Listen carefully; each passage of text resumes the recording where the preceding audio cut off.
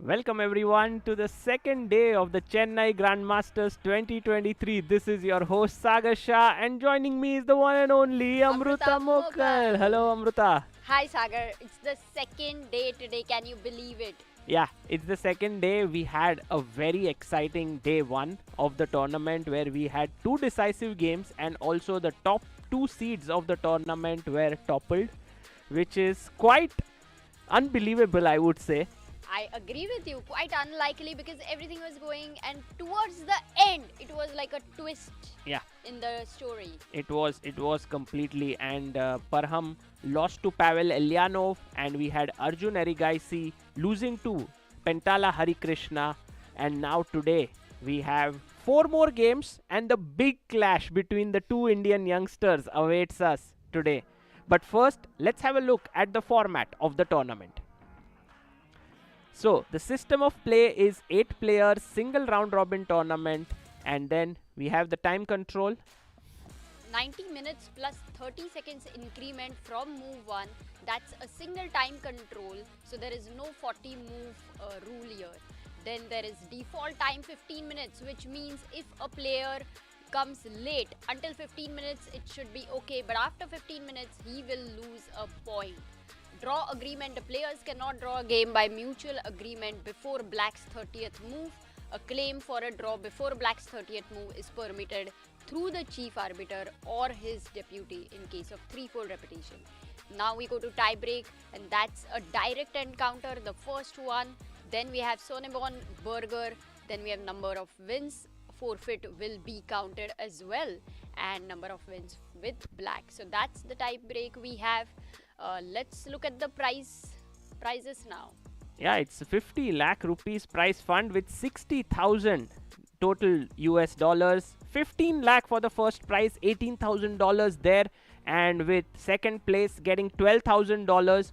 If the points are equal, the prizes will be shared. But this looks like a very nice prize pool for the players to fight for the top spot. Totally. 15 lakh you can maybe buy a Mercedes. Maybe second hand, Amruta. Okay. And so today we are going to witness some exciting action. Amruta, what was your favorite moment from day one? Day one, I think Hari versus Arjun as an exciting game was there. But somehow, I really like the moment where Gukesh, put his hand. Yeah, he offered a draw. And then That was funny. He hadn't heard what Levon had said, so it was a very nice thing.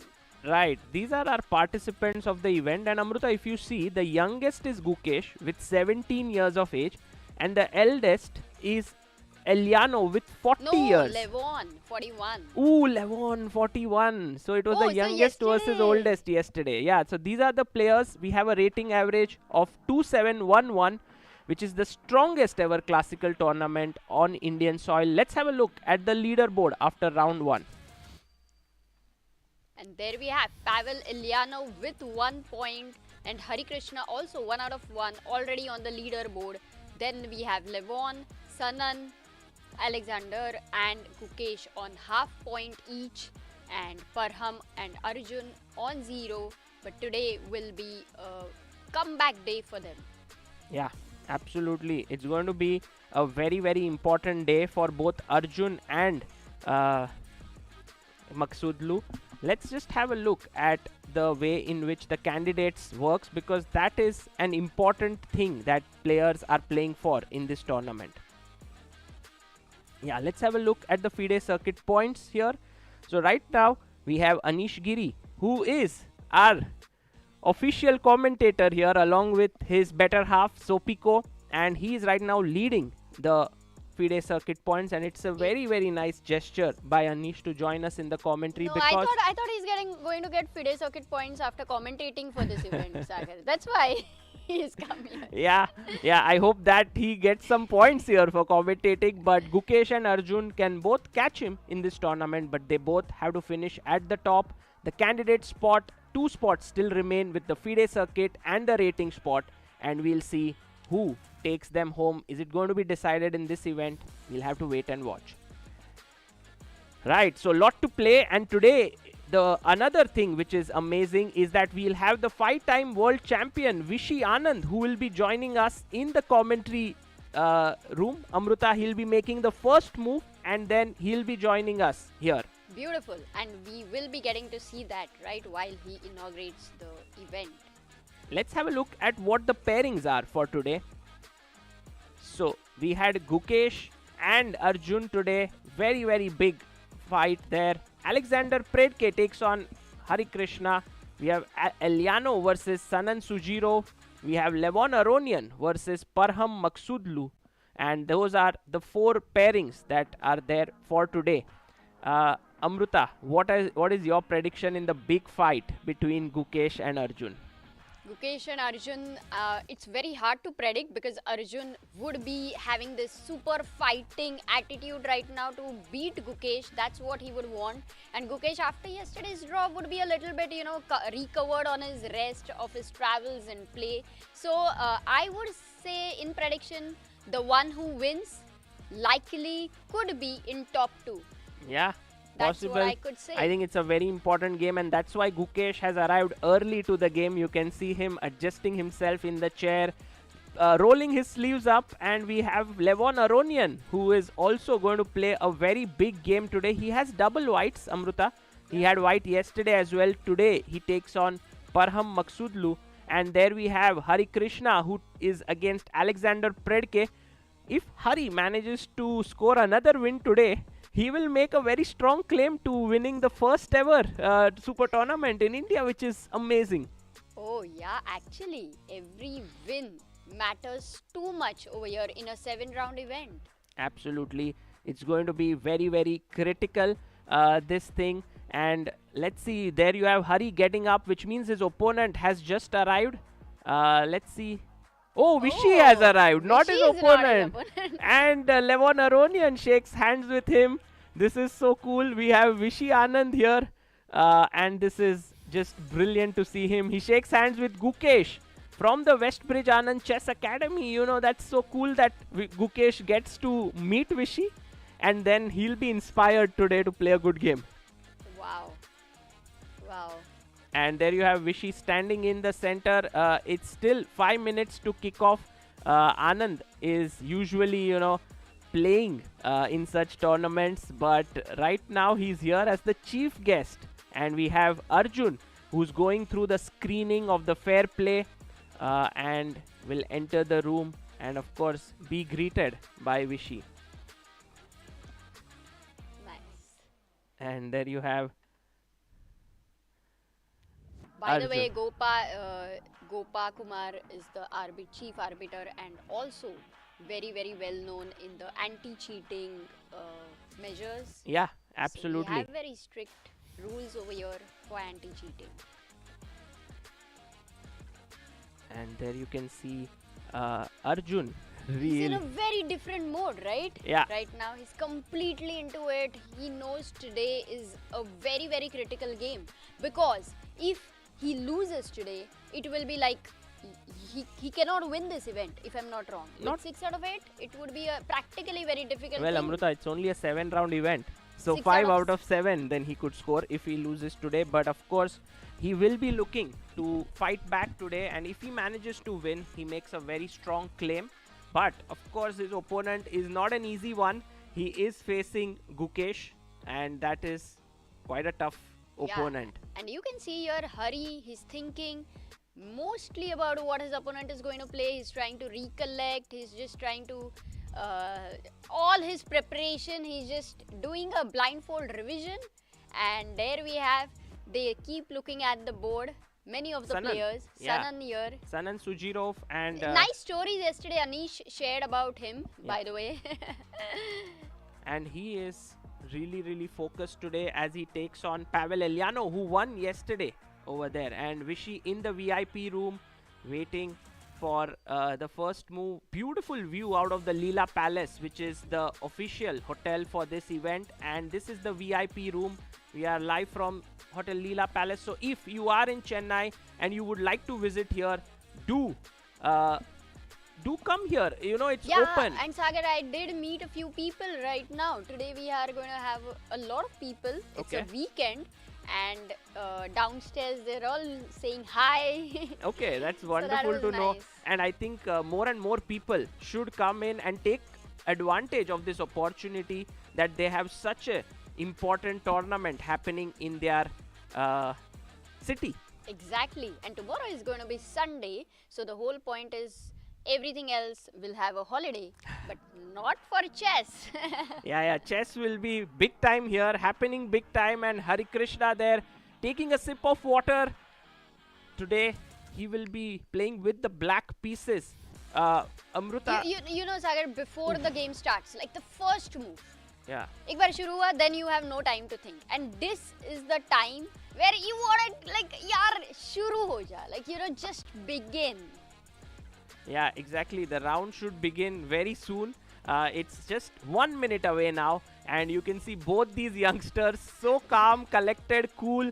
But Amruta, three players have not arrived yet. Yeah. Predke is not here, Eljanov is not here, and nor is Maghsoodloo. I Were told they in you. the lunch No, table? I told you yesterday. One of them will be at the beach. He'll come 5 minutes late. One of them will be at a 5-course lunch Oh, menu. there you have Maghsoodloo. He is coming in. Yeah, and one of them might be sleeping. No, Sagar. These used to be the old stories in open tournaments where a player would fall asleep and would miss his round. But not here. Maghsoodloo adjusting his pieces. Typically, every chess player does adjust the pieces before the round. Yeah, Like, they we have their don't own know. style. And also, I love how they place their pieces. It's very interesting to see. Someone puts their knights in front, someone puts their bishops this way, and you know, it's. And there you have the knight and the rook. And there you have Maghsoodloo, 3-time Iran champion, currently Iran #1. He also has won the gold medal in the Asian Games 2022 for Iran and world number 12 in live ratings right now with a career highest live rating of 2743.3. Okay, so there you have it. Maghsoodloo will be looking to make a comeback here, as people mentioned. Oh, that's a new way. To And sort I of- think Vishy is entering. Yeah, he's entering there. Which board is he going to make the first move? Guys, any guesses? I think it will be Gukesh and Arjun, yes. I think so, but let's have a look. Because Right, he will be coming in. And by the way, Predke yesterday had a very solid draw against Sanan. And as we know, he's a very, very aggressive player. He is he became the under-16 Russian champion. He took the second place in Lev Polugevsky Memorial. Also, the Russian higher league champion. yeah, and he also scored 7 out of 11, a very high score in FIDE Grand Swiss 2021. So that is, yeah, he was very close to Amruta winning that event, if you remember. If he had beaten with it in the last round. Yeah, this was 2022-3 by the way. Yeah. By the way, Vishy entering With VC, Srinath there, who has played a massive role to make this tournament happen. So we're very, very happy that Vishy is here today to support this event, and it's such a nice feeling that he's here. And Pavel Eljanov makes his way to the board, and oh, Vishy goes there, shakes hands with Arjun and Gukesh, and says E4 is what I want to play, and he plays E4 there. So Gukesh wants to go E4 today. No, he kept the pawn back on E2, so we're not yet sure, right? We are yes. sure. So he plays No tricks. E4. It's And Amruta, now maybe Vishy will come in, and there he is. He's going. Where is he coming? Is the question. Are they going to follow him? Oh, Sicilian! Awesome! Oh, fighting chess on show here. We have the Sicilian played. Gukesh gets his knight out to F3. What is Arjun going to play? Is he going to go knight C6, Amruta? E6. No, he goes E6. Oh, I was expecting a dragon or something like that, but it's E6, and we do have. And we have Vishy joining us here in the commentary room. And maybe we can have a look at the camera. Vishy, welcome.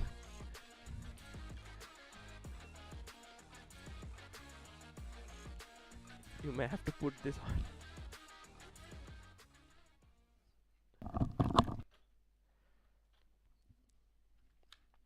There we have uh, Arjun and Gukesh on our screens right now, and Vishy joining in. Hello, Vishy, how are you? Yeah, good. Thank you so much for coming here.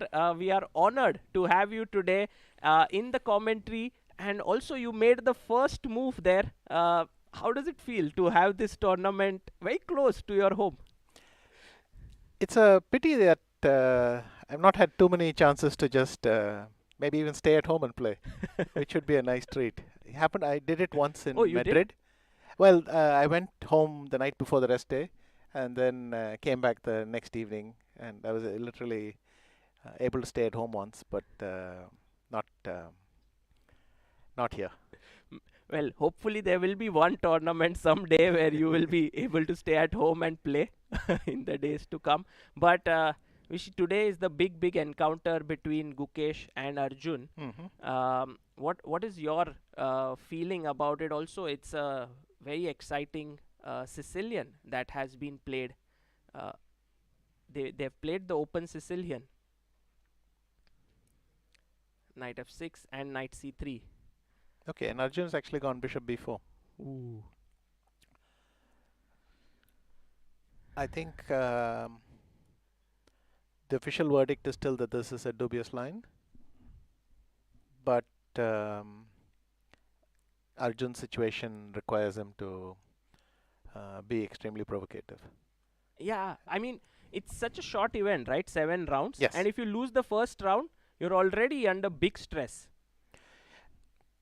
He will need as a minimum 2 wins to compensate, and that puts him back in the race. 3 wins will probably get him to the lead.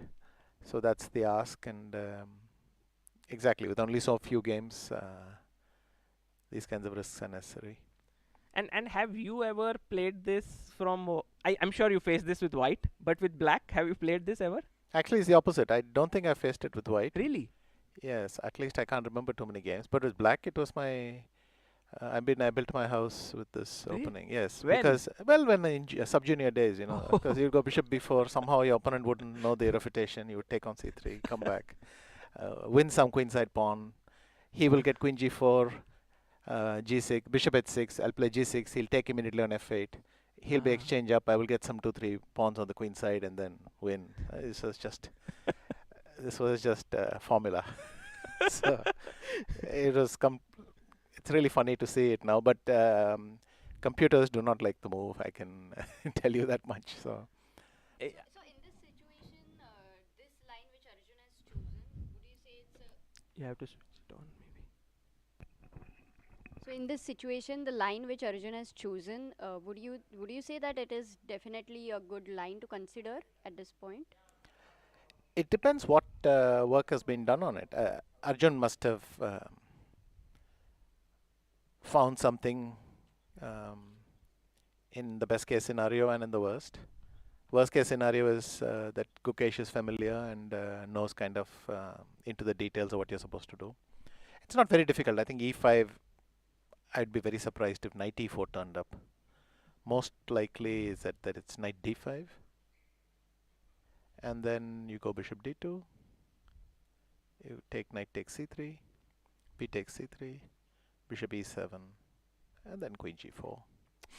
And this is what I meant. I think if you castle, bishop h6, g6. Oh, you are also okay to give this up, yes? Yeah, no, you shouldn't take. I think it's better to go h4, h5. Then you still have chances to mate. After bishop f8, you'll get nothing because that bishop will come to g7 And black is doing well. yes, black is doing well. So, I mean, I would get hybrid versions of this with a6 thrown in and bishop e2 thrown in and this sort of thing. But basically, back in the day, quickest way to try to win a pawn. And So in the sub-junior days, out of curiosity, you did get good results with this line, yeah? Bishop b4.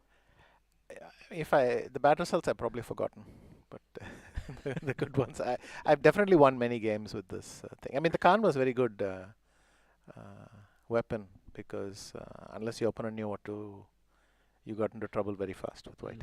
So Amruta also played her entire career the Khan, like only opening that she played. But this is Right? not Khan. No, not this with a6, but Yeah. of course, Yeah, I mean, one opening for line. it was like not something that I think You got good results, right, in that.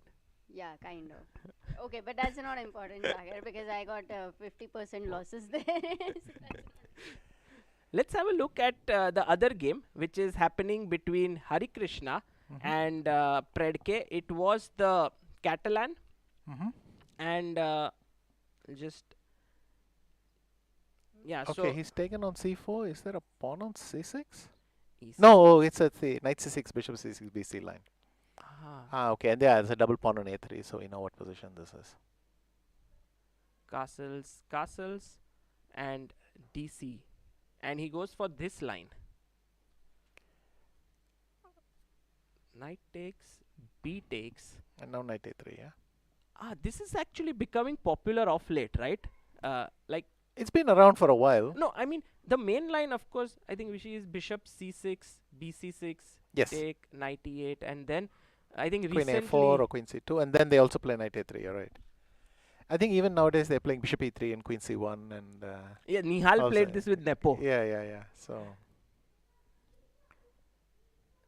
But knight c6, bc6 makes more sense, right? You've given him tripled pawns, but black has a lot of active counterplay. well, black has pawns. If you take the c6 pawn, then you lose a lot of time because the bishop gets kicked around and black will break with c5. If you don't take on c6, then I have a pawn mass. Bishop a6, b5 can come. Rook b8, b6 can happen. And then black keeps these pawns. Right. So in the game, he played knight c6, bc6, knight a3. And generally when this happens, I'm like, okay, this is just crazy with the structure. How would you assess such a position? Like, I know this might be opening theory still, but how should one look at it? It gives a very interesting position because you get the two bishops and potentially e4 with some center. But it's not much of a center because there are so many c pawns that even if you, I mean, it's very hard to get d5 and things. So it's about control. White will try to get as much as possible without. I mean, I'd have to show a lot of moves. But Yes. let's say I put the pawn on a4. If I can play bishop a3, then if the pawn on d4 is protected, I can play queen c2, rook d1, e4, something like that. And you don't give black a lot of squares. Black can't play bishop a6, b5, can't play knight d5, and so on. But even then, black's position is very solid because white is not able to break through here or there. Then in the end, maybe you could play bishop f1 takes c4 if in some dream scenario. So these kinds of plans, as I said, I don't think the line is objectively any problem for black, but you always have the hope that your opponent might not be perfectly accurate. Right. And I think Hari seems to be the better prepared player. If we can have a look at the cam where we can see the clocks. A5 was played by Hari. And now bishop takes c6. I think Predke took his time to play this. In fact, he also played. No, he played it very quickly, in fact. Yes, a5 is probably a modern refinement because I used to just play it with bishop a6, b5, or at least, you know, once upon a time that was my plan. But a5 might be just a very sophisticated line because now queen a4 doesn't attack that bishop on a6 and so on. You give the c6 pawn, but you were willing to give it a move before anyway, so it doesn't matter, and so on. And so he takes here, and Hari is thinking now, which is interesting because rook b8 looks like the most natural move. But maybe he's just he's thinking about what he has prepared yesterday. Harikrishna beat Arjun. Were you able to follow that game? Yes, when rook c6, rook c7, rook c6, bishop takes j6, all that happened, and then Arjun actually managed to defend pretty well. He got the king to f5. Hari had to give this pawn. And then we reached this fascinating opposite color bishop ending. I mean, rook and opposite color bishop, but it could always become an opposite color bishop ending, and that was quite interesting.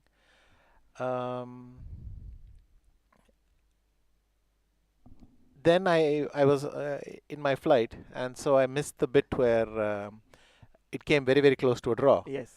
And then by the time I landed, the last 15 minutes happened in 1 second, and over. I just got all the moves. So I missed a little bit of that sporting action, but well, very good press by Hari. A very important point for him.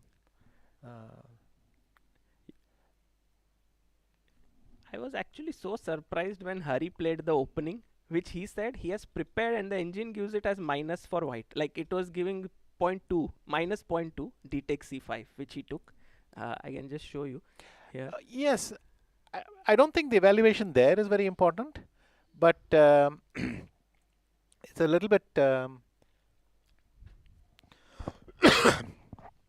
It's quite interesting that I mean I can't take that evaluation seriously, Okay. but a bit later, it turned out to be a very important detail. If Arjun would take on c3 first, Yes. and then you capture with the b pawn, then he appears to be fine. But this was a very sophisticated move. That after bishop f4, he's in big trouble. So even here, he could take, and if rook c1, very important to have rook c7. Exactly. And the fact that he played f6, he just missed the point of that now there is no c7 square here.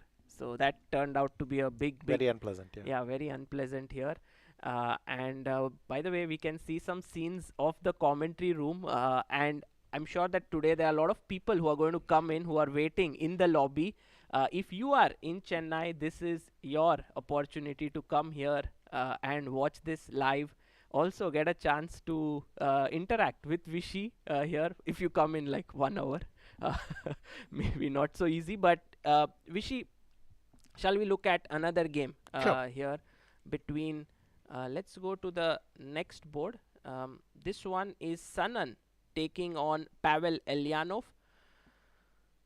And Eljanov yesterday beat Maghsoodloo, a big result there. And I think it also spoils Maghsoodloo's chances of topping the ratings chart, which was anyway difficult to get 14 ELO points. Well, he needed +4, now he needs +5. He needs 5.5 bar 6. So that was a bit of an ask. Wesley will not lose any points while tweeting. So he's fixed. And Parham needs... So... It's amazing that Wesley is now active on Twitter. Like for years he was off social media. I know, it's hilarious. You're following the banter of Wesley, Anish, and a little bit, but already that Wesley is very active there is kind of nice to see. Maybe he's taking training from Anish. Asking Magnus to be nice to him is a good start. So that bit I enjoyed a lot.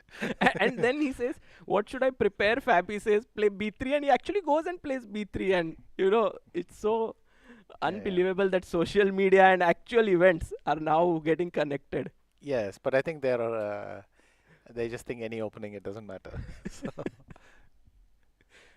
Okay, so Pavel goes for the very solid setup here. In fact, yesterday when Anish was here in the commentary, he explained something about Pavel. He said that oftentimes when he played against him, he could not guess his moves many times. Like he would think, okay, this looks logical, and Pavel would find a way which is very ambitious and would keep the game going and sort of make these moves which he would never consider. Did you also have this experience? Have you played against Pavel? I have not played him very much. I've played him just a handful of games and not enough to get. And one was a very sharp anti-Meran. Right. Or even anti-Moscow. But and the other one was, I think I had one more game with him. And nothing too special. Maybe I didn't give him a chance to do something very unusual. But he would know you very well. Because yes, he was Boris's second, of course, in that match. And so he must have seen a lot of me then and so on. Yes. But he was also second of Magnus in 2013. I didn't know that. Were you aware of it? I wasn't aware of that. In fact, I knew that he worked with him later, but I didn't know he had worked then. So. What are your thoughts on this position? It seems very symmetrical. But white has always this nagging edge, right, in such positions. Um, Not at all. Mm. Though here it's kind of interesting that the bishop is alive. So bishop f3 is thing, but because the central pawns have gone off, then even g4, bishop g6, knight h4 is not that dangerous. And it's a solid kind of position. I don't know what he will do now. Yeah, I think here is where Pavel is now taking his time. He's thinking it's white to move. Maybe some ideas like bishop f4 could be in the air, or putting the bishop here. Let's go to the next game. Very interesting game between Levon and Parham. Oh, that is very interesting. Yeah, we've gotten a very nice Nimzo sort of. c4, knight c3, bishop b4, castles, bishop g5, c5, d5. Ooh. Wasn't this the what Spassky used to play a lot with white, Leningrad variation? Yes, but by the way, instead of d5, rook c1, cd4, knight d4, I don't know, h6 I guess, bishop h4, d5, cd5, g5, bishop g3, queen takes d5, e3, queen a2, all this, there are some crazy lines here. Oh. And you can go bishop d3, queen b2, castles, and there's incredible theory here as well. So, but d5 is More fighting, yes? you get these f3 Nimzo structures, Hmm. but without f3. So white may get it later with knight d2 e4. It's harder to get. But yes, Spassky used to play this all the time. E d5, cd5, d6, e3. Or at least he was known for the bishop g5 system. Right. It's in fact, if I'm not mistaken, it's called the Leningrad Nimzo. Yes, yes. So, But the thing was that there was this one famous maneuver. I'm sure the engines don't like it, to put your king on d8, c7 in those lines when this was. no, the engine suggests it itself nowadays. Sorry. Engine loves these ideas. Oh, yes. Ah. It's not even that difficult. I mean, once upon a time it was beautiful and beyond the engine's horizon. But then at some point, engines realized the king is so safe there, it doesn't matter. And then there was a while when maybe you should put what we're talking about, because otherwise it's getting. But the thing is here, castles happened very early. Yeah. So c5. c5, bishop g5, d5, let's say, Yeah. d6, bishop g5, bishop c3, bc3, e5. I don't know. Well, don't do knight d2 because I want to make a funny line. Okay. Let's say e4, knight bd7. I mean, you can play h6, but just bishop d3, h6, bishop h4, queen e7. I don't know, something, rook b1, king c7, king d8, castles, king c7. I mean, this is not a line at all. I'm just telling you the structure. And then, or let's say you included g5, bishop g3 instead of king c7. Yes. And I think very early computers would not suggest knight d4, but nowadays computers also knight d4 instantly, because they just think, yeah, it's natural because everything comes within. So now it's just smashing everything in the center, and some excitement will happen. So all these kinds of ideas are there. But if you look at this pawn structure without knight d4, if you don't play knight d4 and you see this pawn structure, black's king is much safer on c7 than almost anywhere else. So quite a typical idea. This is a particularly bad version for white. There will be much better versions with the bishop on f2 and more details, but nonetheless, here we are. Oh man, this I never saw before. That's what I was wondering when he said it's a funny line. Yeah. I'm like, what has to be funny? But this is really amazing. Wow. Wow. Again, don't try this at home, but as they say, but the pawn structure and the dark squares in the center, if they crash, then it might be worth a piece. That's the point. Right. Right. I mean, this is more to show you the idea than really a specific position. There is this f3 Nimzo where this idea happened. I've done it against Wang Hao once. You did it, right? Right, yes. yeah, sure. That was an amazing game. Knight d4, just giving a piece. But that was a different thing because there was only an e5 pawn, so I was undoubling my pawns. But anyway, same rough idea. Yeah, yeah.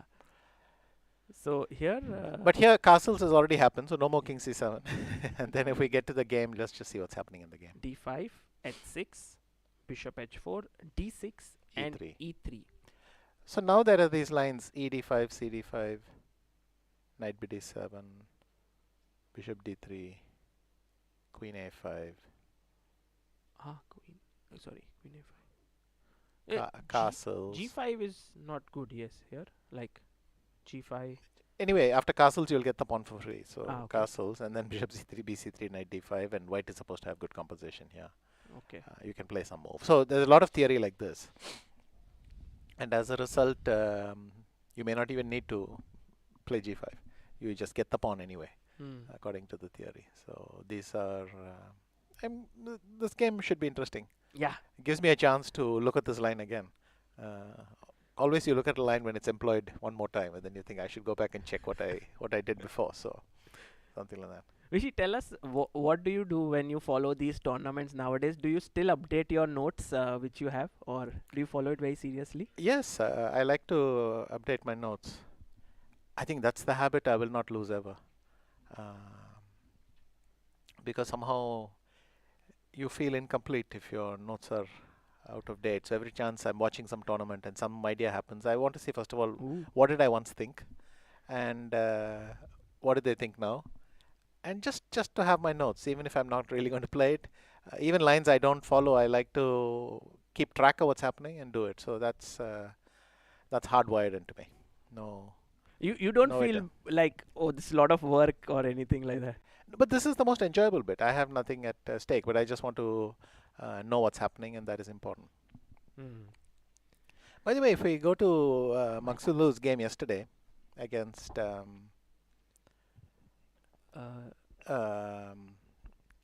Pavel, of course. Yeah.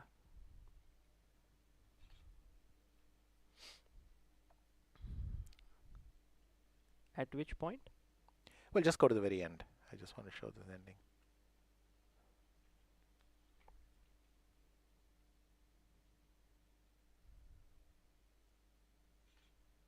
Yeah, he just blundered this thing, and now, okay, rook c3, king g4, all this happens. c4.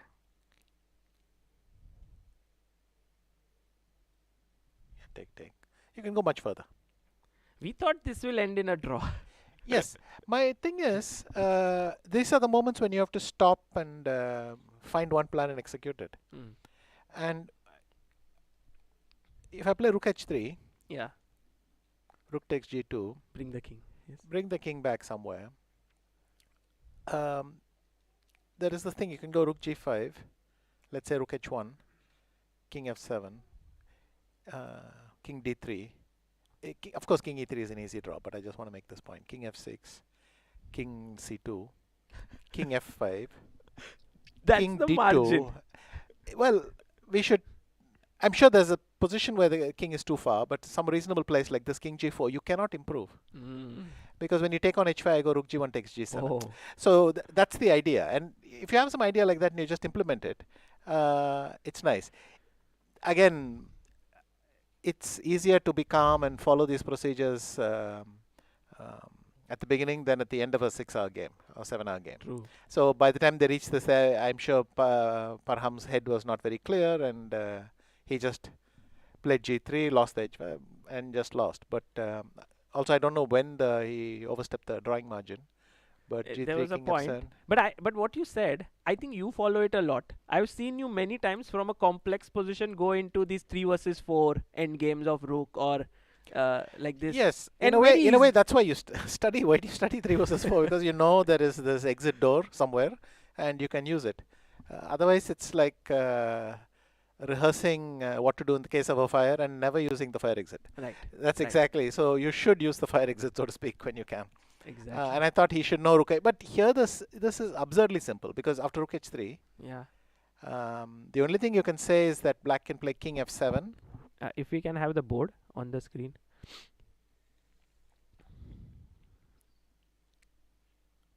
Yeah. So king f7, king d5, and here king f6, shouldering. So the king cannot get very close. But we can reverse the order. Instead of rook h3, you go king d5 here. Right. If If rook g2, then rook h3, Rook and we get what we want. If king f7, then I play king e5. And now if rook g2, rook h3, and then I can walk my king back even. So here my king is restraining your king, and my rook is making sure you don't get a pass pawn. Right. So it was, if he had spent, I don't know how much time he had when he was here and so on, but if he had spent 3 minutes and just easily clinched the draw, it would be a slightly different tournament. He had 6 minutes. Yeah, then it's just fatigue. You know, at the end of the game, it's one thing to know how much time you have, another thing to use it. True. And he simply didn't use his time. So. But even if it was 2-time control and he would be getting extra time later, would that fatigue be still as same as otherwise? If it was Look, when you remember, control? you remember, and then when you don't, you don't. It's a little bit like that. There are times when you remember to stop yourself and you just find the correct idea, and here he didn't. But his problem here is he couldn't walk back to the e-file. Exactly. There's always that exchange. This rook is so poorly positioned that. So how did it finish? He went king d3 or what? He tried to escape all the way. Then what? Rook e5, cutting the king off, and then rook f5. Then and now it's over. F file cut off. Yes. And this is fairly trivial. I think you can remove the h pawn and play g4, and it's still lost. If I play g4, I think I can remove the h pawn because it's lost anyway. So yeah. Vishy, have you played with this time control ever? 90 plus 30, just one single. No second time control, no increment. It's a tricky question, huh? I'm not actually sure I've played this time control. Maybe in Zurich? Did we follow it in Zurich in 2017? I don't remember. I have not We had one of these shorter ones, but I don't remember if it was 60 or 90 then. Anyway. I think it's interesting because they're more decisive games. Like yesterday, both the games I feel became decisive because of this time control. At the end, they all got a bit... because if they had 30 minutes after 40 moves, I don't think... Yeah, no, the problem is again when you have so many time controls and rules, at some point you forget which one you're playing, and I just go sit there, look at the clock, and I just follow the clock. I remember once Belyavsky, FIDE had updated some rules because computers were coming in and some table-based rules had changed and so on. So Belyavsky went to the thing, and at some point he went to the arbiter and said, can you tell me if I can castle here? So, which I thought was, in fact, they had not touched the castle rules at all, but he was just tired from following all this stuff. And he said, please, can you look at my board and give me permission to castle almost? So you can imagine, this was 86 or 87. So some initial rules were changing, and then he just thought, I can't take this anymore, I'm just going to ask the arbiter. So, but I thought it was very funny that a legendary grandmaster like Belyavsky goes, can I castle? So. But you never had any issues with rules, I think, no? You were always well updated. Like once I saw Topalov losing to Magnus in the first round on time because 60 move rule in Norway, I think. But that has never happened. You made a big mistake in that statement. Sorry, it happened otherwise. Magnus lost. Sorry. Topalov won. Yes. I'm making errors. You know, today I was thinking... But that wasn't even a rule. I think that was more specific there, that he didn't know that you didn't get increment, or he didn't know that you don't get a fresh batch of time. Right. So that initial time just ran out. Is how I remember it. But yeah. But I was there. You never faced such a thing in your chess career. Maybe thankfully I get uncomfortable when my clock seems to be running down and I don't take chances. I make one more move and then I make one more move, something. I don't know. I don't think I've lost any game like that. That would be kind of silly. Nice. But you know why it was a tricky question? Because Anish said that he's never played with this time control, and then later Sopiko, Sagar and I were roasting Anish when he was not on the screen, that how could he not play this time control at all? He must have played it, no? Because recently no, he's never played this time control. Okay. Yeah, but I think at the elite level, it's not happened often. Yeah, exactly. It's something. But World Cup and all? No, it's always 30 minutes increment after 40 moves. And here there's no increment. No, there's just 90 minutes flat for the full game and 30-second increment per move. That's all. So you do have the increment. Yes. But you don't get you don't get a second time thing batch. Yeah, okay. Yeah, that makes sense. But I cannot remember if I've specifically played in that time control or not. Okay, we have to go back to the game of Gukesh and Arjun as we have on our screen. There were some moves that have happened. So let's have a look at this. Um, Knight c3, bishop b4, and Gukesh played bishop d3. He didn't push the pawn. Yes, e5, d6. that is not impressive. So knight c2. Well, now Gukesh is just playing chess. He is just saying, I'm not looking for opening advantage. I'll just play this. So you think that black has kind of equalized already, you feel?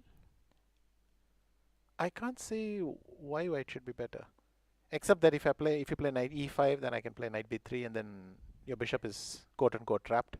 So you'll either have to give the double bishops to bishop c5 or play d5 here, and then. But d5 is good, no? Like generally. Not clear. ed5, queen d5. I kick you a3. You move back, and then I get knight c3 tempo, and then your queen has to move. It might be better for white. So. I don't know.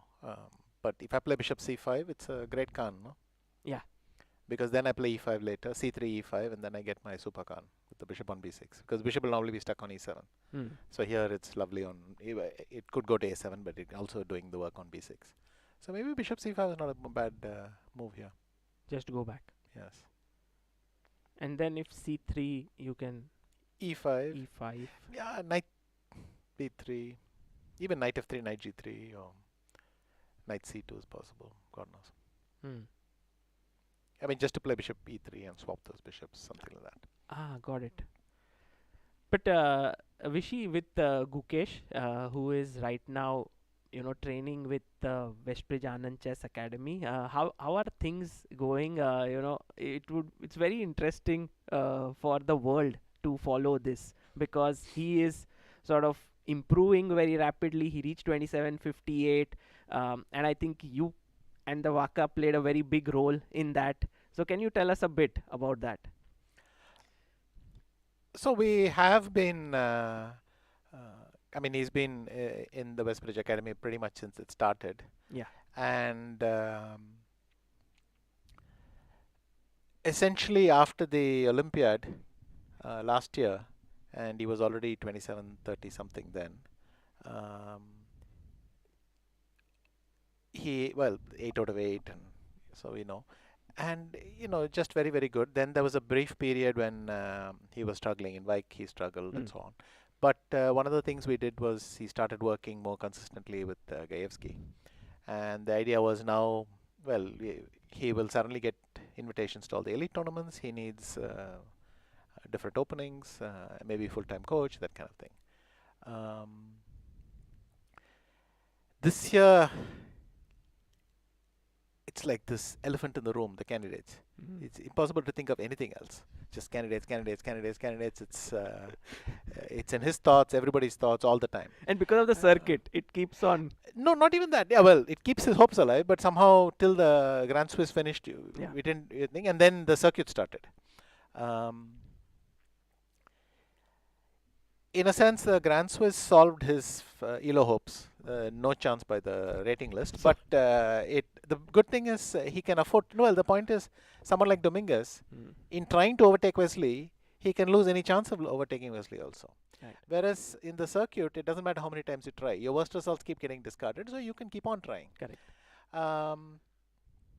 But anyway, we'll see. He still has a chance here of narrowing the gap a little bit. Obviously, every little bit helps. If they go to the World Rapid, I don't know how much better Gukesh will have to perform to close the gap. But at least here, if he improves, I mean, from 79, he can go up to 82, 83 even. Right. It might be something, and obviously, if he overtakes Anish by winning this, so much the better. But I think he sort of landed in elite chess, and so that's also what we are trying to work around with, that we now treat him slightly differently.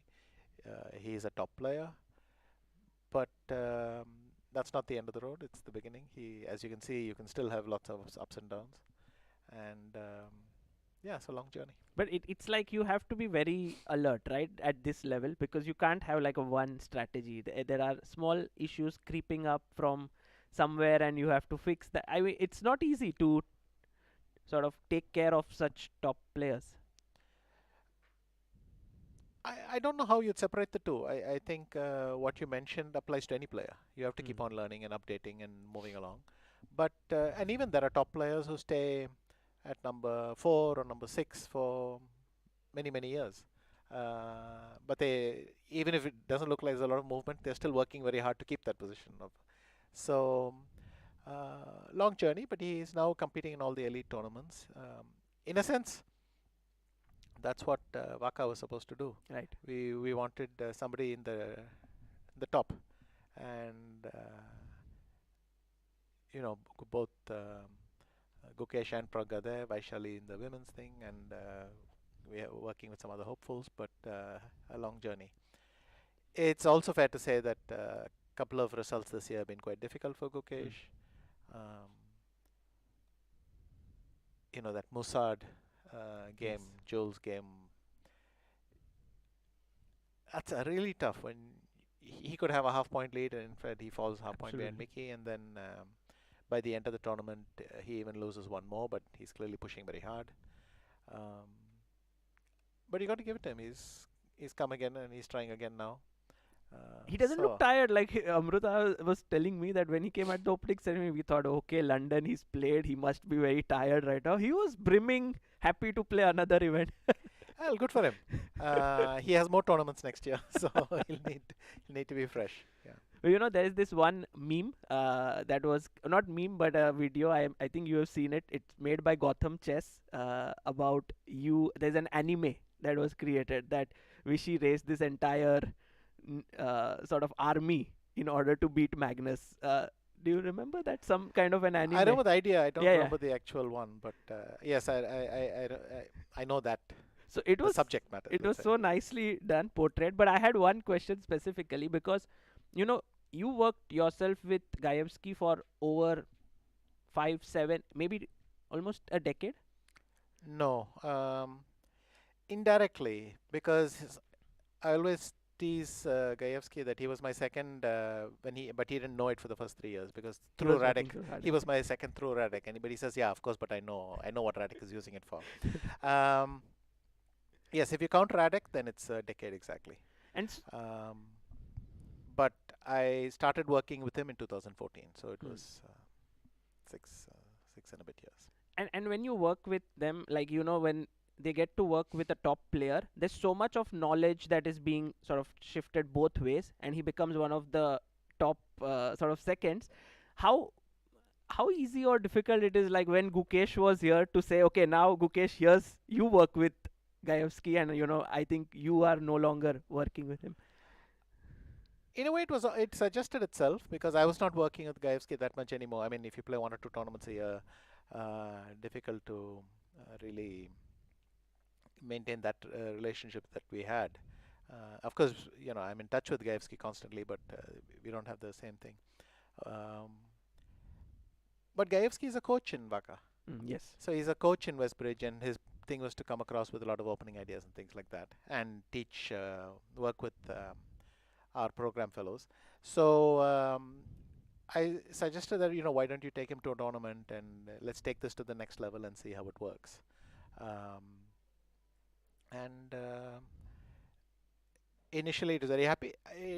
They were very happy, and I wasn't surprised because I knew that Gaevsky's style is something that Gukesh will enjoy a lot.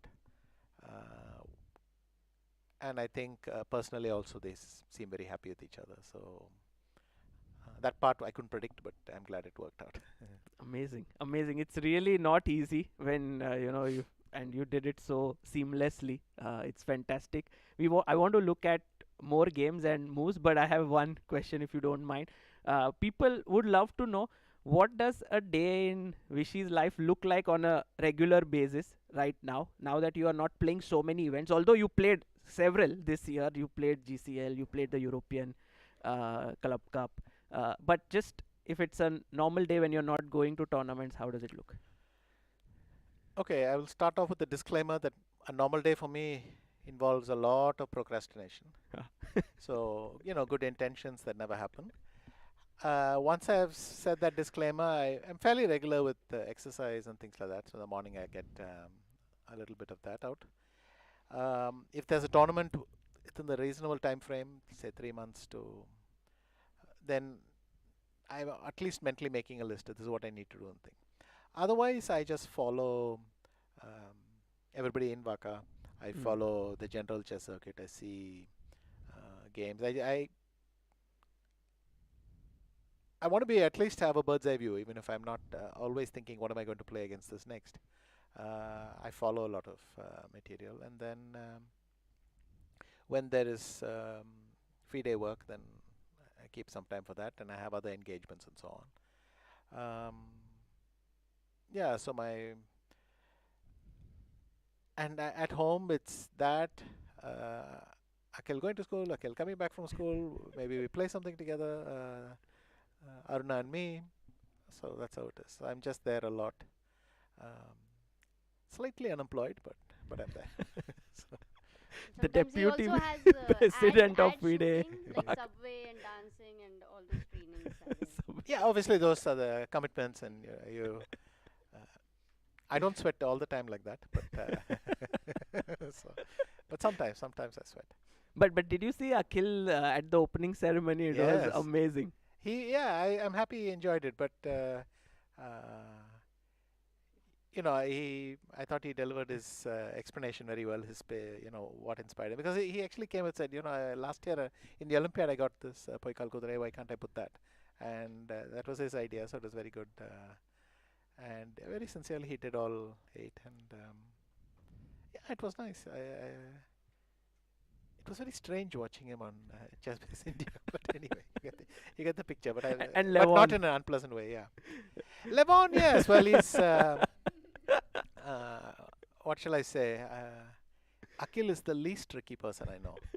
So just because he's an Anand doesn't mean he's tricky. Okay, you know Akhil, right? He's Yeah, just the of most course. innocent Of thing. course. So, but yeah, I understand. Levon also likes to crack a nice joke, and so it was good. And we got It was to know clever. that like Vishy's favorite piece is night. I mean, many of the people came later and they said to Aruna and Akhil that because of you we got to know that. We didn't know that. Ah. So that was nice actually. Of course, Vishy is known for his knights Night and maneuvers, yeah. knight maneuvers. But Vishy, just following like Akhil's growth as into the art, that what he does, is it something like a big joy for you, like the way in which he's doing different things? He recently published a book as well. Yes, so he published this book, The Heart of Math, and we had a function in the Madras Literary Society. So the foundation that published it is Kindness Foundation, and he went and he had to give a talk describing his book, and also very good. So I'm happy his confidence is growing, but he enjoys art. It's his big passion. In a way, I keep thinking this must have been what it's like for my parents, because my father was a railwayman, general manager, Southern Railway, complete government servant, and then suddenly his son is playing chess. So he must have also thought, if I had joined the engineering stream, he would have known what to tell me. But he's sitting there thinking, what is this chess thing? And now I'm trying hard to keep up with Akhil. But, he's always going faster than I am, in the same way that I was going faster than my father could follow the world of chess. He's going faster in the art. He's learning all sorts of new things, and I cannot follow all the terms and so on. But I try my best, because you want to keep in touch. So every time he'll come up with some new name in art, and then I'll go and look it up. What are tessellations? What are fractals? What are this? What are that? Yeah, he's Yeah. thing. But yeah, I'm very, very proud of him. That's clear. And Sagar, so one very very common thing between Akhil and Vishy. Can you guess? what? Very I skillful. hope this one is not coming from Maruna. No. It's very common for to be a elite chess player or a amazing artist. Pattern recognition. Ah. Ah, okay. That's a nice one. Yeah, true. Because he can see patterns in different art forms, and Vishy could see it on the board. And Vishy, you were talking about. Let's first look at a game, then I'll come back to that question. By the way, Bishop C5 was played in the game, And we have had few moves here. Knight b3. No, sorry, c3. E5, knight b3, bishop b6. I don't like this very much because it's very hard to play bishop e3. So I'm not sure what exactly Gukesh is, which knight is going to go for which square. Unless he's just going to play c4, knight c3 to be done with it. But knight g4 is already a bit unpleasant sometimes. To be honest, I didn't like knight b3. It's the one move I didn't like very much. That's why you wanted to go knight Knight c2 c2 or even and knight trade. f3, knight g3. I thought the knights are not so bad there because but here maybe it's fine. It's just I would have liked not to put my knight on b3. Or if I played knight b3, I would have done it on my own and played c4. And then brought the other knight back to c3. Right. Right. So you're saying like here, just instead of this, go here and play c4. Yeah, if you're going to do this, might as well do it like this, no? And then come back knight c3.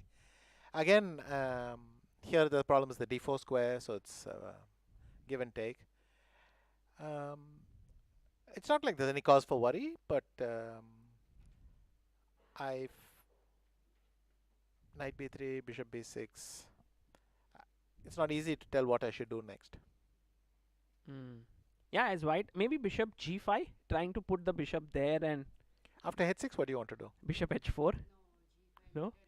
Yeah, but after g5, bishop g3, the other knight has also not got its favorite square anymore. Right. It wanted to go to g3, Right. now it can't do that also. And then already some h5 lines can become very unpleasant. Like, I want to do this, but maybe I'm not in time, yeah? Yeah, Then let's you say I don't play go h5. Bishop g5, Sagar. You wanna go king h1. Sorry? Then you don't go bishop g5. King h1, start with it. That is a very profound statement, Amruta. I never knew there was a relationship between playing king h1 and bishop g5. Never play bishop g5 going king h1. I'm suddenly thinking, is that true?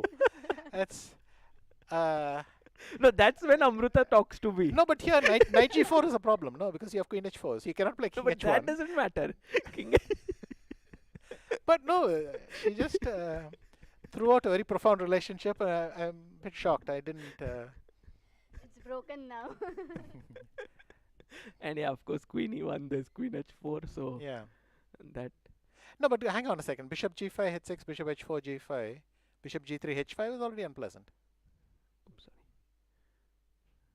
And I can play h5. And if you go h4, Yeah, h4 I. some knight g4 or something on, yeah. Well, it looks like this Italian, no, where you push. Right, right. But maybe it's not that strong. But I can also play knight c6 instead of h5. Yeah, and then if I play king h1, I get this time to And do. then I go knight e7, g6. You can play f3, bishop f2, I don't care. And then I'll play h5, h4 or something. I like my knights like that. Okay. I was hoping like I can get my knight to this square, but it's well guarded and. You can, and eventually the other knight will also be able to come to e3, or this knight will be able to come to with 3-4 moves at least, no? I mean, we're really wandering off the Yeah, sure. the base position. Sure. No, I mean, So knight b3, bishop b6 has happened, right? yes. This is. And now Gukesh is thinking e5 has happened. e5 hasn't happened yet. It's just on e6 yet. This is the No, position. it was c3, e5, knight b3, bishop b6. No, if we zoom into our board right now, like if we can have that view of, yeah. So it's still that e5 and knight b3 Oh, is not. somehow, how did Some- the position came earlier as c3, Yeah, on the e5. live board. It was actually a mistake, I think. It was on the live board. Yeah, Okay, yeah. okay, I got it. Yeah. I got it. Yeah. Okay, then. Oh, Gukesh has not yet played knight b3. No, why, no, why no. are we sitting and giving so much gyan? Just play c3, e5, and then he can still play knight c2 or something. Yeah, maybe Arjun plays e5 and then Gukesh will go knight c2. But if he plays knight b3, then we know that it's not the best. No, we know that I didn't like it. Yeah. We do not know that it's not the best one. We know that I didn't like it. So, what can we say here? He doesn't have to play e5, by the way. But He plays it. yeah. He plays it. And now is interesting. Let's see if Gukesh has the same taste as Vishy here and goes knight c2 or f3. I think these are the two moves you would choose. Yes. But Arjun is having 18 minutes more than Gukesh, right? So while Gukesh thinks about what to do here, let's quickly go and check what Harikrishna is up to. Whoa! What? No. Come on. this is not possible. What happened? No, No, this because is queen d5 is obviously it's queen Yeah, yeah, yeah. d6 or something. so if we can zoom into the board, so we can see. So bishop c6, rook b8 would have happened. I'm sure bd2 as well. He went queen d4 or he went queen d6 or what? d5. No, d5 already. is d5 very good. ed5 is Yeah. the greatest gift known to man. Come on.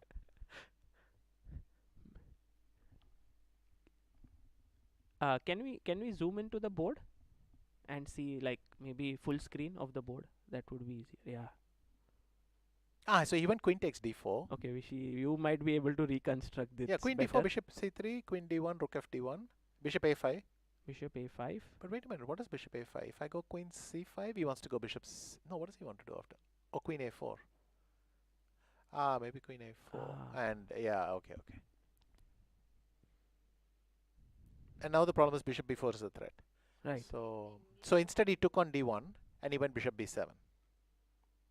So bishop a5, queen d1, Yeah. rook fd1, and then bishop b7 he has gone.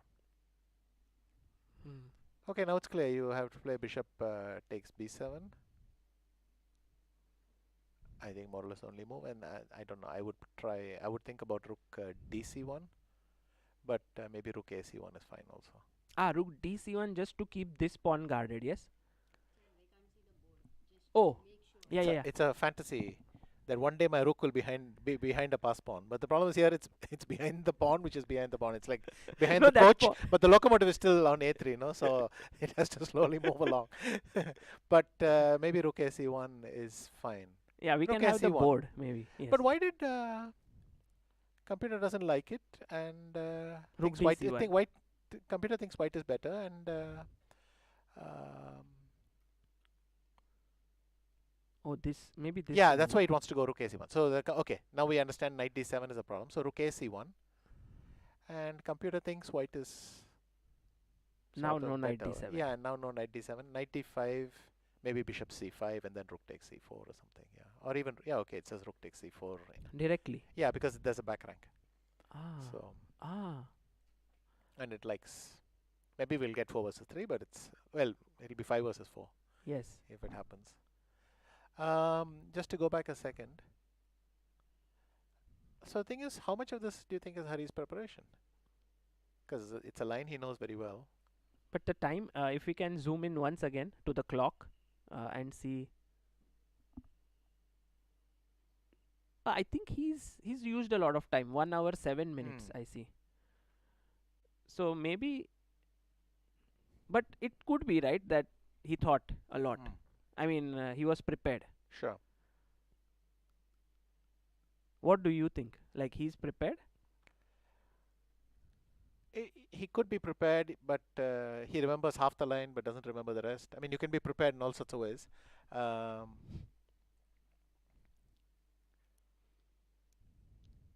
Because bishop b7 rook, it's also possible that after rook ac1 he's managed to work it out some rook ending which is drawn. So that is also possible. So Some that 4 might versus be 3, his, 5 versus 4. his prep. So he might know it. On the other hand, he might have neglected one detail here or there. So he's going to wing it and see. Right. Okay. By the way, Sagar, Gukesh made his move. So where did he take his knight? Oh, he went knight f3. If we can go to Gukesh's board and have a look at it. So Gukesh played his knight back to not b3 but to f3. Yes. Well, this was anything but knight b3. Like, Yes, no? So yes. knight f3 was the other, so I can go knight g3 later. This is starting to give this feel of a bit of Italian, no? Like knights Yes. coming there. Everything ends up looking like an Italian. Even Rai Lopez eventually become Yeah. Italians. Yes. Because that bishop is a bit confused, but Correct. it gets to c2. Right. And then it's home. Also, anti-Berlin is nowadays Yes. getting into that territory if you don't take on c6. So What is Pavel doing? Let's yeah, see. let's have a look at Pavel's game. So after we looked till e5. Oh, he played bishop f4, e5. Vishy, in general, like in this next few minutes that you are here, if you have any one question at any point, which we can ask to our audience because they are sitting here, like a good move, would be great to maybe give them. Okay, then I think it'll be easier to find it in Aronian Yes. Maghsoodloo. Okay, so take, b4, knight e6, queen c1, castles, knight d2, and this is the position right now. Eljanov has made a few moves which the engines are not very fond of, but do you think that black is very comfortable here? Seems to be, no? Just look, knight is on e6, other knight is on f6. Even if the bishop goes to g6 and you play g4, actually then f4 square becomes very weak. Right. Rook a d8, rook f e8. I don't know what more you're supposed to do in chess to you just put all your pieces right where they belong. Only thing for Eljanov is he can play c5, knight c4, d6. But even c5, I'll right. play a5, I'll play b6, I'll undermine that pawn all the time. It's not worth very much, Ah. no? Oh, that's interesting. Like Yeah, if so I go, let's say rook a d8. If you go c5, a5, I could yes. go a5. I could go knight d5 also, attacking that b4 pawn. Because I'm Right. indirectly attacking the e2 pawn as well. So, So it's not coming, this idea with knight c5, knight c4, knight d6. I mean, Pavel has gotten a position, but he's not better, I think. He's- Okay, going to the game of Levon and Maghsoodloo. Ooh. Oh my god.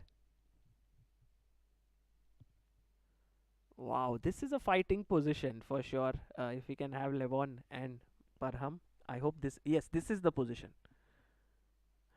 Vishy, how do you assess such a position like quickly? Is it because the king is weak, but white's pieces are a little bit cramped? Black has more space. What was the last move? He went bishop d3 with white.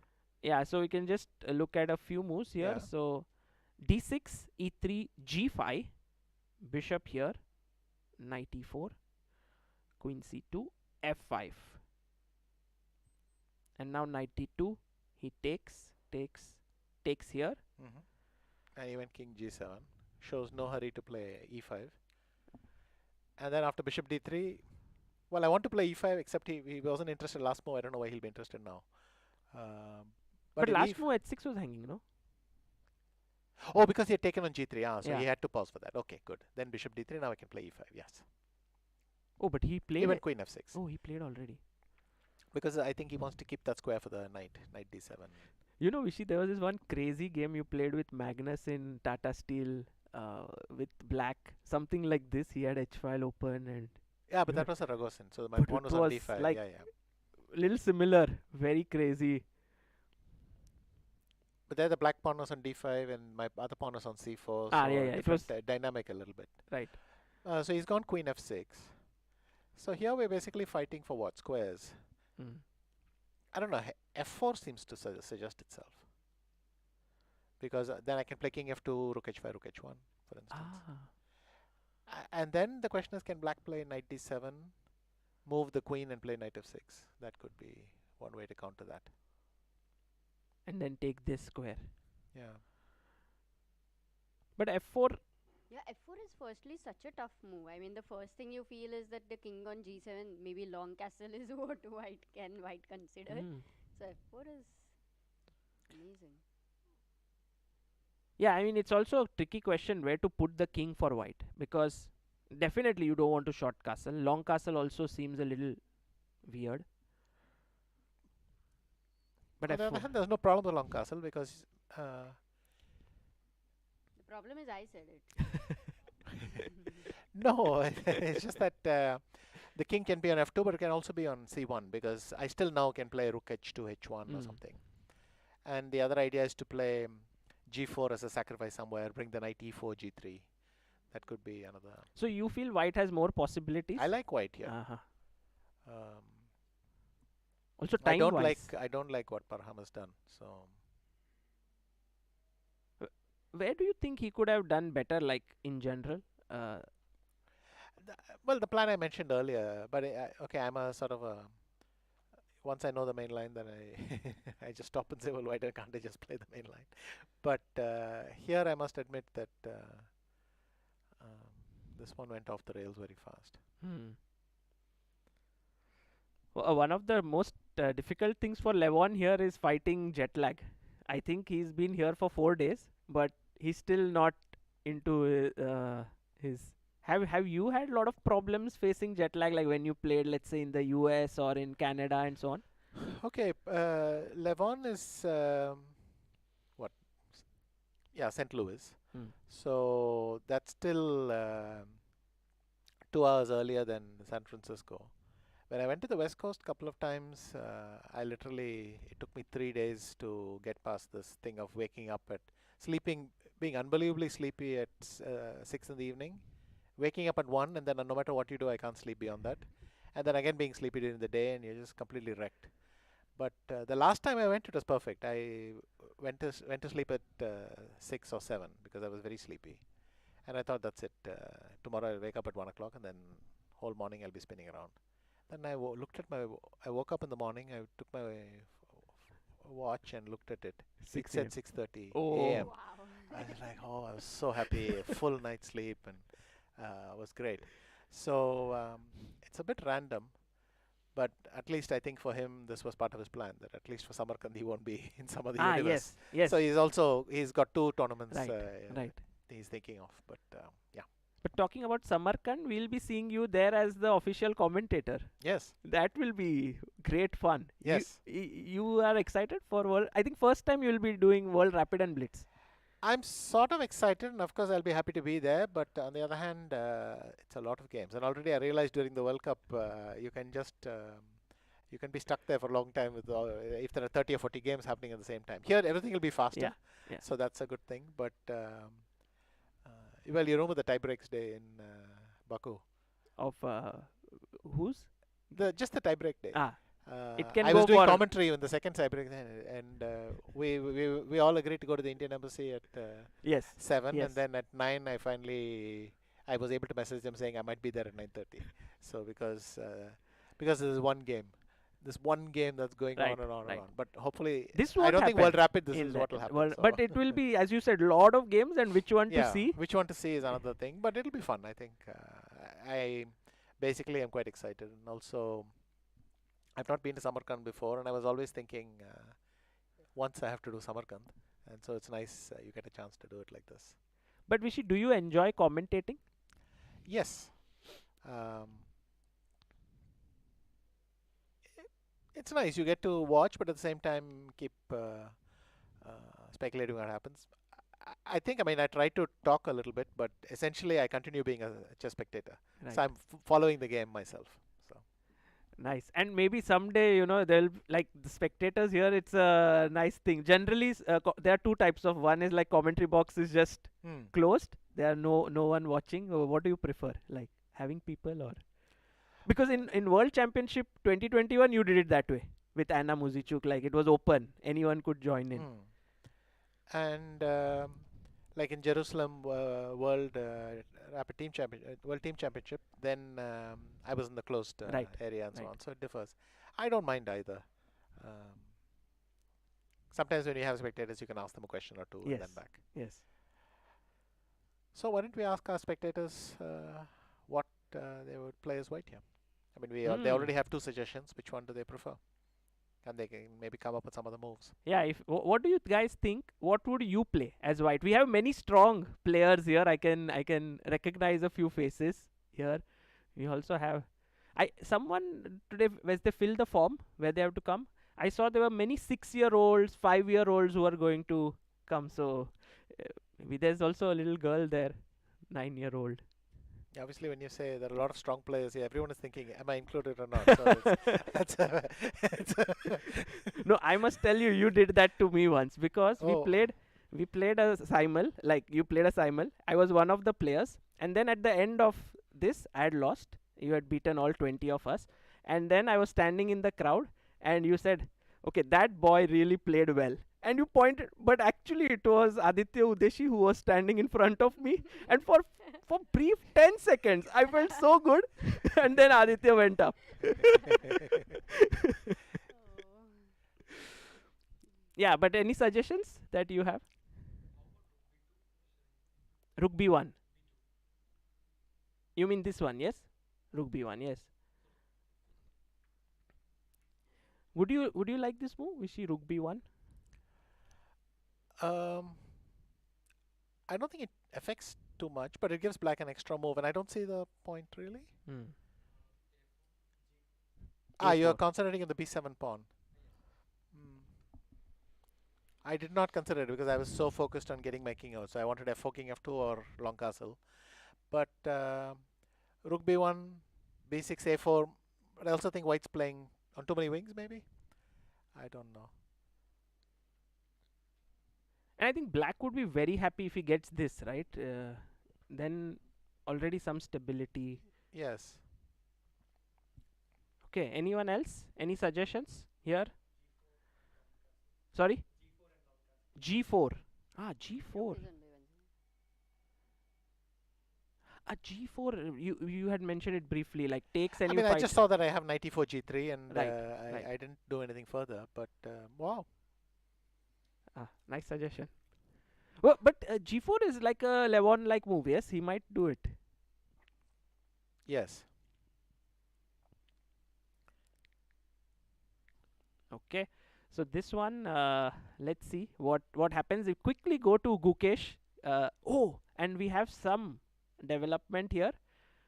Bishop c5, c3, knight f3, bishop e6, knight g3, and knight to d7. For bishop e6, Arjun thought for 10 minutes almost. Again, probably it's a question, should I bring the... where do I want the knight to go? He could have gone knight c6, c7, g6 like before. Right. But he decided he wanted it on d7, in which case it made sense to get the bishop first. I think the problem is this position is so unfamiliar. I mean, it doesn't look like a Sicilian at all, right? It looks like a Italian, as you mentioned. Yes. If at all anything, it looks like an Italian rather than a Sicilian. Better version of Italian for black. Yes, and so here I have no idea where the pieces belong. I mean, we say make natural moves, so we bring them out, but you may have just wanted them on different squares. So I think both players are happy. Gukesh needs activity. Right.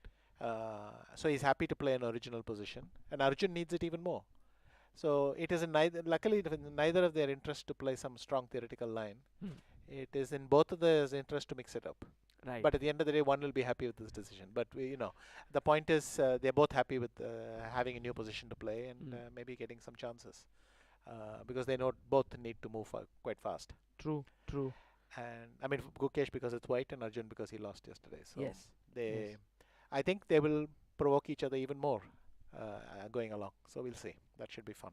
But Vishy, how important do you think in such events with 7 rounds is 4 whites or 3 whites? Because 3 players got 3 whites, 3 players got 4 whites. Would you say it becomes very important because it's only 7 rounds? It also depends on your own your openings and your approach. Sometimes I enjoyed having more blacks because I thought I can provoke people more. And sometimes I thought I could put more pressure with white. So it goes in both directions.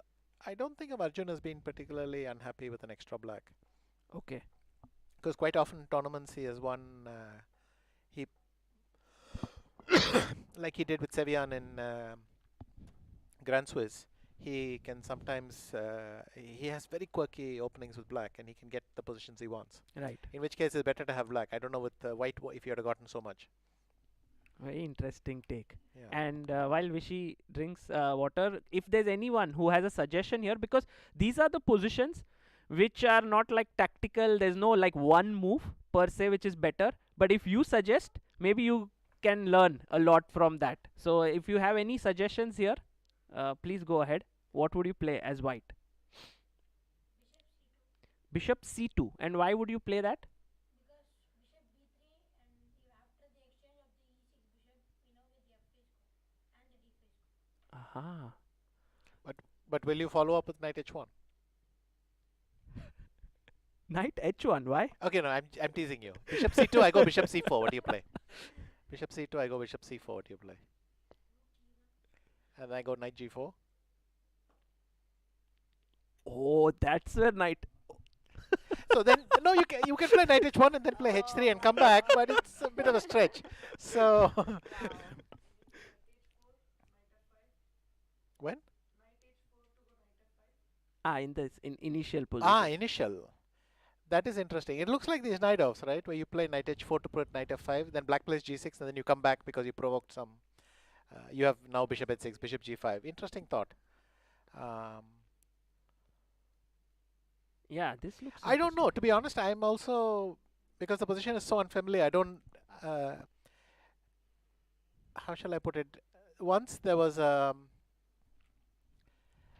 Aronian and me had a game in Calvia where the position was incredibly familiar to me, except instead of the knight being on f3, it was on g3, and I suddenly realized all my the motives with which I was familiar were not working. And it's like this. Suddenly the pieces are, they move from one square to some other square, and everything looks different. It's a point of 960 almost, no? Right. So Right. you get this thing. But Well, you know, interesting position. Bishop c2, at least let's complement the idea, because he can play bishop b3. So that is a good thing. The only problem is bishop c4, and then you have to decide if you're willing to move around. But good suggestion there. Anyone else wants to try anything? I personally wish he would. From what we discussed, I want to go queen e2 and bishop e3 and trade this bishop. I don't know if that makes sense. also a very reasonable plan, because I want to say maybe you consider rook d1 as well somewhere down the line. Queen e2 and maybe rook d1. Yeah. And it has the bonus idea that after queen e2, you're threatening bishop c4. So instead of coming to b3 to exchange that bishop, you're threatening it from here. Hmm. Ah, So okay. Right. couple of plans to play. So maybe Gukesh. But knowing Gukesh, I think he'll go for the most complex ideas, like something which doesn't trade too There's much. also knight g5. Yeah, We kind of. But this one, like he would go. Sorry, bishop g4, right? Then I have bishop e2. And then trade. So here we got the bishop exchange done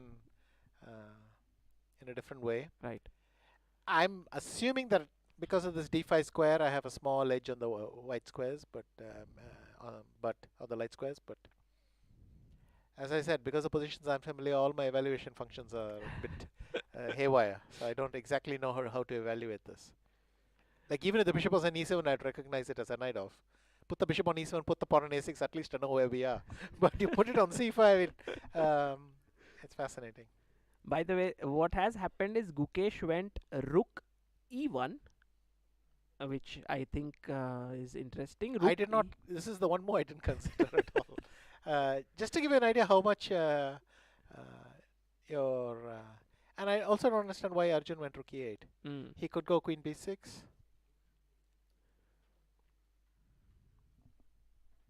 And if queen e2 or something, then I play a5 so that you don't have b4.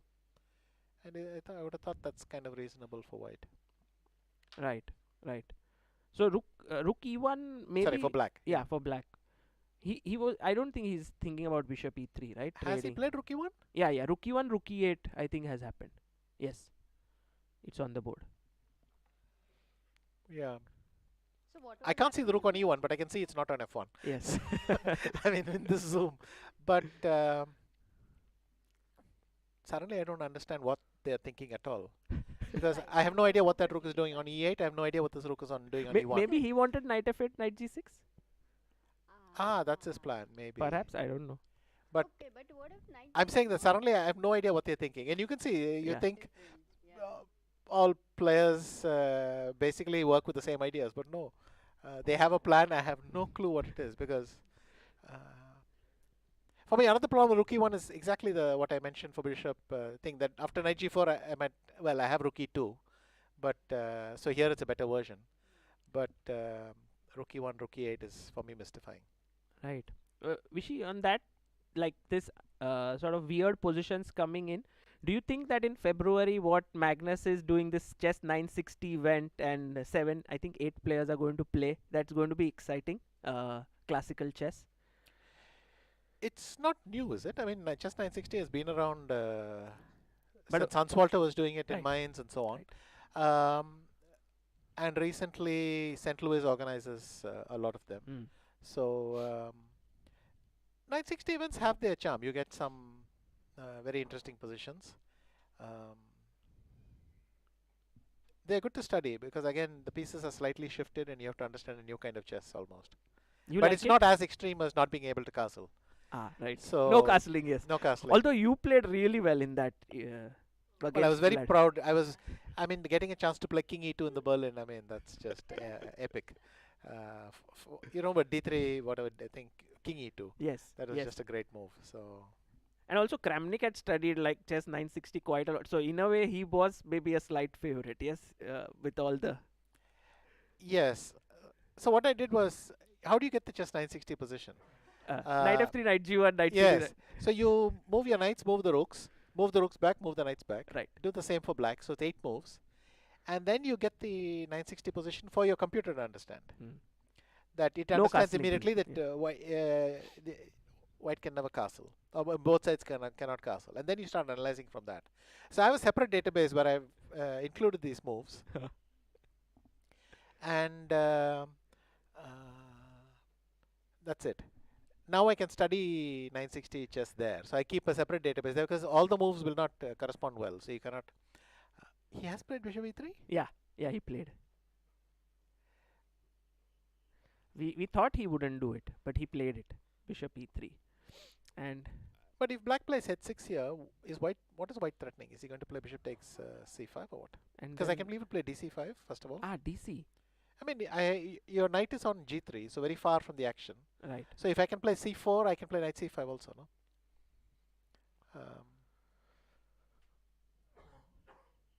Yeah, maybe Gukesh is not. And bishop c5, knight c5, is white even better? It's not.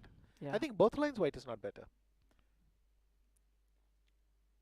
So h6 most likely Arjun might do. I think h6 is a good move here. Stopping knight g5. In general, okay. So this is what will happen. Let's see. We come back to it. Predke versus Hari. Oh, rook c1 happened. Yes, and then what happened? Oh no, this is the position. Oh, the rest is our analysis. Yeah. Okay. So Predke did play this rook to c1, not the other rook. Very good. That was slightly more important as we realized. Yeah, stopping knight because it stops d7. knight d7.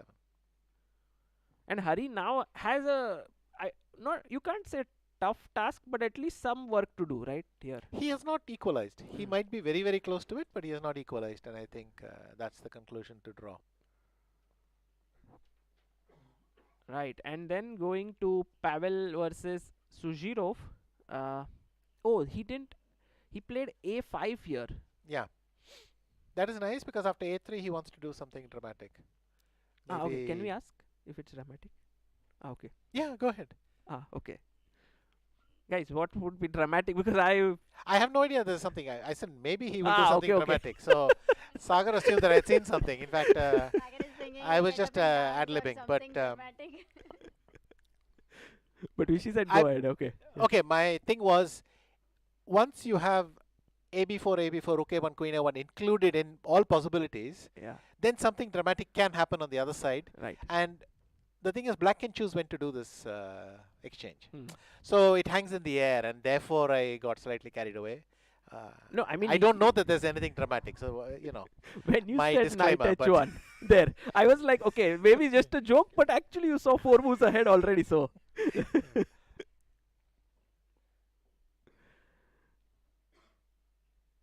Okay, so suddenly I dislike white's position less because I think e3 and then knight e4 and maybe somewhere I'll get knight d6 or e3 and knight b3. So I don't know how black should go about things. Maybe black should also do something like moving the knight on f6 and playing f5 or... Good question where?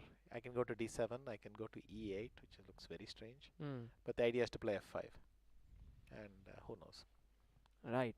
And now going to the most, I would say, oh my god, f4 did happen in that game and Parham went e5. Okay, what would... Here, this is actually a good moment to ask the viewers. What would you guys do? And I think this would be a... And I don't even know. I haven't even made a decision yet. So we can all do it together. Yes. Let's go for it. Anyone who would like to decide what to do here as white? So many. Oh, Levon played it. He played his move. Yeah, very quickly. Vishy, you like this move? It might be already curtains for Parham. Really? Yes. Suddenly it looks great. If you exchange, I just keep exchanging on f4 and then I castle long, and black is in collapse because rook h5, rook h1 is coming. The center blows up, and maybe it's just over. Over. Oh my god. Whoa. And the thing is, he's Maybe. There's a, there's a, I always put a legal stop there so nobody can sue me afterwards. But it could be over. But it looks so anti-intuitive, right? When your king is in the center, you are opening it up. But I But think but you're one more away from running away. right, So right. And now Parham, actually, if he takes here, he's just busted. no, that is resigns. Yeah, That's because you're doing it with the tension still there. Right. But let's say you take twice on f4. I castle long. Let's try knight d7. Okay. If I play ef5, you go knight e5. And now if you go knight e4, I can play knight Knight d3 and queen f5. queen. No. No, can I go knight d3 and queen e5? Then you'll go f6.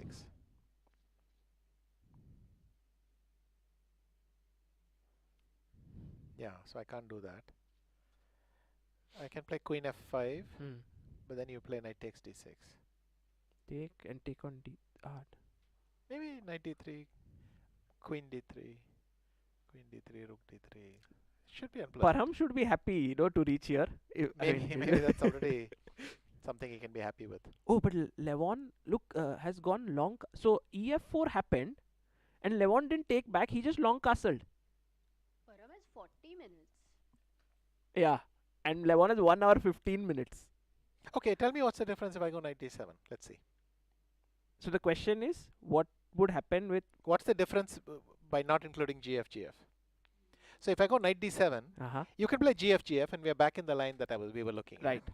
But maybe white has even more by not taking. Oh, ef, knight e5 and then g4, right? No, maybe not. Oh, that because is knight g4. knight g4, knight e4, queen e5 because f6 is defended. But otherwise it was a good thought. Say ef5, knight e5, g4, and knight g4. And the problem is knight e4, queen moves, e5 let's say. And then you don't have f6 check because knight takes f6. Oh. So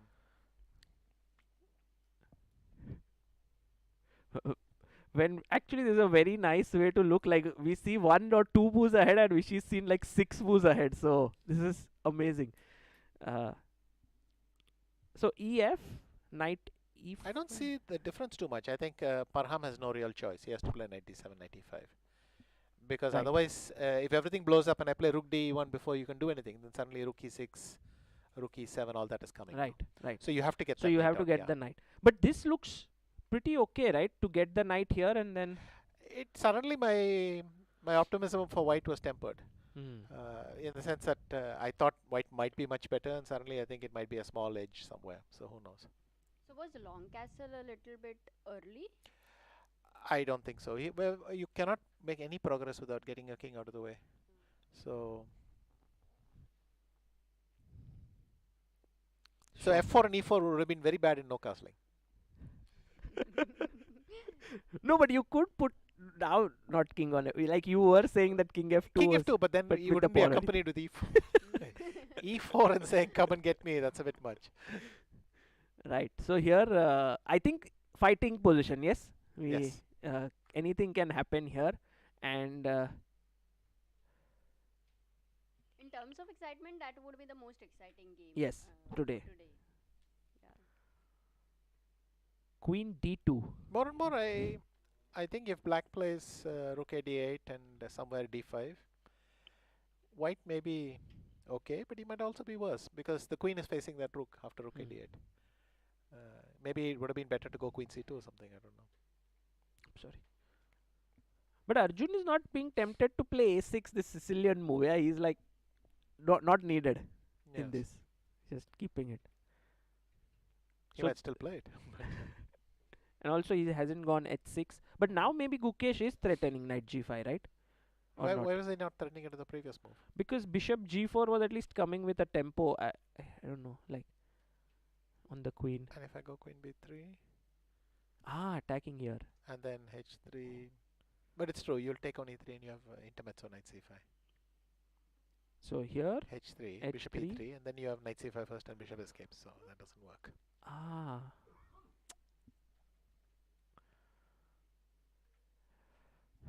So Vishy, just a roundup before Yeah. we let you go. So Gukesh, Arjun, Queen D2, you're feeling very comfortable for Arjun, yes? Or equalish?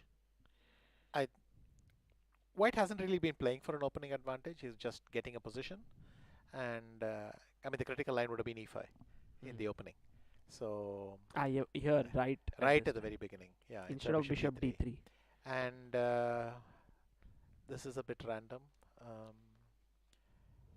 I think black is very comfortable. Okay.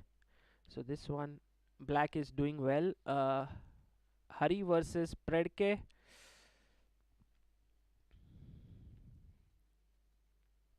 You think Predke will have more because Hari is given up this pawn now on Yes. c7. It's basically a free roll for Predke. I don't know how big the advantage is, but he'll get to press.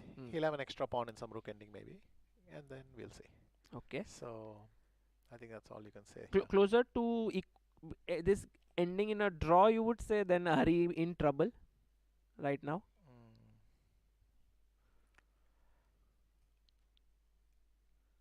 It's a free roll for white. It might tend to a draw, but white gets to press. Okay. With no risk. So here, this is the slowest moving game. Sjugirov and Eljanov. I think they are just played okay. A5 here, around equal. A3, and I still don't know for whom this was better, more important. But anyway. Right. So and of course the yeah, exciting I game. think black has to be playing knight d7, knight e5 to have to stay in the game. But I don't know. I think initially we got very excited with this e4, Yes, but yes. it's not that good as it looked. So Well, Vishy, it was amazing having you, spending time here. So enjoyable, and we thank you so much for coming. You made made the first move here. You also came and spent so much time. You're also going to spend a bit of time in the media room. So very grateful. Thank you. Thanks. Thank you so much. And Sagar, you were going to welcome him with a vanakkam, but you Oh forgot. yeah, I forgot. Amruta told yesterday a word. Sari. I said it's Sari, but turns out she was right. It's called Sari. Okay. Okay. So clearly our Tamil has to be improved a lot. But Vishy, thank you Sure. for Thanks a coming lot. in. See you. Thank Yeah. you. Guys, let's have an applause for Vishy here.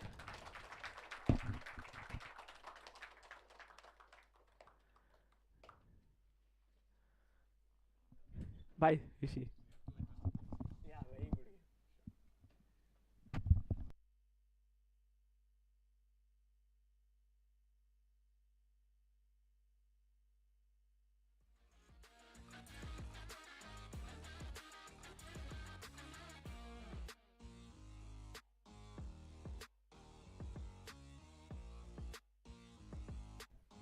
And see what is happening.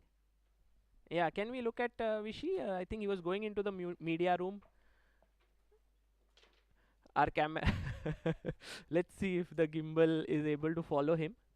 But Amruta, how was it for you having the 5-time world champion here talking about the games? It's always a privilege. It's so wonderful to hear his thoughts and his speed at which he calculates. Like, if he will tell us 6th, 7th move in a fraction of second, he sees that, and we like you think they're jokes, but they are the truth, Sagar. No, it was amazing. This knight h1 thing which happened with you, it was really amazing. Because you laughed, I trusted laughed. you. I said, okay, it has to be a joke. But there was a deep point, a factual point there. True, so that true. was really a highlight. There we have some nice. footage. Vishy going in to the media room there, and lot of media people have come in to speak with him, to ask him questions, and I think that's very nice of Vishy to spend some time there. So maybe we can put the chair a little bit. Thank you. Okay, so let's have a look, Amruta. Here we were looking at knight d7, and you know what is a very nice thing today? Uh, 15 minutes later or so, like half 30 minutes later, we'll have Anish joining us. Oh, 15 So minutes later, but generally is very, very punctual. yeah, he'll be joining us, and also Sopiko will be joining us. I don't know who will Ah, come first, whether it'll be Anish or Sopiko, but I think all the viewers here as well as back yeah. home will have this high level of uh, chess knowledge flowing, because of course Anish is one of the best in the world. And one time, maybe we can ask them, guys, you manage one time where you both will be together. Ah, you So we mean can have a Anish and couple's Sopiko date. both on one frame and their three kids. Oh, that could be another interesting thing. Are you going to make them commentate too? Oh, you mean all five of them? So that I don't think is going to happen. That would be a bit too much. But I think Parham really has to go knight d7. But Amruta, he's been thinking here. Oh, he played it. He played it already. So Aronian is thinking, if we can have that view again of Aronian, there uh, knight d7 is on the board, and Aronian is now trying to figure out what is the way. And this is the thing about Parham, he just makes the position so messy, but it's double edged and anything can happen. Yeah, and Aronian also loves such artistic plays there, finding creative ways to, especially when the opponent's king is weak. So I feel, what Parham's style, as a defender, what would you say about that? As a defender, I think he's not the most staunch defender in the world of chess, but when it comes to aggressive play, I think there are very few who can match him, like at least this kind of pushing always. And even now, if you think about it, Amruta, there were a lot of players in the 27-40 range, right? Like Parham, there was Vincent Keimer, and so Right. on. And we had invited several of them to come to this event. But Parham was the one who said, I really want to come and play, because he thinks he still has a chance to get that rating spot in the candidates. Oh, While for yes. many others, it was like, okay, getting Ready 17, for 18 World points. Rapid and all Yeah, that. it's not easy to think you can make 17, 18 elo points in one event. Hmm. But I'm sure that Parham even thinks right now that he can win 5 out of 6 games. Oh, he's always very, very optimistic, Yeah. very positive, always smiling and laughing. So very jolly person. I mean, for chess. That Yeah, way. Even yeah. when he loses, he's generally very, smiling. Very optimistic. This Yes. is actually a very important thing, and I think what you are in your life often shows on the chessboard. I said about this yesterday, right? That Parham had this issue of his visa, and we had to do it, and Parham was like, "Oh, it will be done. Don't worry." And I was like, It's like somebody says, "Oh, my visa is not done, not done, not done," and he's Yeah. like, "My visa will be done." Exactly, he that was kind so of a relaxed. reaction. I think we all need to learn from him for sure. Absolutely. So that is something worth learning from Parham, both on the board and off the board. Very optimistic. But what would you play here, Amruta, with black now? Because again, what Levon has done is taken away the e5 square from the knight, which could jump there. So the very first question is, if G takes F4, I think that is what Yeah. was being analyzed, right? I mean, taking And here makes a lot of sense. because you want the knight on E5. Yes, absolutely. And then what would Levon do here is a question. I think he might get his rook to the f file, trying to attack, Yeah. and then you jump with your knight.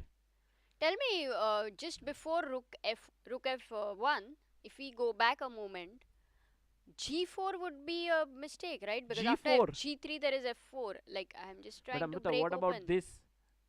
It's like, yes, you have opened up the position, but now the And pawns are... E5, and you remember Tal suddenly, Ah. that kind of a thing. Wow. But no, but only problem is it's not a wow. Okay. It's a good idea to open up the position, but then you need to mate him now. And I don't see any way of doing that. Okay, doesn't work. I do Yeah, get it. but that's a very interesting concept. Okay, maybe if Parham is not careful, White does have G4 on the mind. Right. Here. That's why GF4 you're suggesting is very think so. important here. What else if it doesn't go for GF4? Is there anything Oh, else? there is this takes.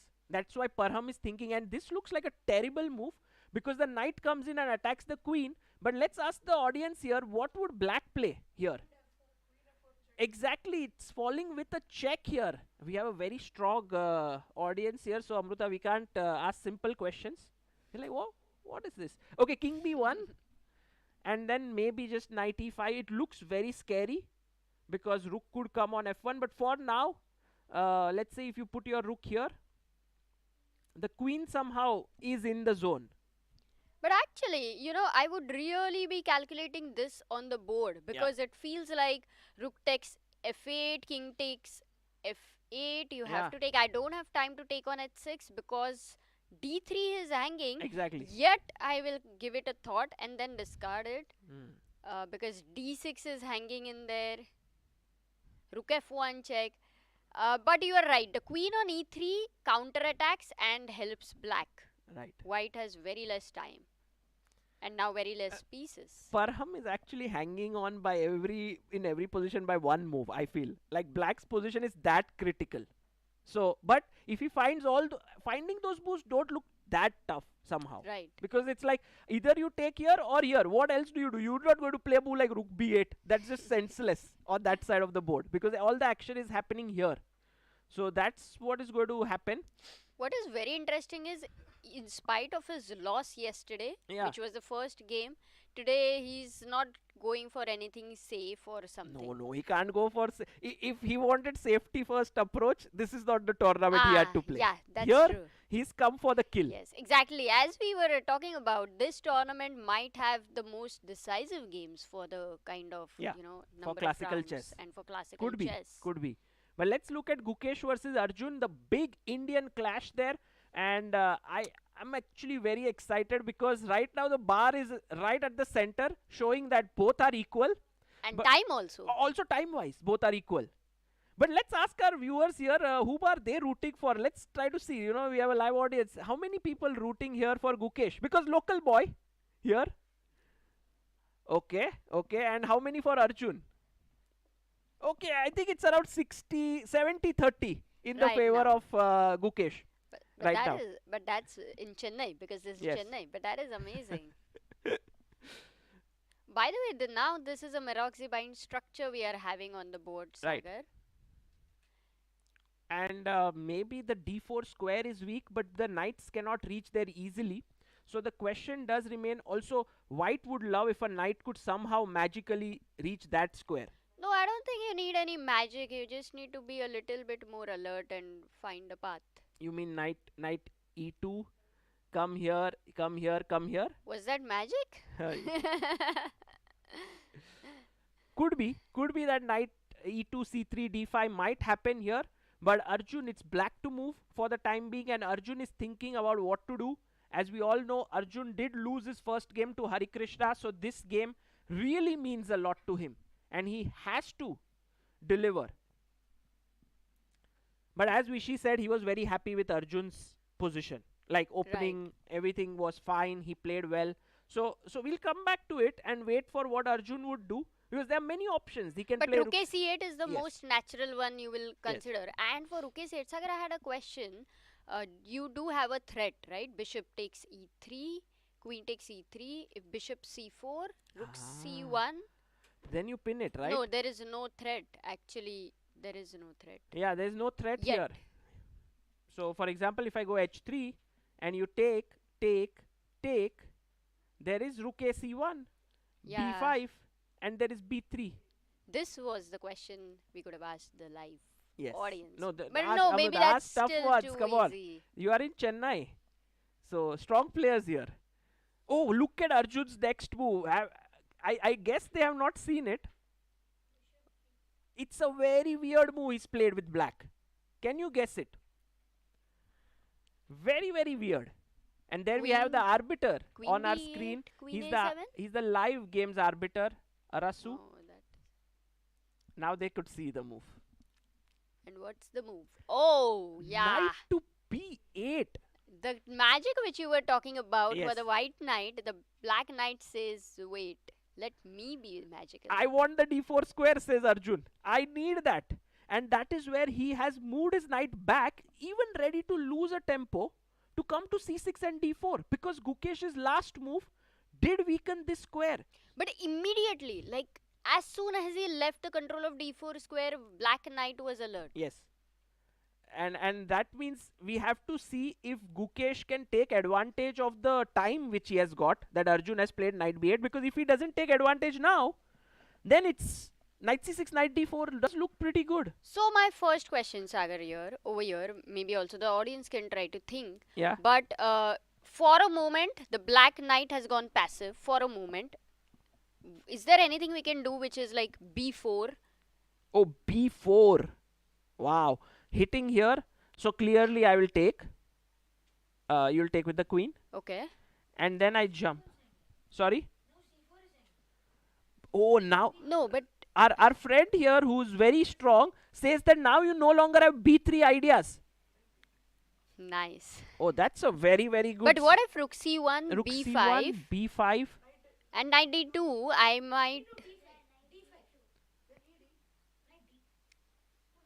And your 8 is a little bit. You be a little careful. Dangerous, dangerous. Yes. Let's not go here. I think maybe Gukesh is waiting for such things to happen here to checkmate you on h7. So now you take on d3, but then the problem is I take here. This is hanging, this is hanging, this is hanging. It's a bit too much. This is actually using the knight b8 move very well for white. Exactly. Once you play knight b8, you can't be very ambitious and try to win pawns. I think then you have to be a little bit careful, respect. Don't take this. Play knight c6. Why not? But what if it developed the knight? Is there a problem? Yeah, Knight it's c6. good. It's good. Knight c6, and I think black's position is fine. Or we can even fight further for the square with a5. Because if he plays b5, suddenly the knight will say, I changed my mind, now no longer this, but I come back and go here.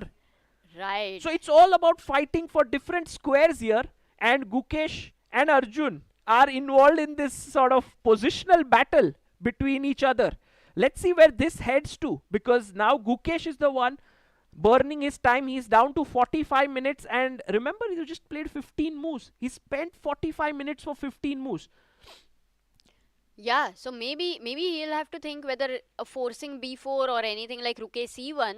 Yeah. Then the problem is knight c6. It's like not just knight d4, but you are threatening bishop b4, winning an exchange. Oh, that's a nice, well So- spotted, Amruta. That was very quick. I think I slept well then. Yes, a3, and then the knight jumps in, perhaps.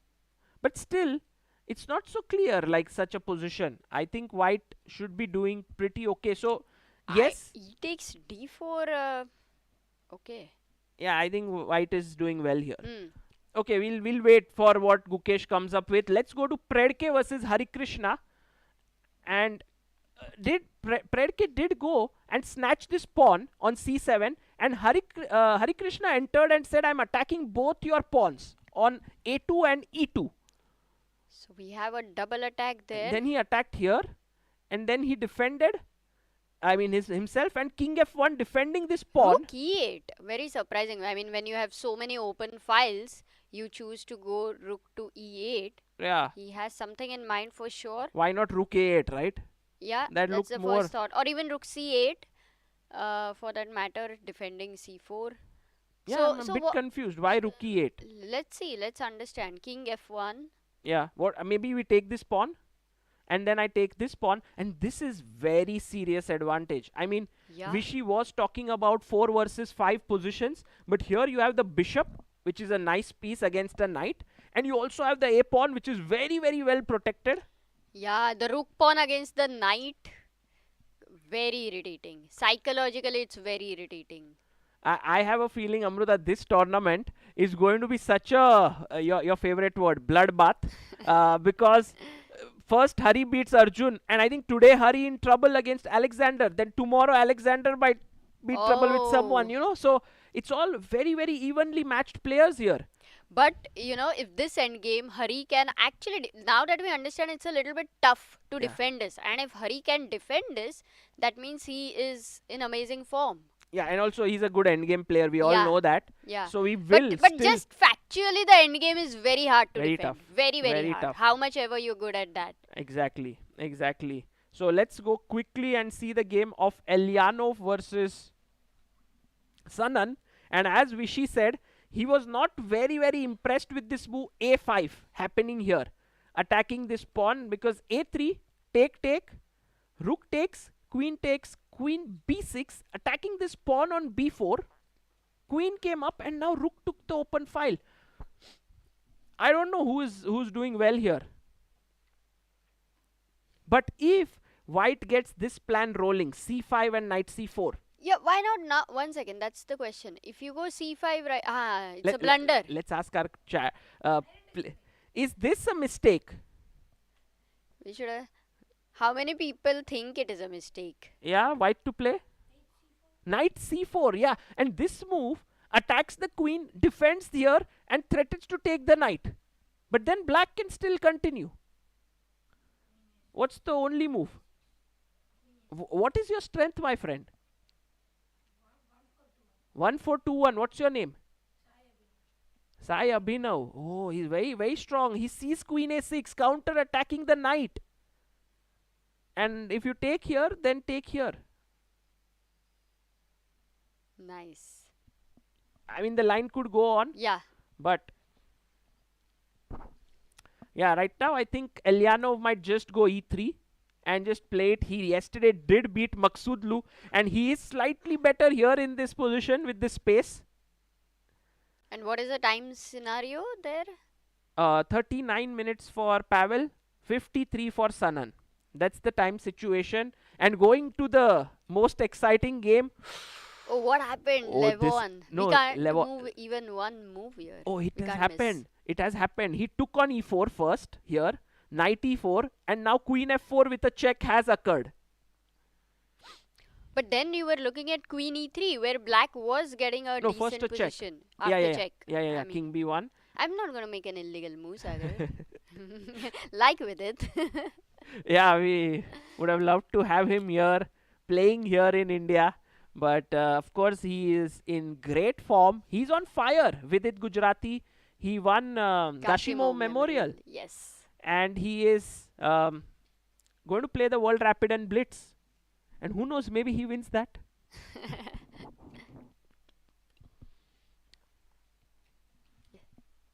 So right now, King b1. I don't know if Levon played that move already. Yeah, he played it. King b1 is on the board. So the question is, what is Parham going to play now? Oh no, he's also played his move. Knight e5 is also on the board. But Sagar, look at the time difference. Yeah, And when you have exposed king right. and less time, Yeah, it is double dangerous. very dangerous. Very dangerous. But Amruta, Parham, you see him? Do you see any signs of a man who is feeling stressed? So relaxed. Just sitting there calmly. Yeah. And that's the point. I am sure Levon feels it, that this is his moment. He has all his pieces in the game. The bishop is not developed. The rook is out of play. But when you start calculating, unfortunately, he doesn't have a killer blow here. Because this square is an irritating one. The queen gets here and starts attacking the bishop. But another threat is that bishop is going to develop to f5. And that diagonal, because you're You mean the black bishop? Yes, coming out on f5. True. Yes. I love this angle, by the way. It just shows the entire tension in the room, the way in which the players are sitting. It's just brilliant. And Levon is trying to make his way, trying to calculate stuff here. And we'll come back. I think his most likely move is to put one of the rooks on f1 to attack the queen. That's what he's going to do. Maybe No, we but can that ask is our allowing viewers. queen. Maybe we can ask. Yeah. Yeah, is there any Few smart possibilities. possibility that you see here for white? Can white do Or something? random suggestions. Because, Amruta, there is a possibility to chop that pawn off on d6. You know, it's a free pawn. Because here comes the very tough No, we don't calculation. have the board there. Yeah, Here. let's Maybe have we the can board. have the board as well on the full screen later, so Yeah. that sometimes we will be shifting. Right. So while the board comes back, let's have a look at the time. 1 hour 3 minutes for Levon and 27 minutes for Parham. I must tell our viewers that Levon has this amazing record for himself of having won 2 World Cups. His highest elo is 2830. Amruta, that is fourth highest ever in the history of chess. And Like who were the top three, Sagar? Magnus, Mhm. Kasparov, and maybe we ask the viewers who's the third one. Caruana, yes. Caruana. Oh my god, look at that. Who we have on our screen. The one and only AG is here. Oh, I'm looking here in the hall. Who did enter? I never realized. Yeah, Anish, we were like guys. Hello. expecting How you are you? to come here, like come into this room somehow. Okay, like, No, it was very confusing because you asked who is the third one, and at that moment I appeared. It was very misleading. I was not really the third one, unfortunately. yeah, but of course, Anish, thank you so much joining us here, and one of the best players in the world. Anish, were you following the games today? Yes, of course. I had to listen to Vishy Anand's wisdom, so I never skipped that opportunity. No, I definitely followed. I think here you guys cannot hear Anish, yes? Ah, so maybe if that can be fixed. Yeah, if, it's very if, unfair that we both are laughing and they have Yeah. to they can't hear Anish's But of course, jokes. you will be able to hear when you go back home and watch the stream. But yes, this will be fixed in a bit, I'm sure. But Anish, while how did you enjoy this session with Vishy? And I mean, were you watching it? Yes, for sure. For sure. I think Vishy is the case of the amount of wisdom per word. That ratio is extremely high. Extremely high.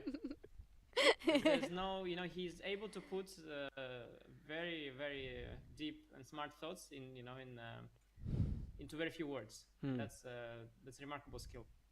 Absolutely, yeah. This we also learnt a lot, but I'm very excited that you are here.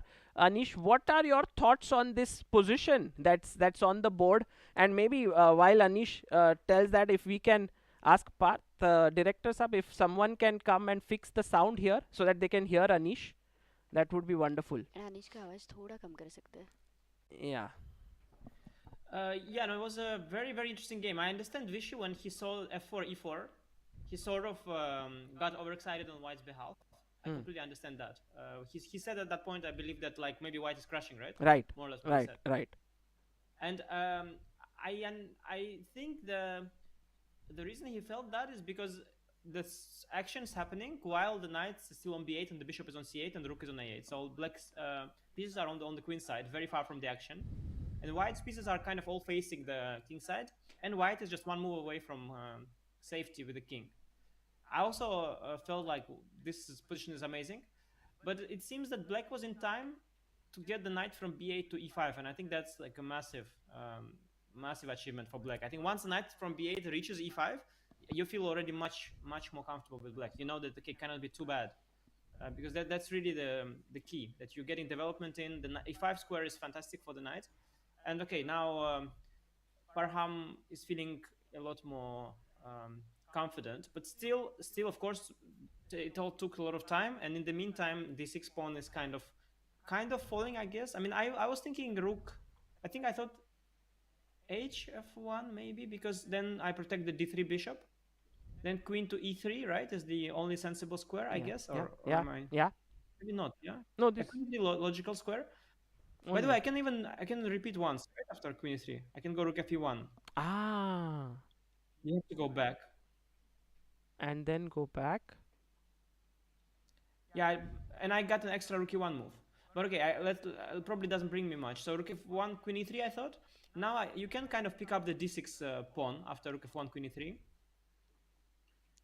You mean But rook, then queen e3 and then take this? Yeah, let's say we take on f8. Oh my god, this is looking very sharp. And what about the d3 hanging? Like if we take Bishop. Yeah, no, that's why we take on f8 first. Probably. Ah, we take here. Okay. Also, king on f8 doesn't look great. Yeah. But maybe then some bishop g4. I mean, black is coming out with tempo. You mean here somewhere, yes? Yeah, it seems like Yeah, knight d6. I thought. so. Take, F6, take, king knight F6. d6, and then bishop g. Oh, okay. Yeah, I thought bishop Okay. g4. I guess I don't know. Aha. Aha. And once the pieces are out, you know, the king is kind of safe because white only has light square control, and black king is kind of all the pieces are on the dark squares. Right. So So, it's sort of okay. so you think that Parham is out of danger? Yes, here. Sort of. It's very, very concrete. Seems that way. Mm. I wouldn't be shocked even if Levon spends a lot of time and ends up maybe repeating the moves. Right. How does he repeat? Rook F1, Rook E3, yeah? Rook E1. Oh, this way. Repeat. Yeah, this way. This way. I mean that's a danger for Levon to because if he doesn't see the follow up, he might just think that you know something went wrong, and yeah, I was also watching the game. I watched it on some broadcasting website where there was some kibitzing engine, and I think it pointed out that after f4 e4, so after e takes f4, it was a critical moment. Here. So yeah, in this moment, I mean, the long castle is super tempting after ef, but that engine pointed out short castle actually, surprisingly. Yes, yes, What? yes. And the thing is that you get the rook to f1. Oh man, amazing.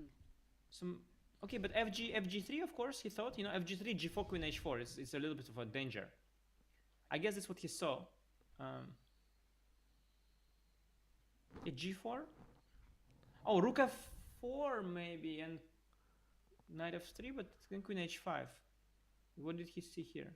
Oh, but Anish, this refutation is just crazy. Yes, this one. I mean, it looks so tough. Because, as you rightly pointed out, Let the me think, queen let me is think. coming here and mating. Oh, knight f1. I want to have knight f1. Yeah, maybe. Ah, you mean Somewhere. rook f4, queen h4, and then knight f1. Ah, Yeah, but yes. it's a little bit. I can also go knight e4. 94, yes, queen h4. So f6. What do you do? Yeah, I can Yes. sack maybe now. Yeah, and queen d2 or something. Absolutely. Take, Yeah. take. But it's not obvious at all. I mean, rook a1 maybe. I don't know. Okay, it's just queen h4. Yeah. But this shows like a huge advantage for white somehow. Yeah, not obvious at all. To be very honest. It's psychologically You don't have a check, impossible, right? no, So you that are you sort of- don't consider short castle at all in such a kind of position, unless you're solving it Well, from. he saw this line. I think he saw this line. I think he stopped after g4 queen h4, and I think he sort of saw fg ef g4. He saw queen h4 coming, and he just didn't like it. I suspect. Because I mean, this piece sack. If you tell me that it's winning, okay, maybe I will believe you. But it's very abstract. Yeah, it's very long term kind of. True, true. No, it's very hard to see. So, and he didn't play gf4, I think, at that moment, because I think after instead of long castle, I think he didn't like not the line that you were talking about, because then he would have included gf. But I think he didn't like no, instead of long castle, if white goes gf4. Here. Well, actually, gf would transpose to the game, but I think he didn't like fe4 and queen f4. And this. Yeah, and then there is that's why he didn't go gf. I think rook f1, queen e3 check. I think it's okay. So that's why he went long castle. But yeah, the knight coming to e5, that's the key. Yeah, that's the key. So takes fe actually even fe. Yeah, this is actually. That's the thing. So if gf, you don't have that opportunity. That's what you were looking at. Right, right. But here, Anish, it seems like Levon is feeling a bit. If you look at the video, he doesn't feel that confident anymore, like a body language. He does. He Yeah, I does think look. he sees the move repetition. And, He might go for a draw. No, but what is the point of going for a draw? I mean, he might, because not losing is the only point. But if what would be suppose no draw? The only point to go for draw in chess. Yeah, if there is no draw, then different story. It's sometimes you can tell yourself, yeah, that what if there was no draw? But yeah, this. I mean, at this point, it's very, very concrete. Yeah, like it's clarified the situation. Like Yeah. it's just calculation. There, everything is out. There's nothing. It's not like I will play and see. Like okay, what do you play? So Right. if you don't make the draw, give me the move. So show me the line. What do you play? I would say knight d6 has to be worked out as well. Show me the line. Knight d3, yes. So that now this is hanging. So you have to take on c8. And now this is complicated because so many things can happen here. Knight f2. I can take on c8. I can take on.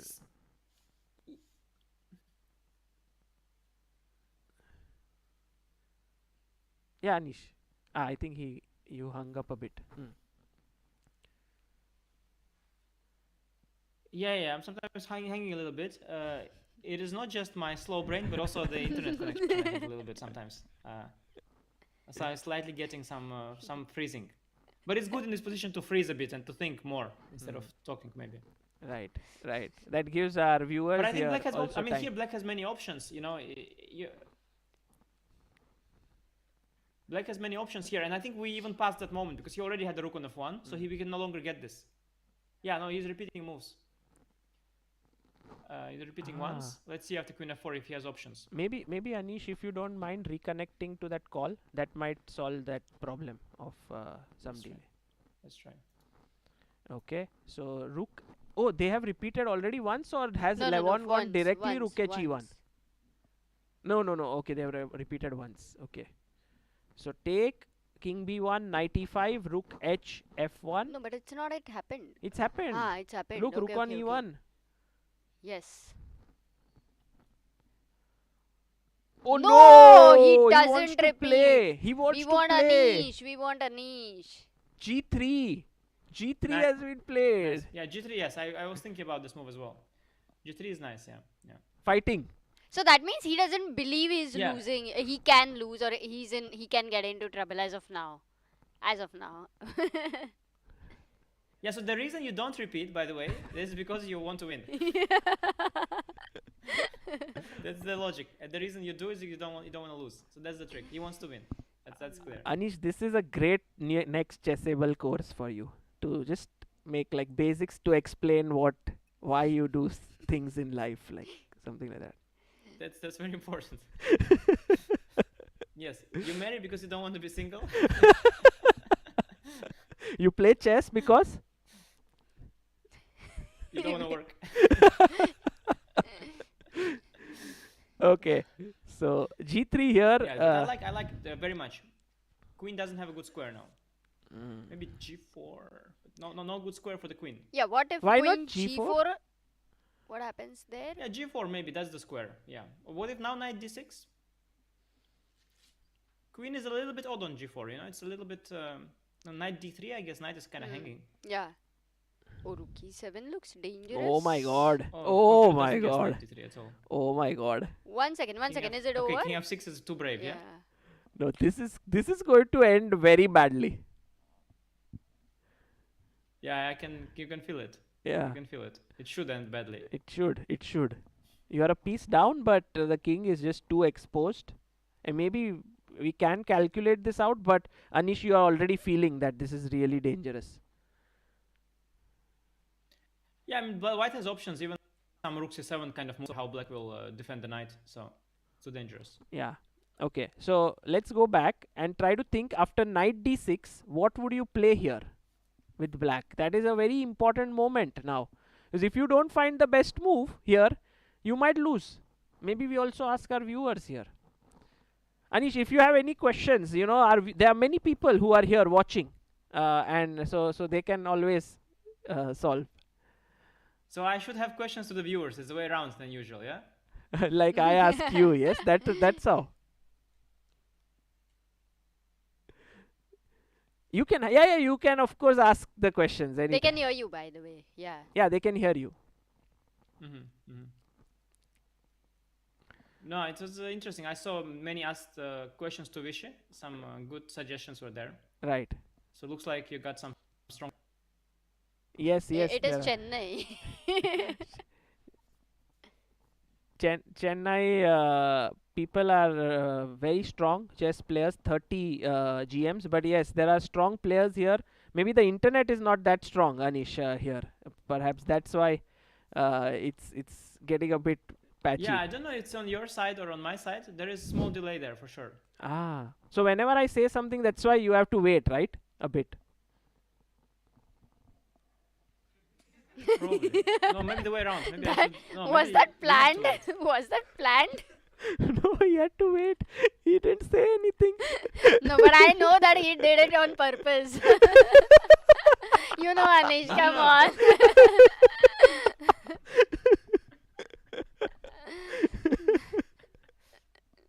Now Anish will not respond back at all. He'll be like, oh, internet issue. Won't reply to our questions.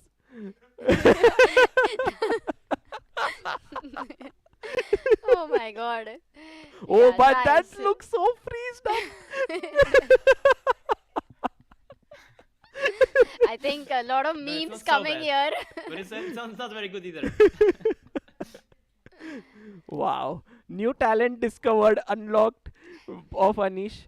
How to act when the internet is slow. But Anish, going to the big matchup today.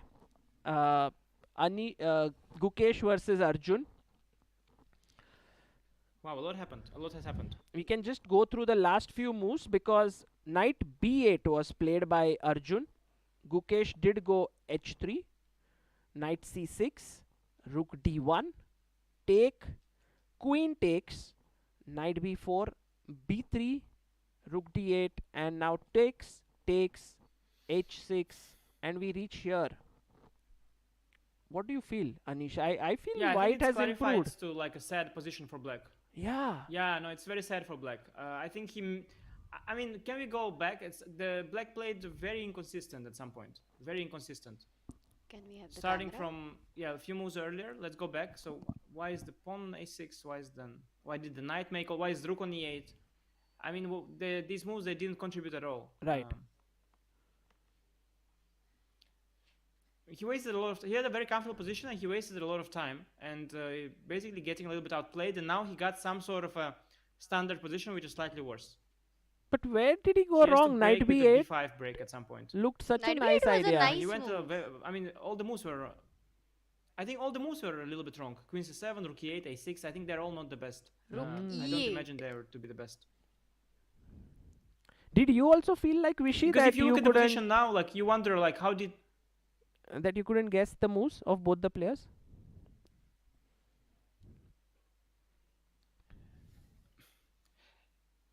Yeah, I mean, from the start it was a very strange game, to be honest. Like already, if you go at the very beginning after bishop b4, Yeah. like I had this position as a kid like a million times because all the kids in my chess club were going for this kind of thing, bishop b4, Ah, and you were supposed to go e5 always, right. Yeah, we discussed this. and then all the complications begin. Yes, yes. But bishop d3 was not the best, right? Bishop's supposed to be like a big. I mean, it was supposed to be a kind of a concession that you don't play like this because then black gets comfortable play. But maybe it's a bit old-fashioned. Maybe black is okay. Maybe white is also okay. Yes. So first of all, yeah, okay, bishop c5 is fine. Though I didn't understand actually. Vishy also said bishop c5. I didn't understand why they wanted to do that voluntarily. Like I was thinking maybe knight bd7 first, for example. I thought you don't have to move the bishop yet, but maybe white anyway needs c3, so there's no point. Maybe it's smart to start with bishop c5. Yeah, yeah. So bishop c5, c3. It's actually remarkable that this bishop c5 e5 idea that it was played. I found it kind of remarkable that Vishy suggested it as like the most normal thing, and also Arjun played it because to me it was not the most obvious way to play. I thought instead of e5, like it for me was very normal to develop the b8 knight as well first. Right. But I think Arjun just felt it that the Yeah, knight d7. I don't know. Like, do you knight d7, Sagar? Knight d7 move. I'm not sure. Why is that so? Why not to c6? you can also Why play is it. that so natural? I think he's expecting Yeah, but Meroxy bind now not as possible, no, with knight on c6. Yeah, also That's the true. pawn is dominating the knight, no, on c3. Like that. But on d7, there is no next. Your own pieces dominate your knight. You have no squares. Every square is taken. That's why he did rook e8. Now you c5, e5, understand, f6. Anish. His idea. He wants No, no, f8, no. I think g6. they played rook e8 to go. I think he wanted to push d5. Ah, that's Hmm. why. Okay, okay. Queen c7. Yeah, no, queen c7. That is definitely too soft. Definitely too soft. I mean, I don't think that move is good. That doesn't do much. Yeah, a6, c4. Yeah, knight b8 is also. No, I understand the logic, of course, but it is so unnatural to play like that. But maybe it's still possible, yeah. But I don't like knight b8 at all. Can I play bishop g5 here? Could I play bishop g5 Instead of h3. after knight b8? Oh, knight g4, then knight g4, yeah, yeah, yeah. Yeah, yeah. Yeah, that's why he went h3. So with the idea We of know bishop from Vishy that g5. knight h1 is not good. Yeah, now can I go? Oh, bishop b4 is coming now. Takes, queen takes, knight b4, b3, rook d8, queen d2, takes. And you know, Anish, how bad is this position for black? I mean, would you say that this is already worrisome position, or you would say close to equal? Hard to say. I think basically depends. Like if you get b5, if you get b5 break, you're just fine. Hmm. If you don't get b5 break, you are kind of busted long term as well. So I think it really depends on if you get that.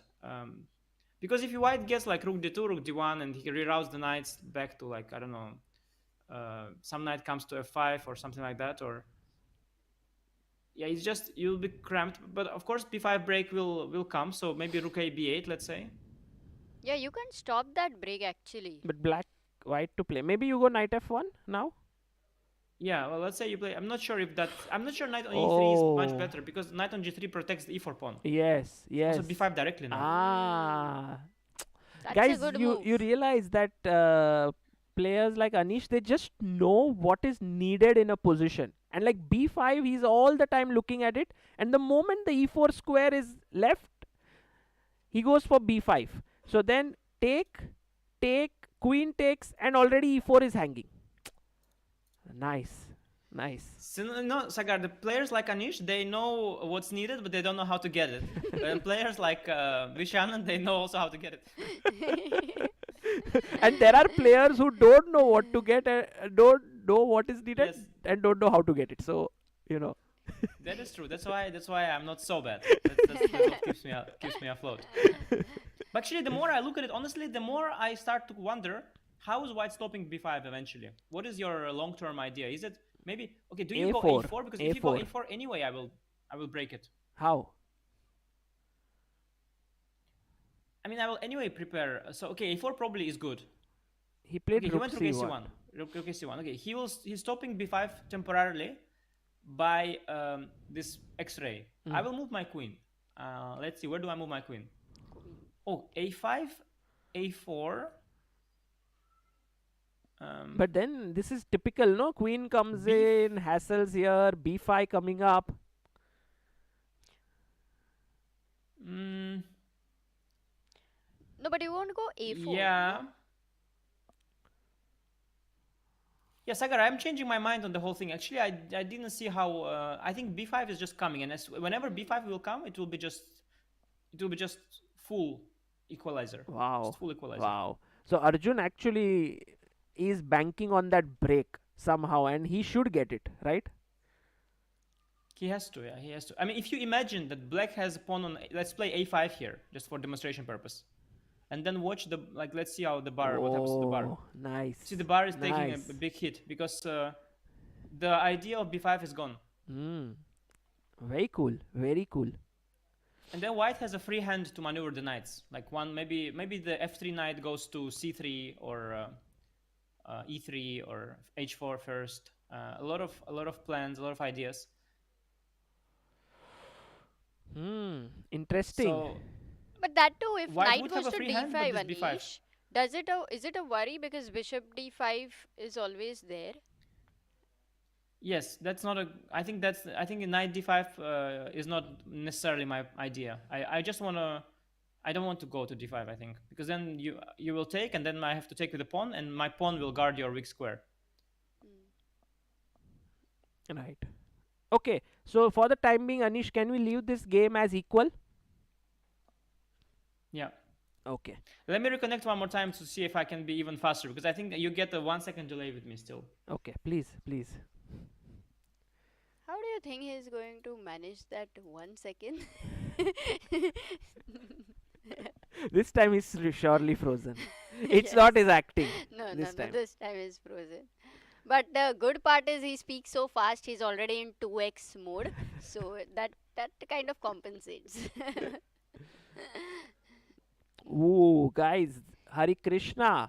Oh man, he's equalizing. That is a big thing. I thought the position No, but was how is it equal, very Amruta? difficult. How is it equal? You're not still a pawn equal, down. but it was much worse. I can go king f3 and I'm He- still. Oh, He has a better rook now, Sagar. Firstly, rook behind the pawn. right, The pawn still on a3. right.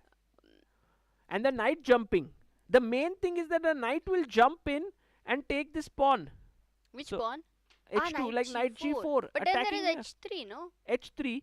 And now, guys, in the audience, white, black to play. Sorry, Blunder, blunder. rook. Free bishop is there. Oh, Oh. nice. Oh, he's back. Anish, Jeez. look, these are the people here. Can you see them? So now you know whom you are. Yes, They're all waving to you. who I'm dealing with. Yes, you know whom you are dealing with. Correct. Okay, it just got worse, Anish, than before. No. No, it's better. No, No. he's just not talking. He's like a little calm and patient. Okay, so knight g4, Anish, I was asking them what happens to h3, but there is rook takes a3, bishop takes a3, and knight e5. So well done, guys. This is Now a he's fork. stuck.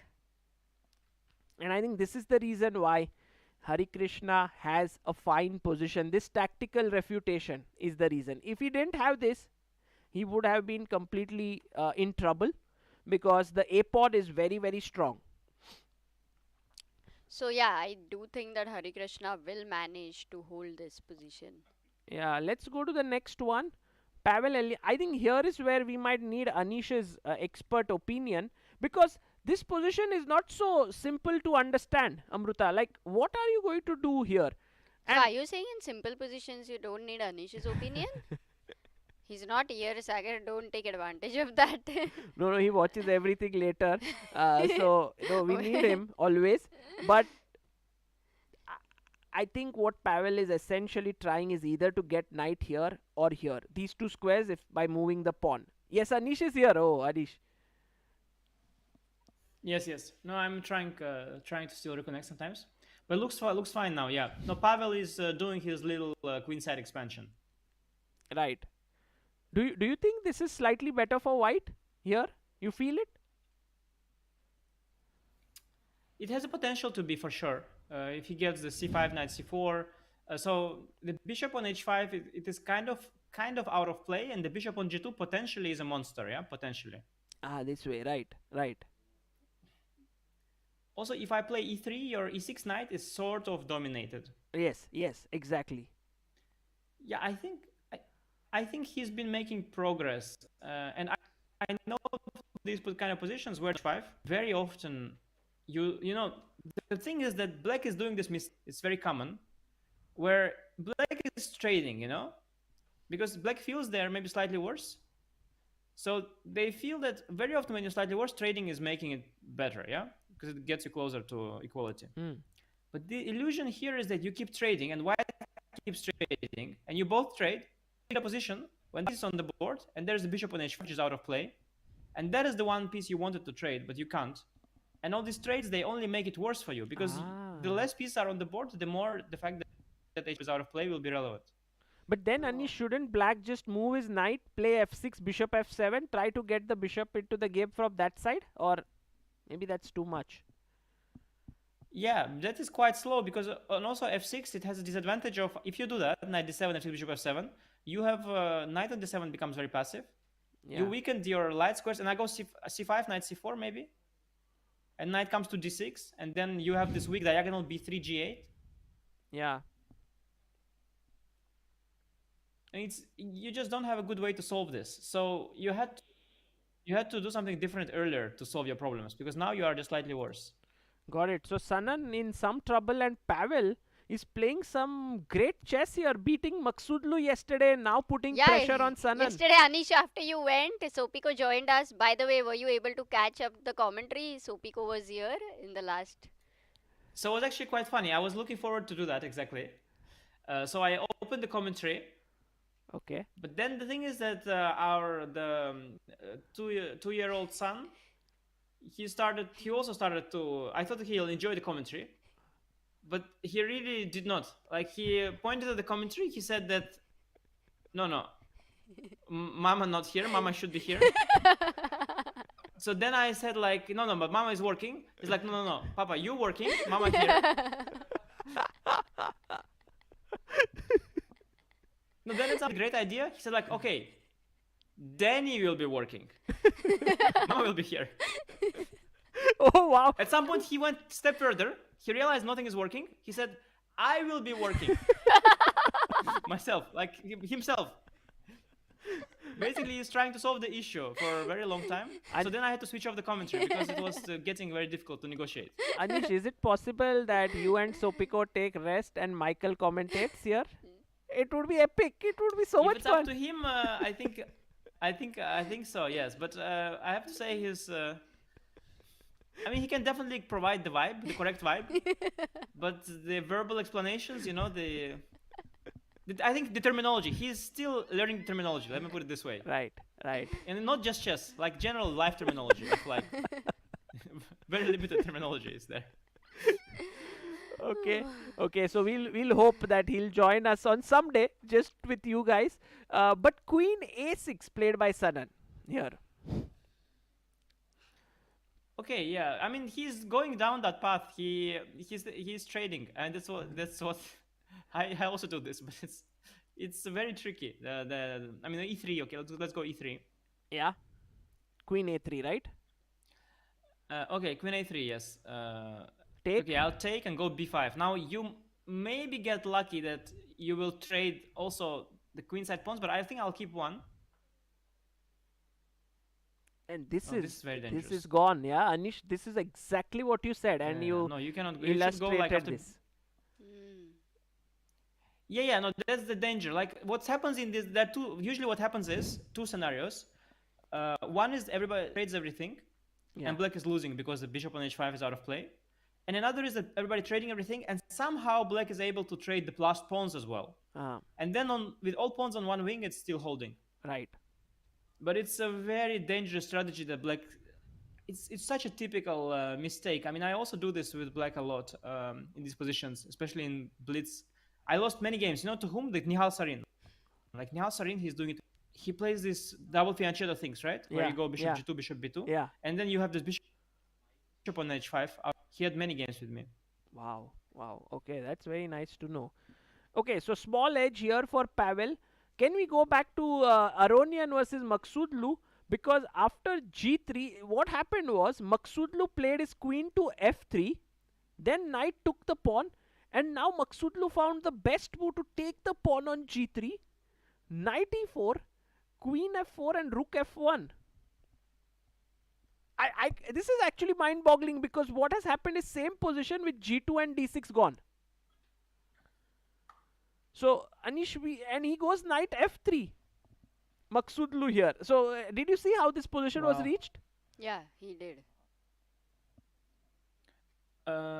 Actually, I was freezing in the process. It was the most exciting part. G3, queen f3. Yeah.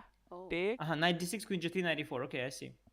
And rook f1 and knight f3. So Maghsoodloo, you can look at him as well. Like, he feels like there's some chance now for him. Well, Parham, the thing about him, if you have an opportunity to repeat moves against him, it usually doesn't last very long. As soon as he has the chance to take away the option to draw from you, he will take it away. Yes. So now it's now they cannot repeat anymore, and now it's sharp, crazy position. And now Levon has to be accurate, no? What does Levon do? Take the pawn on c5? Well, it's interesting thing about these kind of positions is that black has these passed pawns, Yes. but they are in front of the king. Yes. So you want to push them, but the more you push them, the more you expose the king as well. So it's kind of tricky, especially in the middle game, to do that. But would you Double-edged stuff. prefer I mean, white take on or c5, black? Here. I think, given the way the game went, I would prefer black because I feel black's position is improving. Sort of the trend is with the black. Looking at the clock, I prefer white. Right. Because the clock is not good for but is it completely stupid to play knight d2?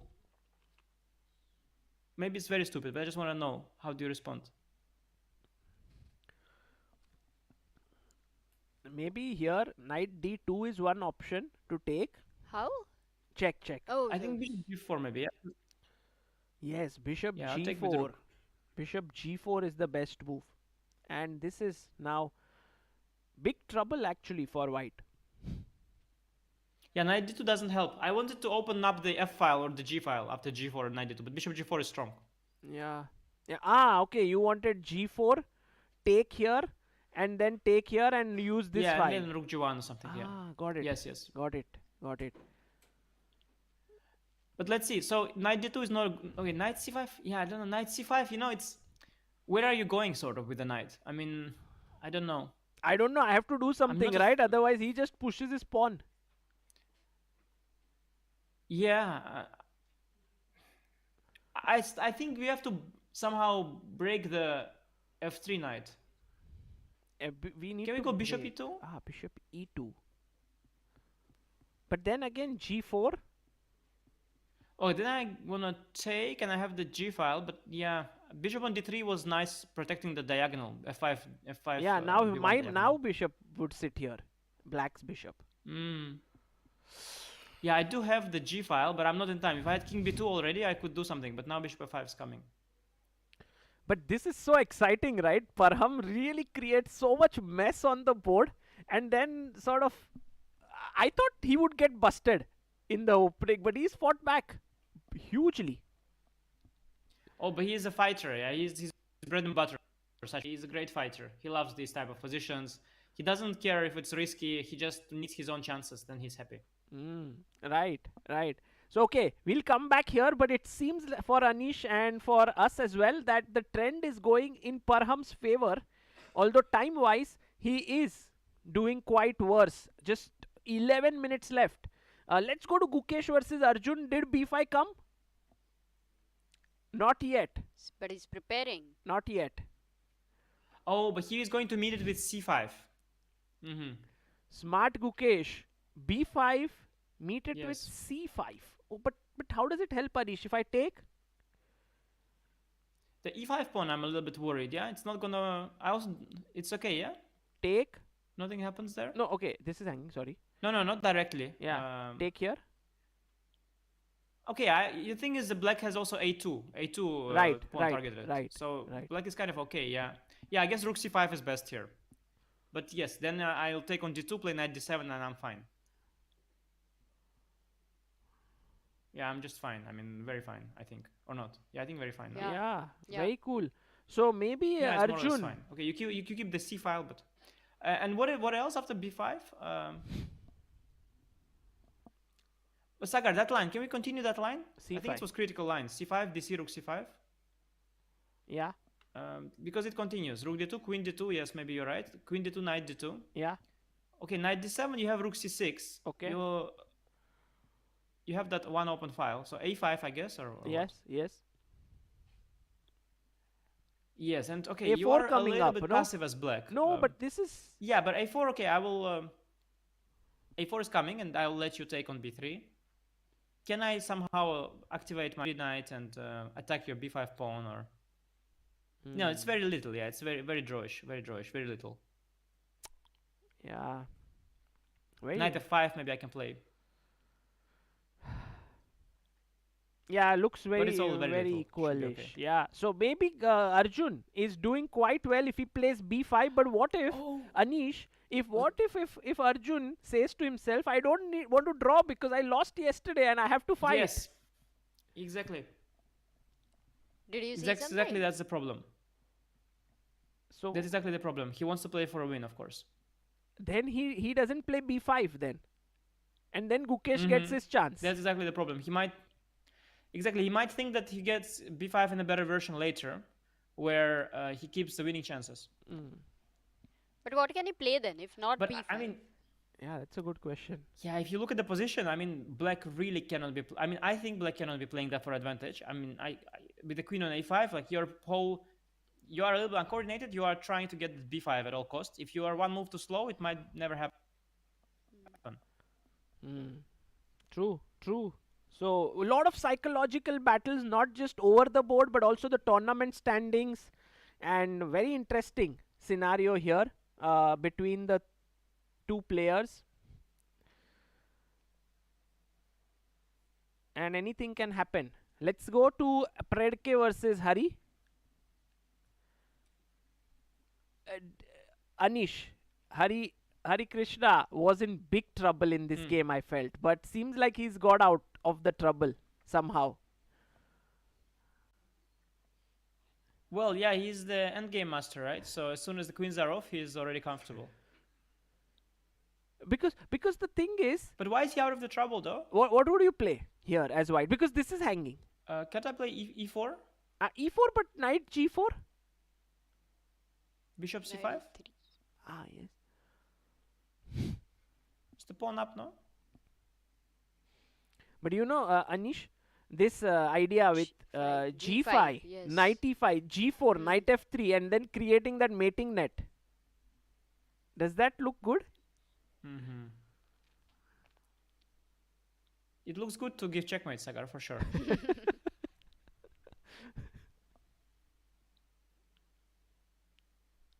What do I play? Rook c1? Rook c1.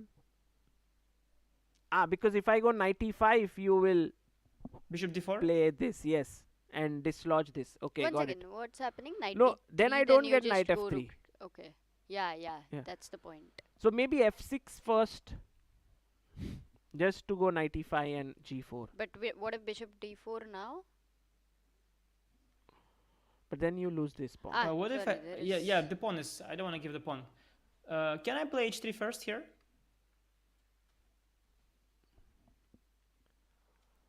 It's a draw, yeah? Bishop d4, rook a3, bishop e5, fe5. Yeah, It's okay, yeah?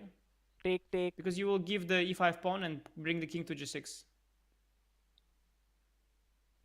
That's why you see Harikrishna looks very relaxed now. If you look at the video, he's just walking around, strolling around. He feels to be this. Yeah. No, he's generally that's the thing. He's comfortable in endgames. He knows what's going on. He's just feeling comfortable. He knows exactly what's up, and yeah, he's walking around. That's the thing. Yeah. And Could we have a look at the full tournament hall right now? the full venue. Okay. By the way, Sjugirov is listening to you, and he is doing something about his bishop. He's improving it. Yeah, but it's still bad. Also, by the way, Sagar, I was just discussing already earlier today. Like, you call him Sjugirov, right? Is it wrong? But why do you then not call Chubojevic. your favorite Indian player Gukesh?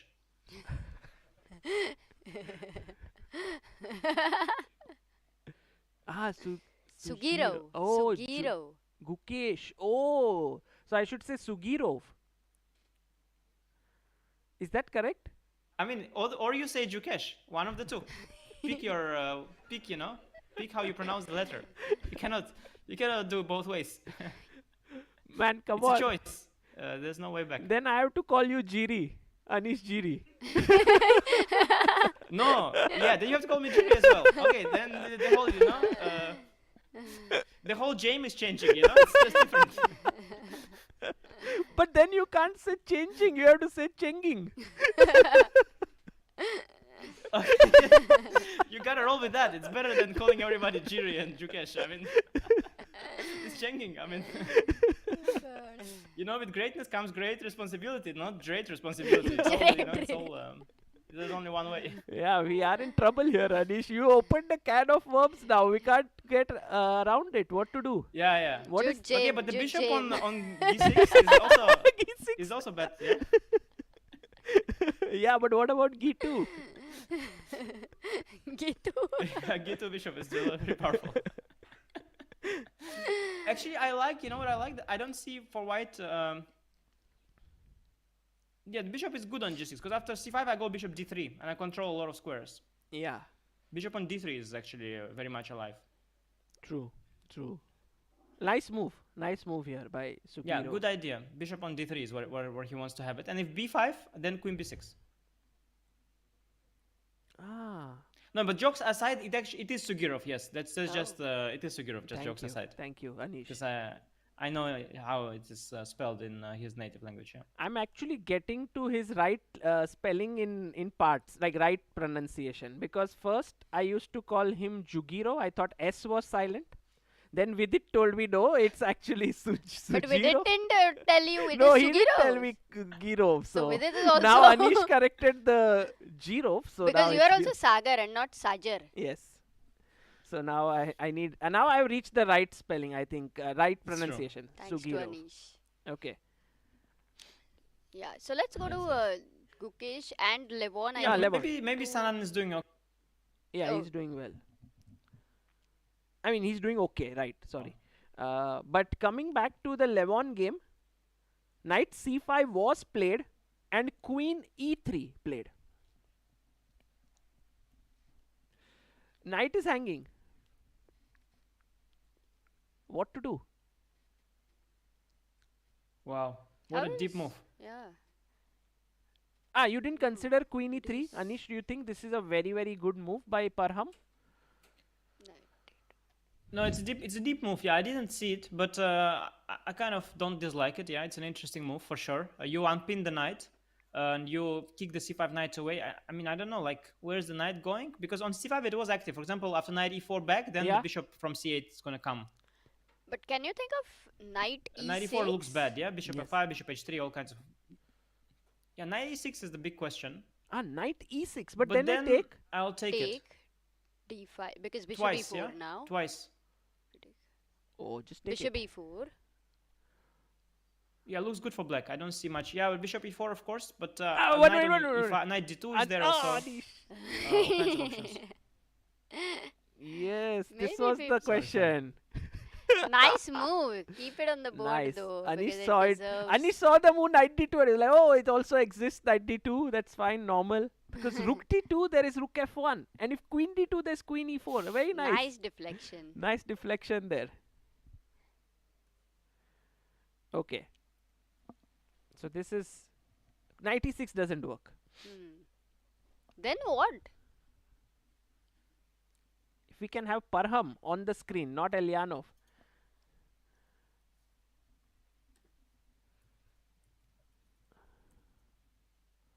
Yeah, there we have it.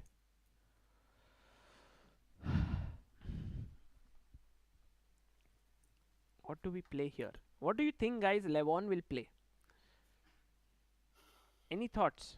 In fact, there is a very crazy idea, Anish. Maybe you would like to think about it. Bishop h7, getting my queen to g6. Oh.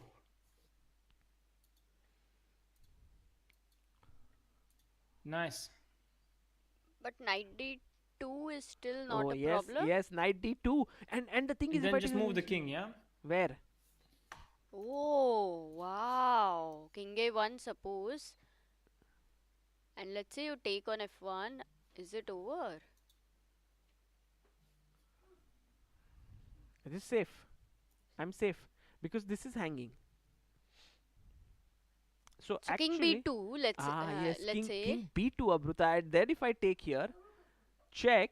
Oops, sorry, check king here, and take this because now this is not hanging with the check.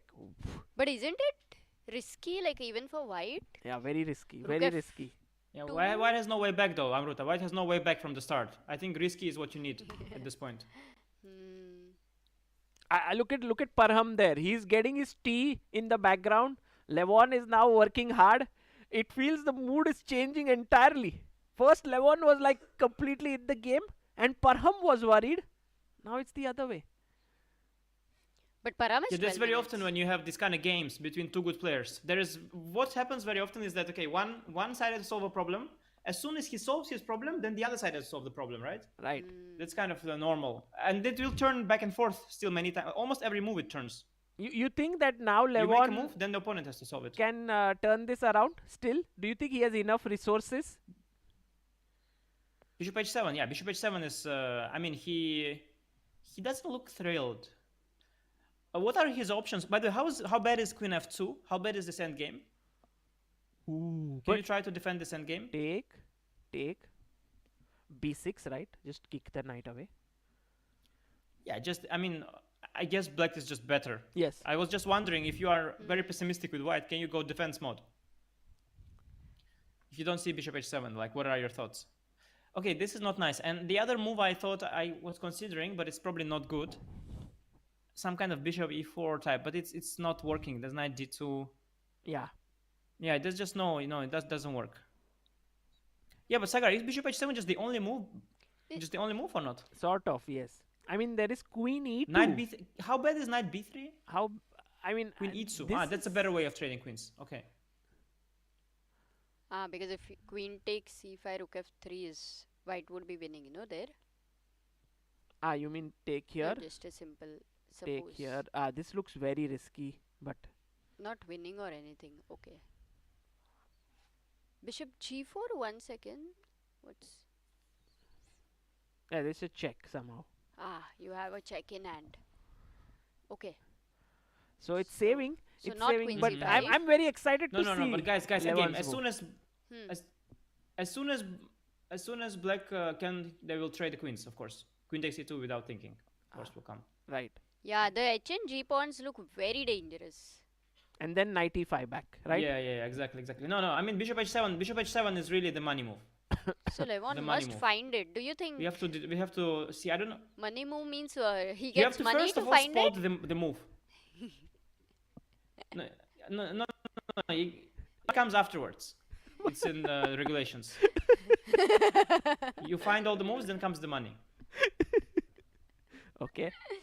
It's in the regulations. Hmm. Okay, you have to spot the move. You also have to not only spot that it exists, but then also see knight d2 and calculate beyond. That's the hard part. Yeah. And not stop like bishop h7, knight d2 and cut. But it's tempting to calculate on, so let's go again. Bishop h7, knight d2. Right. King b2, yes. Or it's not We trivial. went to a1 or b2? A1 loses to knight f1, queen g6 here, and you can't take this because c3 is hanging with oh, yeah, a check. c3 hangs. Okay, knight d2, rook f1 is checkmate. That's important, yeah. Oh. Also queen g7, but this Until is just like checkmate. checkmate, yeah.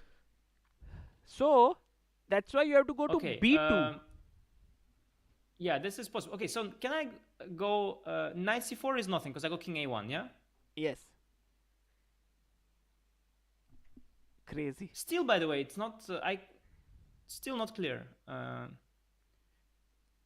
Bishop f.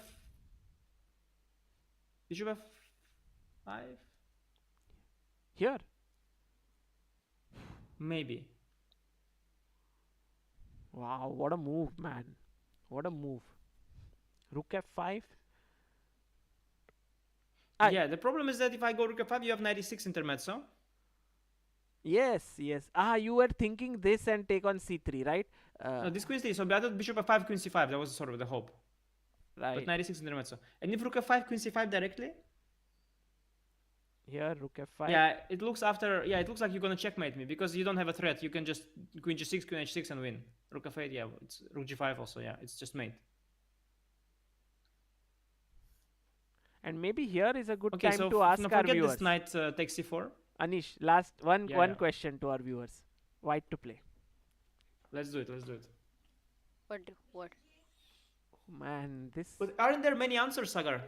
Yeah, many. But bishop g8 waits in 3 moves. But also many viewers, yeah? That's true. Many viewers, many answers. Yeah, and to get them happy. Yeah, bishop g8 is correct. Okay, by the way, a move seems to have been played or not yet after queen e3. Can we have the board there? Because it seems like Levon looks relaxed. Parham is thinking. No, nothing has been played. 30 It's Levon's minutes. move. Yeah, no, bishop h7, guys. It's one more time. Knight d2, king b2. Okay, knight d2, king b2. Wait, we Okay, need a board. Let's see.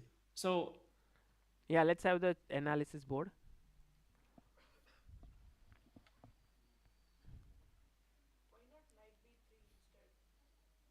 When?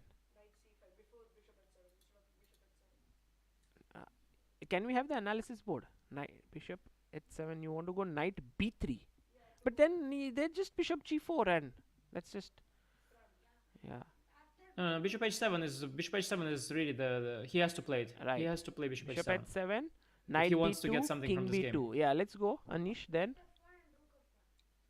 Okay, let's calculate a little bit before we Here. make moves. Yeah, this is just queen g6, queen h6, right? This is bad. right, he's suggesting knight f1, rook f1 because he saw check and mate somehow, I guess.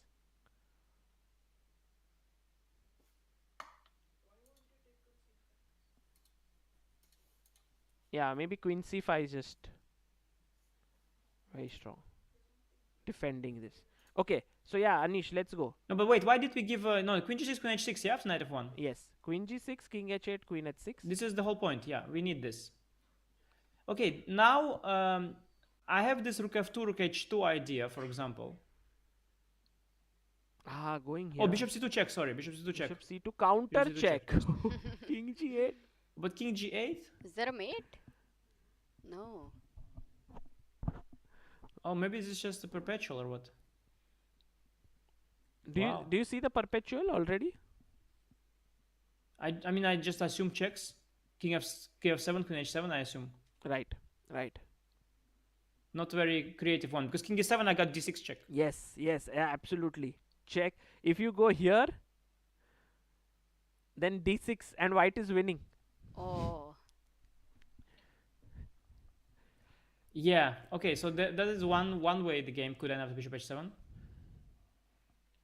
Yeah, I don't know. Does Levon see this move? Because he doesn't look like a man who calculates bishop h7. He looks like a man who calculates queen e2. How do they look different?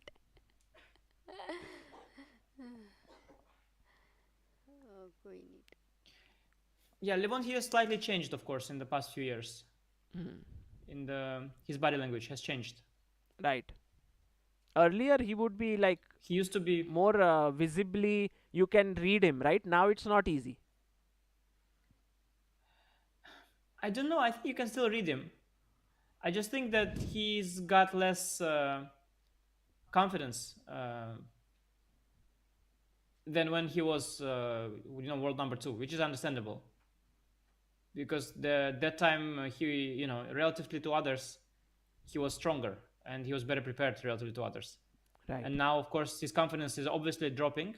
But I think you can see it in his body language very much. Like in such position, when he was world number 2 at his peak, he would not give away, that he's not thrilled. He would be pretending he's thrilled still. Right. Let's see if he goes bishop h7 here. That's going to be very exciting. Going back to Gukesh versus Arjun game, b5 has come. Oh, this dream happened. Wait. Dream has happened for Arjun. How? He didn't go b5, right? He went. CB. Yeah, CB happened. CB, AB, rook d1, wow. queen c7, and now a4 played by Gukesh. A4. A4, yes. What's he doing? You don't like a4? What's he trying to do? CB is interesting, but A4 is it's. I mean, this is a terrible idea, I think. Why? Because that just weakens the a pawn. I mean, it weakens everything. Like a2 b3, at least they were so incredibly hard to attack, and this b3 pawn was a granite, yeah, for the bishop. A2 pawn was easily defended. I mean, what is a4 trying to achieve? Like, you just created a weakness for yourself. But you know, he was afraid of maybe So b4 it's terrible clamping move. these pawns. If he was afraid of that, he should have gone c5. Right. But why to be afraid of that? Because after b4, I mean, you have to work very hard to attack my a pawn, and I have like knight d1, knight d3 ideas. Knight h4, knight f5 is very. I mean, why not knight h4? You mean here? No, because a4 is a dream for black. Yeah, I mean, I would be so thrilled with black to receive a4 because then I get play against a weak pawn. Now there is. I mean, you give me play like. But will you take on a4 or will you go b4? No, b4 is what Gukesh wants. But you know, it doesn't matter. No? Even what I do, the thing is, if you go before white plays a4, the best, if let's say imagine it's black to move, the best thing that can happen to black, the best move for black is to push white's pawn to a4. That's the best move for black. No, really, like it's black to move. Like there is no move better than pushing white pawn to a4. Because you have to try so hard to generate counterplay. Wow, it is. And you I are mean, now, this inviting it. difference Wow, I did it's, not realize it because you know a4 does Yeah. look like you're pushing. You have a majority there. It's a passed pawn, and it looks like a normal move. Yes, you in want a to get your normal rook behind sense. the pawn. Yes. But it is very interesting what you assess, Anish. And what? a4, a5, a6, a7, a8 maybe. I mean, like your knights on g3 and f3 also don't help the pawn push. No, I think what you actually want with white, you want to trade the a pawn and make a draw. Yes. That's I think what you actually want. That's clear now. But I don't think Gukesh played a4 with a lack of ambition. No, I mean Gukesh would not play a4 with like, oh, now I want to make a draw. No, but no, he does. Because I mean, why else to? Yeah, yeah, maybe. No, but a pawn is so weak. Yeah, it's obvious. Like it's not gonna queen. I mean, look at the pawn. It's not how it works. Like the pawn from a4, it's 5 moves away from promotion. There are 0 pieces supporting it. You are not dreaming that this pawn is gonna become a queen, right? I mean Gukesh might be because see, It's like one of those soldiers that has no ambition at all, yeah, to ever enter the palace. but this is weak, Anish, for you. d6, and he's attacking it thrice right now. Okay. Yeah, but the idea is that after you take everything on d6, I take on a4. So you want to trade the d pawn for a pawn. That's what I mean. Got it. Okay. You're not even attacking it because of the. Okay, black can also play d5 or.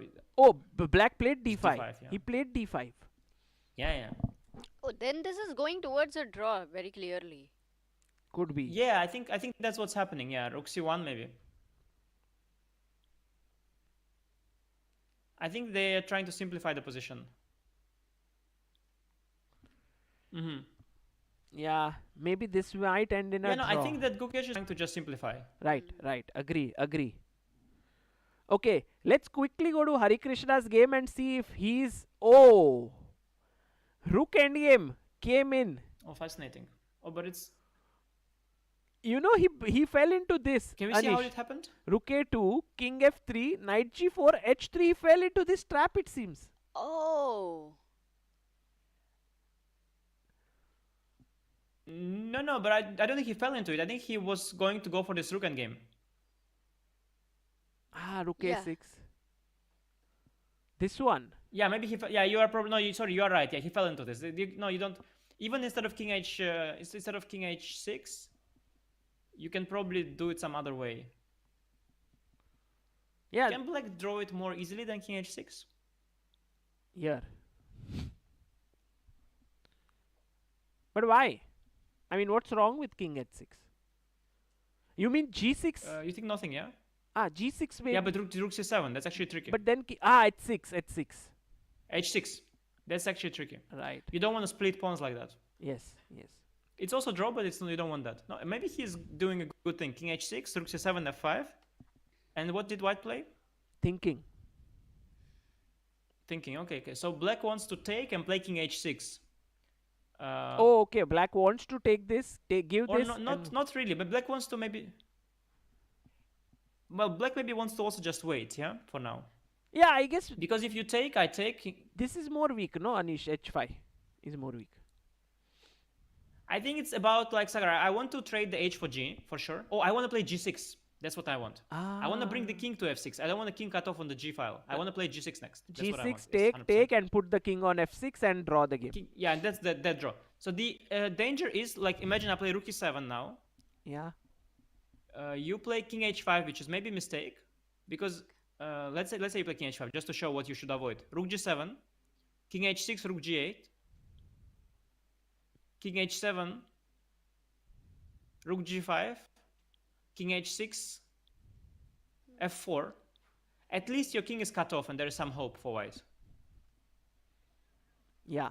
If your king is on f6, it's completely dead draw. So that's why he wants to play g6 next. Bring the king to f6, and then there's nothing to play for. Very nice point. Very nice point here. So g6 coming in for Harikrishna, and he manages to hold this. So king f3 only chance, I guess. But still. Yeah, maybe king f4. Ooh. Oh, you're creating play. Wow. Yeah, I'm trying some desperate, but rook d2 probably just draw. Yeah, it's a draw. Okay. No, it's very well defended by Hari, I have to say. Yeah. Well done, Hari. There. And let's go to Pavel. Eljanov versus Sjugirov. Knight. He's gone with both his knights back. Knight d7 and knight f8. Very slow game. Yeah, no, deep positional game. But look at the time. Pavel has 6 minutes. Like, it could be Oh my slow on the God. board, but it is going to get super fast. Yeah. This might get very intense. Not right now, though. Let's not another 5 to 10 minutes. But Pavel is thinking so Yeah, no, calmly. it's just slow. So calmly. 6 minutes only left. Pavel, come on.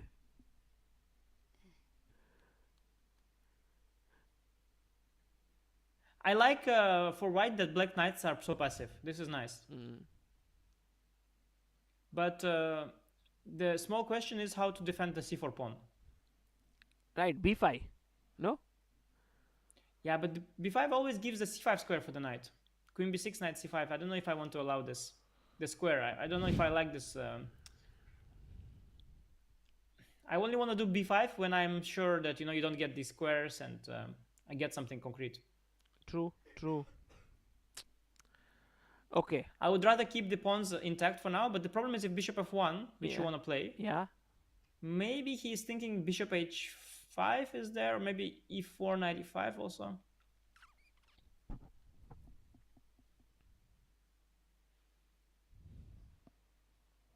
Maybe black plays e4 somewhere, I don't know, knight e5. But also, Anish, now queen a3 makes sense, no? Because your bishop is back in the game, and that was our biggest worry. Yeah, the knight on c3. The knight on c3 is also very unstable. Yeah, queen a3 is just strong. No, that's the terrible version of things. White. Okay, so guys, here it seems like Eljanov. Oh, that's draw. Wait a second. Yeah. It's probably happened. This rook c1, queen a5 business. Rook c1. Oh, he took an a4. Rook c1, rook a4. Can we have the full board? Yeah, this happened, I think. Rook a4 happened. Ah, okay. And yeah, maybe they just draw on the spot. took this way. Also, the full hall would be on the side. Okay, so this means that we already have one result. Gukesh and Arjun, the big game, has ended in a draw. And Predke and Harikrishna is also going to end in a draw. E4 he plays. He plays something. He tries for something. So the main exciting game remains live on. Yeah. Oh, G6, Yeah, so but still. FE4. FE4, huh? FE4, what is FE4? Looks good.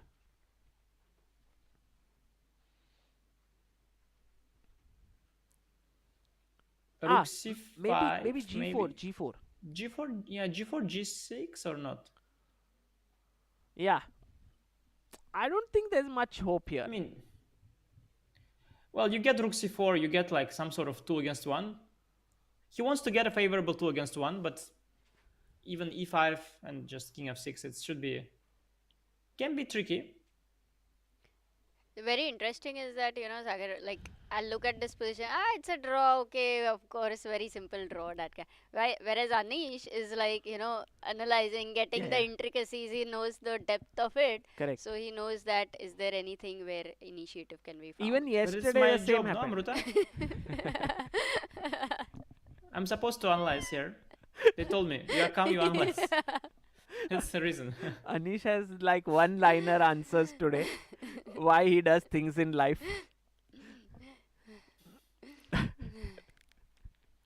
Anish, should we go to Levon versus Maghsoodloo, because that was really the key. But Anish did Yeah. not give you permission, No, but but you I- still went there. Queen E2. Yeah, no, I tell you, he didn't see this bishop h7 thing, I guess, or he didn't like it. Queen E2, yeah, that's what he looked like. Queen E2, he looked like a man who was considering Queen E2. True. He's trying to hold this position now. But it might get difficult, Parham no? is going to be fuming. Parham is going to be now, he's going to generate energy, generate winning chances, I think. He loves these things. You think there are enough chances here? Yeah, actually, I have to say that Black's king side is quite fragile right now. It's very hard to stabilize it. Because I am threatening bishop f3 and the f3 pawn will be weak. And black needs like 2 moves, bishop d7, rook a8. If he doesn't get them,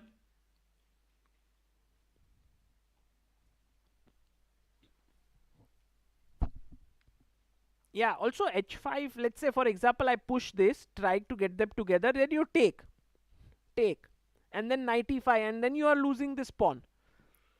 yes, exactly. I'm going to destabilize. Yeah, the more I look at it, actually, I think that, yeah, Parham wants, but not sure if he can.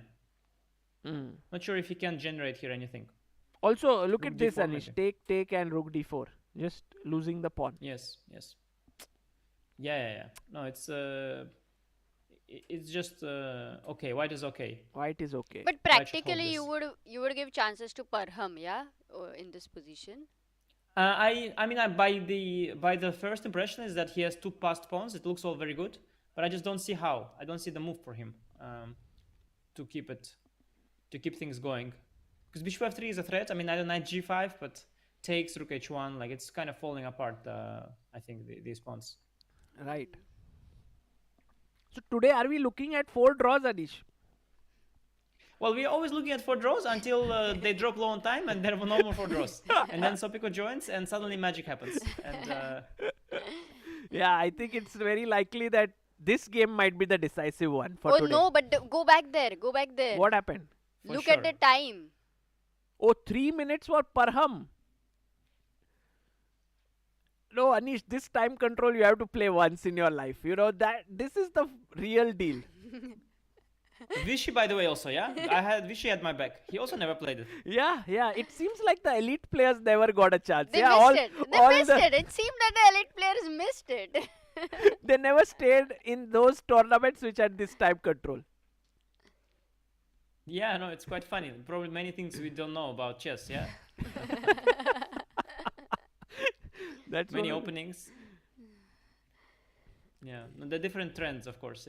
But it's also coincidence, yeah. I mean, I played like even super weird time controls, but this one of the normal ones I just never played. Yeah, it's kind of a funny coincidence. Yeah. The opens that I played were always different. Right. While we have Anish here, maybe director, if you can have that replay of Arjun and Gukesh's draw, then maybe this time Did we he missed offer a it. draw? Who? No, he offered a draw. Oh, Sorry, he wait, offered yes, a draw. Oh, yes. Oh, what? Who? When? Just when How? Anish said Parham would be fuming. Anish Yeah, draw. but it was before I started calculating lines. Yeah. Okay, but what happened? Like bishop e2? They just agreed or what? Last move was knight d3, and Levon offered a draw, I guess. Ah, that's how it is.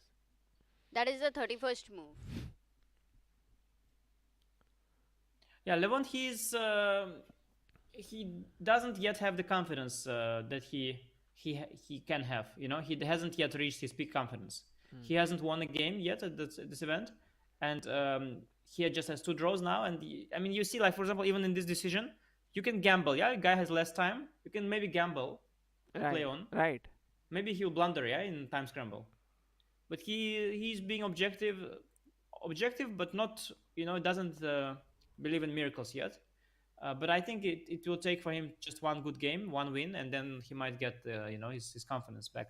Right. And you can look at Parham. I think he's in his head feeling like 5 out of 5 now I need to sort of reach that Yeah, no, spot. he's not happy. He's not happy with, and we get a replay now. Oh. The technology is very nice. Nice. At some point, we will get some blunders also like this, I hope. Oh, nice.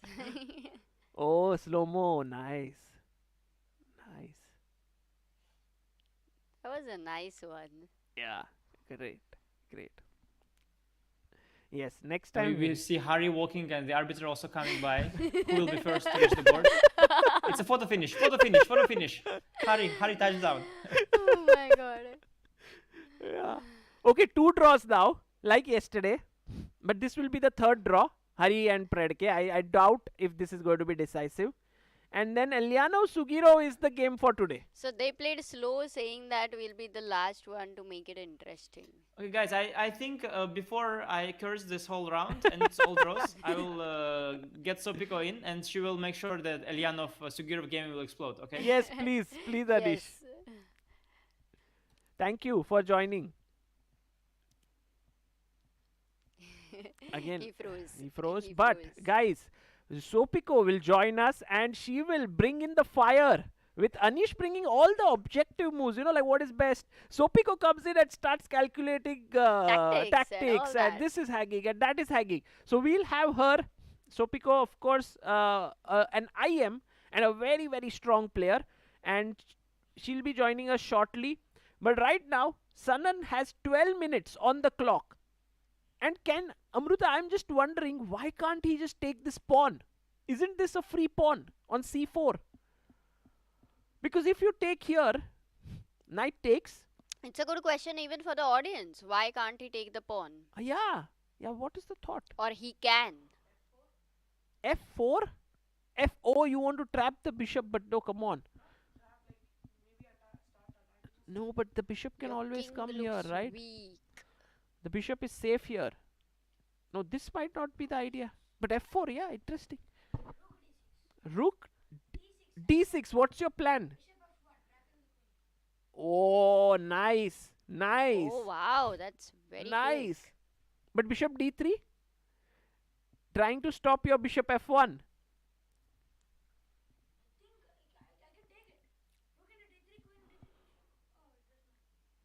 And almost trapping. Almost. But I have this one square. There is no almost in chess.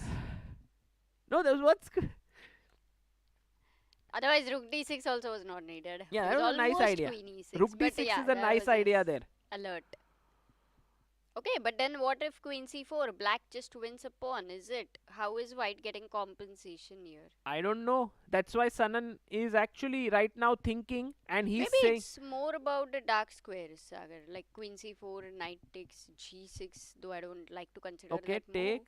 And then I take And with the knight h pawn. e4, knight e4, Knight. going to d6. But Amruta, this is And f7 is weak, knight, bishop f1, bishop c4 sometime. very interesting. But what if I hit you? Don't I mean- hit me. Hit your queen. Rook at... Rook a2. Yeah, queen b1. And then queen c2, you can always exchange the queens. Yes, yes. We have a replay coming in. Let's just have a look at what replay. It's a surprise for us. Oh, it's the who offered a draw. Oh, look at Levon there. Happy with that fact that Parham accepted the draw. So that's the score actually. Levon on 1 point, Parham on half point in this tournament after this game. So Amruta, we will have no player on 2 out of 2 it seems. Oh, unless Eljanov wins this. Oh yes, he Yes. has a chance actually. Yeah. Let's see what Sjugirov does now. Quick learner, Sagar. Yes, it is Sjugirov. And if Sjugirov doesn't take on c4, Amruta, what is the other move that he can play and why is he not playing? Can Queen we have a look A3. at the other angle of him? What is he thinking? Maybe the full screen view. With the board, yeah, full screen with the board. Yeah, would with be the board. nice. With the board. Queen a3, yes, that looks a nice move here. We can see he has 9 minutes 20 seconds while Eljanov has 4 minutes 30 seconds. Sjugirov is thinking whether I should take that pawn on c4, move, and he takes it. He takes the pawn. Oh. Okay, interesting. Now, what is Eljanov going to do? This is interesting how he is going to find a compensation. If he plays rook, oh, he takes on g6. Amruta, your move coming in. Your idea, knight e4 next. Not bad. We Bishop need f1. Sopiko. Okay, bishop f1. First he went And look at bishop his f1. face. Look at Sugirov's face. He's like, Why? what is happening? I don't understand why he gave the pawn. And that is where Anish had said you cannot predict Pavel's moves. Yeah, very unpredictable. this He's was fighting still. And maybe he wants knight c5. He wants knight d6. There are all these possibilities in the air. But is it a good pawn sack here?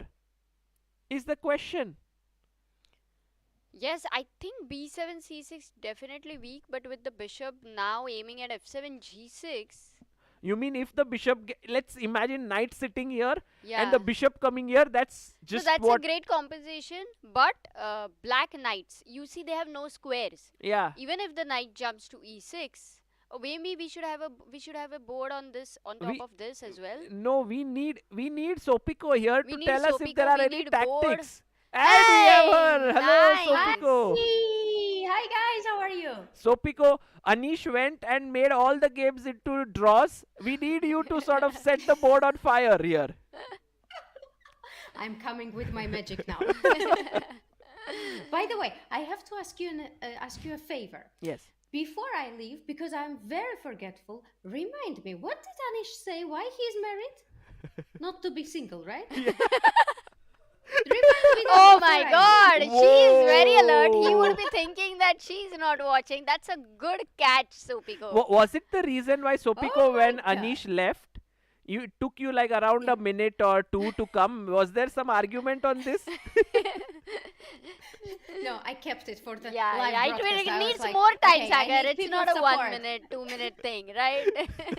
Yeah, it's not a 1 minute.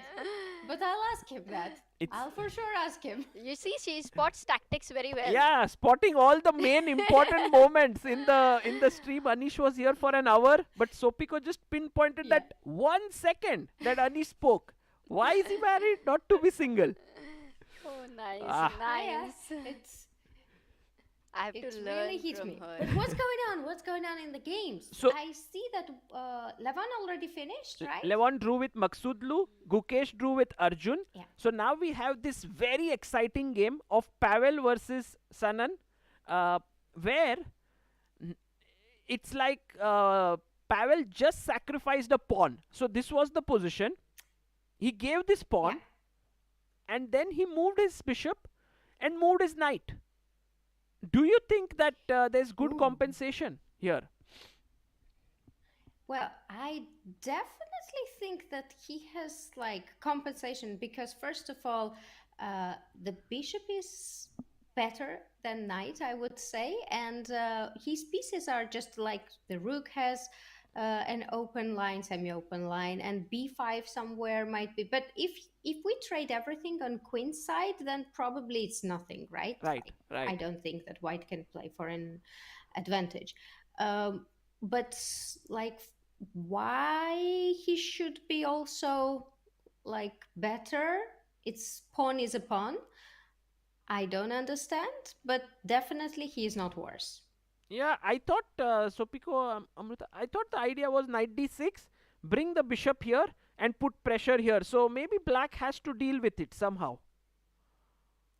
Oh yeah, that's definitely the case. Knight d6 is a threat now, but knight b6 I can always like avoid bishop Ah, c4, true, right? true, But even true. knight g5, but then Yeah, you knight don't get g5. bishop to c4 is very irritating.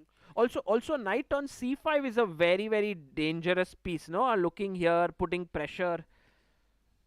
Yeah, yeah, knight c5. No, I think that white has definitely compensation and activity, but I'm afraid that this activity is a bit temporary.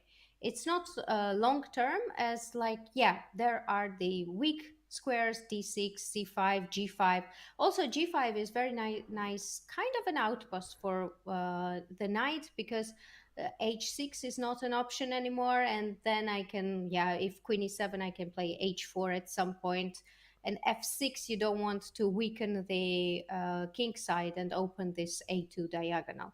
So knight g5 is really a good post, but for now knight on e4 is good, yeah, like keeping all the options open. True, true. Absolutely. This is very important. And I think Pavel made this decision also looking at the clock. If we just zoom into that camera full screen, we will see that Yeah.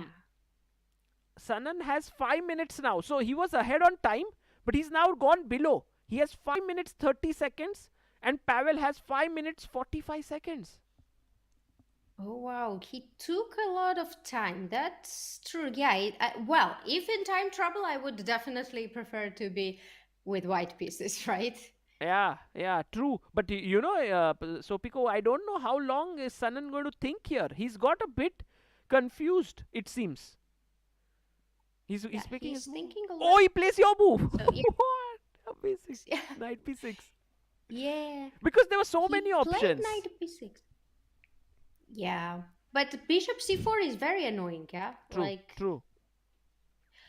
also we have to mention that okay, knight was not doing anything on d7. The other knight is nicely actually supporting the h7 square and the king, and at some point like queen e7, knight e6 might be an option, and knight d5 as well, and knight b6, knight d5 if you want to provoke. Oh, we have nice analysis, Yeah, right, of exactly. Right now we see Levon. Levon and Parham analyzing in the room opposite to the playing hall. It's the VIP room. So they just got their chessboard. Oh. I think there is an extra, maybe an extra chessboard, or they just took it from their No, board. no, no, There's an there extra is. one. Well, chess players, anything they would do for analyzing. Sometimes they are happier while analyzing than while playing. Yeah, you I mean, know, you can. Amruta, They are expressing basically. sometimes we think, Yeah, depends on the result though. Ah, yes, yes, yes. Very important. yeah, true. Sometimes we think they are all like thinking about candidates, and Parham is like, oh, I lost rating points. But at the end of the day, just getting to play chess is what they enjoy, right? So it's okay, even if Yeah. something goes wrong. Yeah, to ask the people who are missing playing chess for sure. Here, all three of us not played chess since a long time. So quite hungry there. Yeah. But we are still connected. Absolutely. Absolutely. Connected to chess. Yeah, very interesting position, Yeah, right? but tell Does me he want something. actually to yeah? Sorry to interrupt. Yeah, go on. Yeah, he could have got something like this with the pawn on c5, right? Where the knight couldn't come to b6. Like for Pavel, giving up the c4 pawn, could he not have done that before, like Yeah. with c5, or how was it? A little confused. Yeah, he could have kept the pawn for sure. He could have played b5, No, uh, I'm talking about c5. c5. Yeah, also possible. Very much. So it's a very, Yeah. very difficult thing to understand what's going on his mind True. to give up the c4 pawn. Yeah, I think he really wants to have c5 square for the knight, because then when you have the pawn on c5, you have only d6 square, which becomes a very good outpost for the knight. But right now he keeps an option like with knight c5. Also, at some point, Yeah, but I don't know, like knight c5, yeah, it's beautiful there. But It queen goes attacks to the e7. b7 pawn. Yeah, just defends it. Yeah, but queen goes to e7 and protects everything. Can He has to find a way. Yeah, can we have Bishop. a look at the board, like the full view of this Pavel? He makes a move. He goes knight g5. He's going to that square. Where is Yeah, it's an yeah. outpost. Knight I g5. wanted to say knight g5, and sometimes maybe the ideas can be also like h4, h5, yeah? But for that, I need to regroup, like maybe bishop d3, bishop b1, queen c2 at some point, like, I don't know, king g2, rook h1. If I go all in, what happens? True, true. Okay, he plays his queen back. And now the knight is attacked. So I think he'll go h4. He plays it. He plays Oh, it. he's Yeah, not thinking at all. 3 minutes on his clock, 5 minutes for Sjugirov. Yeah. yeah. What's But the the thing next is, it's move? easier to play with white. Ah, Yes, b5 will come next, I I feel. think No? b5, yeah? You think b5? Maybe not. I was just thinking if b5, cb, queen b5, I might get some play there. But yeah, maybe it just simplifies everything. Or also c5 might I come. Yeah, No. but white has a lot of moves, no? Like a lot of useful moves. For example, he can improve his bishop or the king, like king g2 to, oh, knight h7. That's very concrete. Very cool move. He's like, get the knight out from there, so I don't have to worry. Yeah. Yeah, that's very concrete approach. And probably it's Oh, necessary. we have the board now. Nice. So we can make the moves. Okay. Yeah. What do you do here? Knight at 7. Do you take? No. I would not want to. Well, I would think maybe knight f3 like makes a little bit of sense to attack the pawn on e5, but then I don't want like to really get my knight, like my knight was very good on e4, yeah, and I made it worse. True, true. And if you go here, then the knight pursues it. And then if you go Knight here, f6, yeah. yeah, it doesn't feel much. But I could go everything like this without improving black's position. hmm. You mean Actually, earlier, yeah? Could have gone to Yeah. c5. Yeah, True, true, true. yeah. So now Pavel has a decision to make with 2 minutes 20 seconds. Will he go like crazy here, do something? I don't know what. I think he might have missed this one, knight h7. Yeah, it's a Because it's sneaky very move. easy, like, to, yeah, it's very easy to think that, okay, my knight is kind of stuck on g5 very nicely, and then I'll just improve my position. But this is very concrete approach from black, that, okay, Oh, takes. what are you doing? Takes. Oh, takes, yeah. Takes. Sanan is But pawn this up. I don't like. Yeah, Sanan is pawn up Yeah, now. it feels like I'm a pawn down.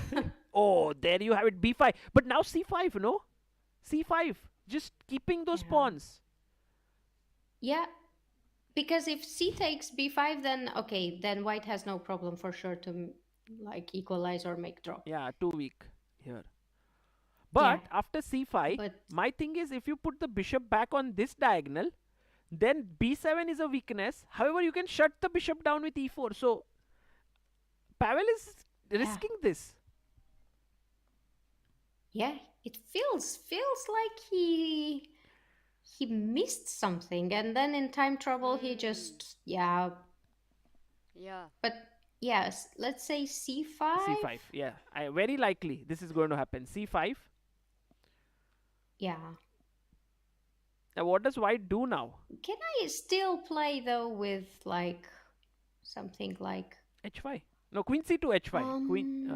No, wait. queen c2 h5, yeah, or yeah, queen c2, yeah, queen c2 h5. I wanted maybe e4 still, yeah. Exactly. He played c5. Yeah, Sanan there. yeah, he played c5. Pushing for the win. Oh wow, that's very complex. White has to do something very fast, I think. Otherwise, he'll just suffer. But what? Queen d2? Maybe queen d2, queen d6. Could be an idea. Take the Yeah, open file. yeah, that looks really something let's get something it. very concrete. Queen d2, Queen d2. maybe rook somewhere. You don't have the d file.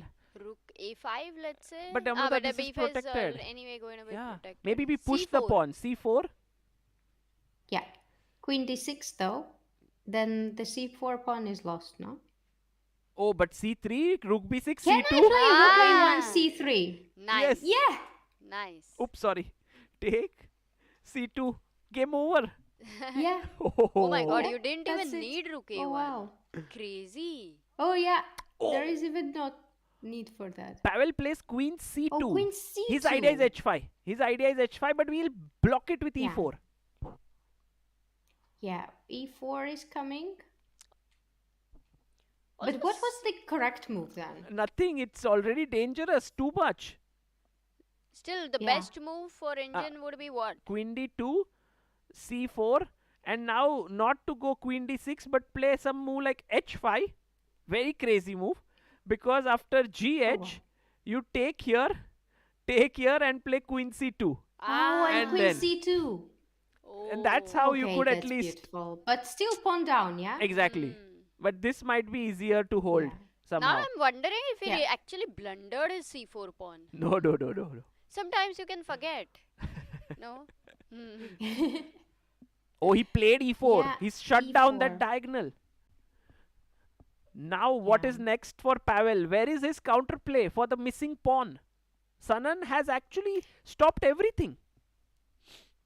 Yeah, and it looks really good for black. I'm just afraid of one thing, like, what is really going on after I join the show?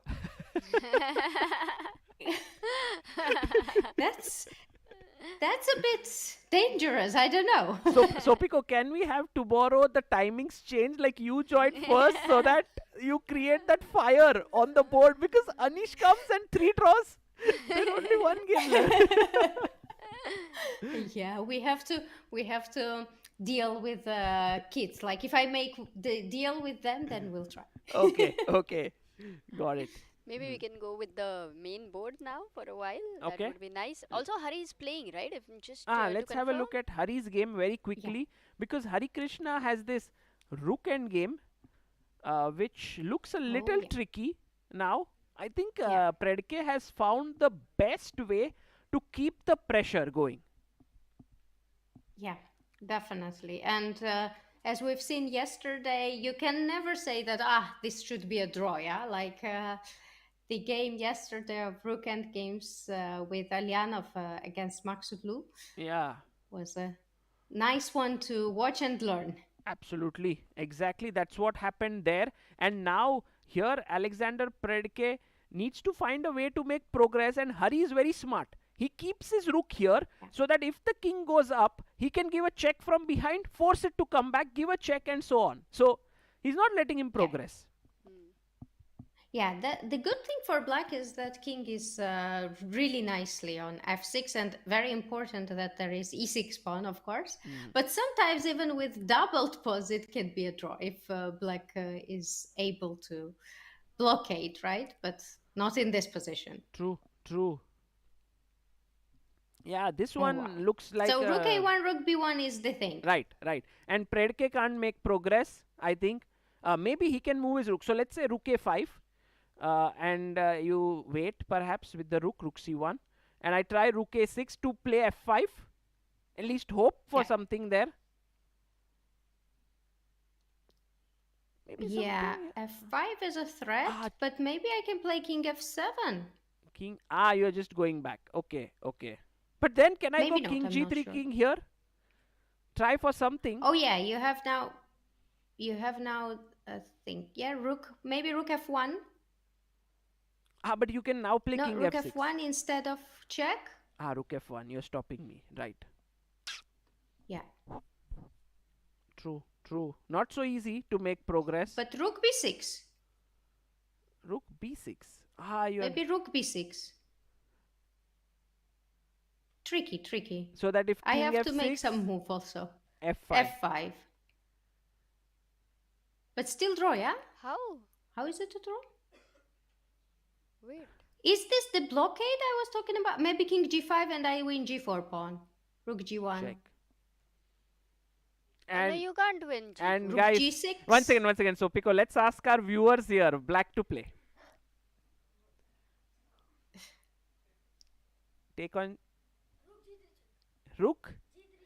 Oh, nice. We have a very Rook strong g3 check. check here. Wow, nice Yeah. move. Nice Yeah. move. What a stalemate.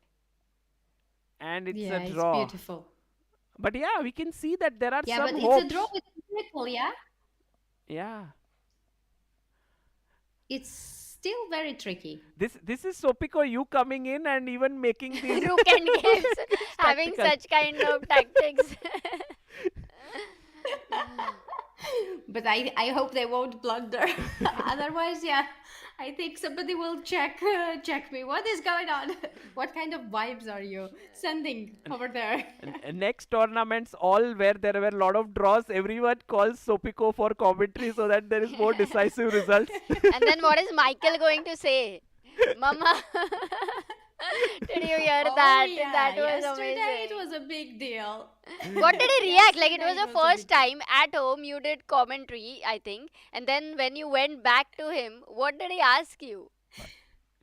Oh yeah, it was a disaster. It was not a disaster when I went back, but Anish tried to put me on TV because he's used to seeing like Papa is working, Papa is on TV, and Papa, but he's not used to working. Like he's not used to see me on the screen so much. I'm always with him, and then Anish put on broadcast, and he was like, "No!" He was like, "Papa to work, Mama here." So he was sending like Anish to work, and Mama should be there. And in the end, Anish managed to calm him down, and we have a video like.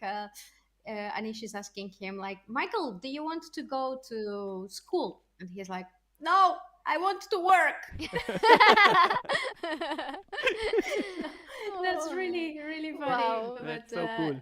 now I just escaped from him, so Papa is having play date. Nice. And then today Anish is not going to show that you are on the screen. So that won't No, be a no, we problem. already learned our lesson. Amazing. Someday we will have a camera there. In that, just like we have a commentator's camera at the playing hall camera, we'll have one camera in that the main playing hall in your house. But you heard here, right? Anish managed to calm him down. I mean, look at his skills everywhere. True. Yeah. Yeah. Okay. I trust him. Yesterday we agreed that he's better babysitter, right? True. Okay, so here the idea which we thought has happened. Rook has come to a6 to play f5. So Harikrishna must figure out what to do. But can we quickly, while he thinks, go back to Eljanov Sjugirov to see what is the progress here? Oh my god. Yeah, sure. Oh yeah, Queen d2, Queen, huh? Queen. Okay, so he provoked. Oh my god, he found this No, but move, I c4. don't get one thing. Why not c4? He played it. He played it. Oh, is that on the board? Yeah, let's have the big board there. Let's see what is, because few moves, he takes c3. What is it lose? No, but why did he lose a tempo with Queen e6? That's what I don't understand. He could have played directly, right? c4. Yeah, instead of Queen e6. So Yeah. here he could have played c4 directly, but maybe, yeah, that could have, maybe Queen d4 is what he didn't like. But then there's Queen e6. Okay, yeah. I don't know. But he played here, take, c4, take c3, rook b7, and now c2, And there rook- is rook c8, rook c7, but rook c8. Yeah, rook c8.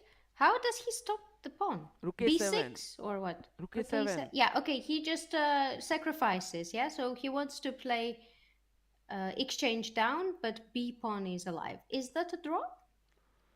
Good question. Yeah, it could be a fortress, no? Take. Let's see. I think it might be very difficult to hold this, especially because that pawn on e4 cramps the white king side so much, Yeah. and the black king will slowly come on the other side. This might be lost. Yeah, and now question to audience. Okay. Which piece becomes the most important in the endgame? Oh, that's a good question. Which piece becomes the most important in the endgame? King. Sopiko, is that correct? Yeah. Yes. Yeah, so Wow. we will activate our king, right? From this side. Yeah. So then the plan But is where to are we get. going? We need Yeah. to have a plan. One thing I don't like for white is that the h pawn is there. So, like, there are always ideas with g5 for black, yeah, like to put pressure with king h6, king h5 is not an option, but for sure, like, black has a very good chance to convert this one. I Yeah, because agree. I think if his rook is on b2 and king on e1, what is the plan? It's That's over, a no? great idea. Switch the king Yeah. this way and put the rook here. Yeah, f2 pawn. Yeah, that's great. So This is the. But how can he stop Huh. it? yeah, it might not be so easy. Oh, he goes for your idea g5. Oh, he goes g5 directly. Yeah. But I'm not sure that's necessary. Is it smart? Is it good? I don't think so. I think what Amruta said with king g8, king f8 looked like crushing, no? Very nice, slow crushing. Yeah, but Plan. slow, yeah, if there was something for white. So one question to you guys is, if the b pawn and e pawn are traded, then is the bishop versus rook endgame draw? Yeah, I think so. 4 versus 3 on the same Yeah, side. No, it will be 3 versus 2, let's say. Yeah, should be a draw. No, maybe not. I'm not sure. That's why the question. So here, king g6. But why he? Okay, king g6, king g5. No, wants- what do you... But the B- problem is yeah, that what do you white do? has not. Oh. White doesn't have many moves, yeah. White doesn't have moves. b6? Just to free the bishop. b6, rook b1. Rook b1. Then you don't Yeah, get a rook e4 b1 pawn. and bishop c4. Yes, exactly. But This then very rook important move. b6. Rook b6 and now very Bishop important d5, move. then rook b4. No? Bishop d5. Bishop d5. But rook b4. What Yeah. again? And here. And now king h3. And you can't take here. Everything is tied up. Yeah, everything is pinned. So this Oh, is that's a brilliant. draw. This is such a brilliant What bishop. are you saying? That's brilliant. And I just keep moving my king back and forth. No, once again, I mean, not too soon. Oh, If king wow. g5, bishop f7, Yeah. and you have disconnected the pawns, that's like That's you a have. draw. This should be a draw. You still have f2 as a Yeah, weakness, but- like in. Oh, he plays it. He finds this idea. Oh. Pavel. Actually, this means that g5 was a bad move by Sjugirov. Yeah. No, but then the same thing, no, for king g8 No, also. king King f8. G8. No, King still b6. b6, rook b1. Bishop, Rook b1. Now yeah. if you do this, Yeah. take. bishop d5. But now it's no longer a problem. Rook b4 and I'll go king f8, f5 and it's not tied down. Yeah.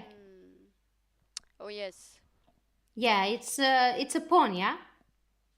Yeah. So king Yes. g2, g5, hg, king g6, b6. Excellent move. And I think you can see Sjugirov has just stopped in his tracks. He's like, I didn't expect that move. Okay, but he doesn't attack the Yeah, b6. and look at let's the say. time. Oh, 58 seconds for Pavel and 4 minutes for Sjugirov. On the other hand, you can also play king g5 Yes, for now. but now Or not. but now there is a brilliant move b7, here. rook b1, bishop c. Huh? b7, rook b1, bishop a6 would not be that great because you are kind of tying it up Rook completely. b6. No, Yeah. but there is a great idea here for One white. second, one second. White to Let- play. Let's let ask our Sopiko think. audience as well. White to play. Yeah, white to play. Oh, I see. Wow. Yeah.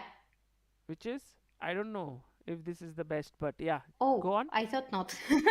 Wait, I thought bishop b5 is the problem. Exactly. But then Bishop bishop b5. b5 and bishop B1. c4, yeah? One second. No, rook b1. Rook b1, bishop c4. Not bishop c4 because of f5.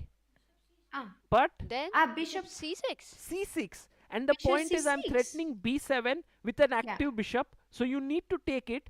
And then bishop e4 is a draw. Okay. Okay, this is a Yeah. draw. But what if f5? Sorry, 1 second. Then you. If you play f5 here, then b7, and now my bishop is much better than on a6, so I have two moves. Yeah. But can I not get my king? 1 second. Your bishop will be zugzwanged. So king Here, f6. here. Okay. But I have pawns on white light squared, so whenever kind of attack. But okay, it's not so easy, yeah? King f6, what to do? Now, let's try to Probably go here. g4. Yeah, Yeah. breaking your G6. structure. G6. Take. And I think f3. king g3. Ah, f3 even, yeah? Check king g3 and draw. I've traded everything. Yeah. Ooh. Yeah. Amazing. Yeah, that's amazing. That's amazing save. Okay, he goes rook Okay, c6. that's interesting. Rook c6. Probably only way to keep chances. Yeah, but now b7. Rook b6. b7, rook b6. There is no bishop b5. Right. Bishop c4 takes bishop here. And once again we reach the same position. b4. Rook b4 is draw, right? King No, h3. I have rook b4. b7 pawn is gone. Yes, but no, that's not the point. Now I go here and here. You don't have a move. Oh, same position. Oh wait, maybe rook e7. Exactly. No, I go rook e7. Exactly. Rook e7, Yeah. defending this and this. And this might be better for you. Yeah, it looks better because I Take on g5 next. kept all my pawns, yeah? So if you have 3 versus Yeah, 3, take on then g5. it should be winning, yeah? But this rook c6 is such a cool move, no? By He Sjugirov. stops Yeah. bishop c4, yes. b7, rook b6. Yeah. And now... And then you are in time to pick up the pawn. Yeah, and e7 very pawn. important move here, rook e7. Defending here and here, next picking up this, then slowly improving. Guys, look, it's 10 seconds for Eljanov. Eljanov, play, you lose on time. No, that's Oh, he right. played bishop a6. Oh. What? Yeah, it's a tricky move, but we already saw this, yeah, in our lives that bishop on a6 was not good. Yeah, it's like now you But have the locked trick is, everything if I up. take now on g5, Yeah, is there a trick or not? bishop c4, I right? just You were take, yeah? thinking? But rook b7 Yeah, exactly. Defends everything. and rook e7. And rook e7. Defends here. So Sjugirov is actually winning, we can say. Not so no, sure. There might be more extreme. twists here, but yes, it looks very Yeah, comfortable. more twists, but it is 30 seconds for Eljanov. Ah. And 2 minutes 30 seconds for Sjugirov. Oh. And can we quickly check Yeah. Harikrishna's game? What's Yeah. happening there? It Yeah. should be all in control, if I believe. Oh, Hari played rook c3. What? Hari is not even afraid of f5. He says if you play f5, I'll go king g5. King g5, yeah. He played rook Ah. c3, but that's nice if you can do it. Then you keep the king cut. Right. So here. Hari is just so confident about these endgames. Yeah, he's doing it in style. Second score sheet coming in. 50 moves done. Yeah. Let's go back to Pavel versus Sjugirov, because this looks like Yeah. a draw.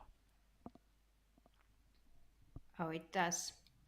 This looks like a draw because like also Hari found the way, yeah, like that he cannot do anything. True. Let's have Pavel Eljanov versus Sjugirov on the screen. Yes. Oh, what? f4? King takes g5? He played f4. Oh. Do you take Oh, it? wow. Do you take it or not? Like from first thought, I would not take. I think that this e3 pawn and g3 pawn is such a weakness, no? Yeah. I mean, But maybe I need to take. but then the king gets at least some activity. Because if you Yeah. don't do that, then black was already aiming to just run the king over somehow, like the long distance. Let's have a quick shot of the yeah. analysis there of Levon and Parham. Oh, they are still analyzing.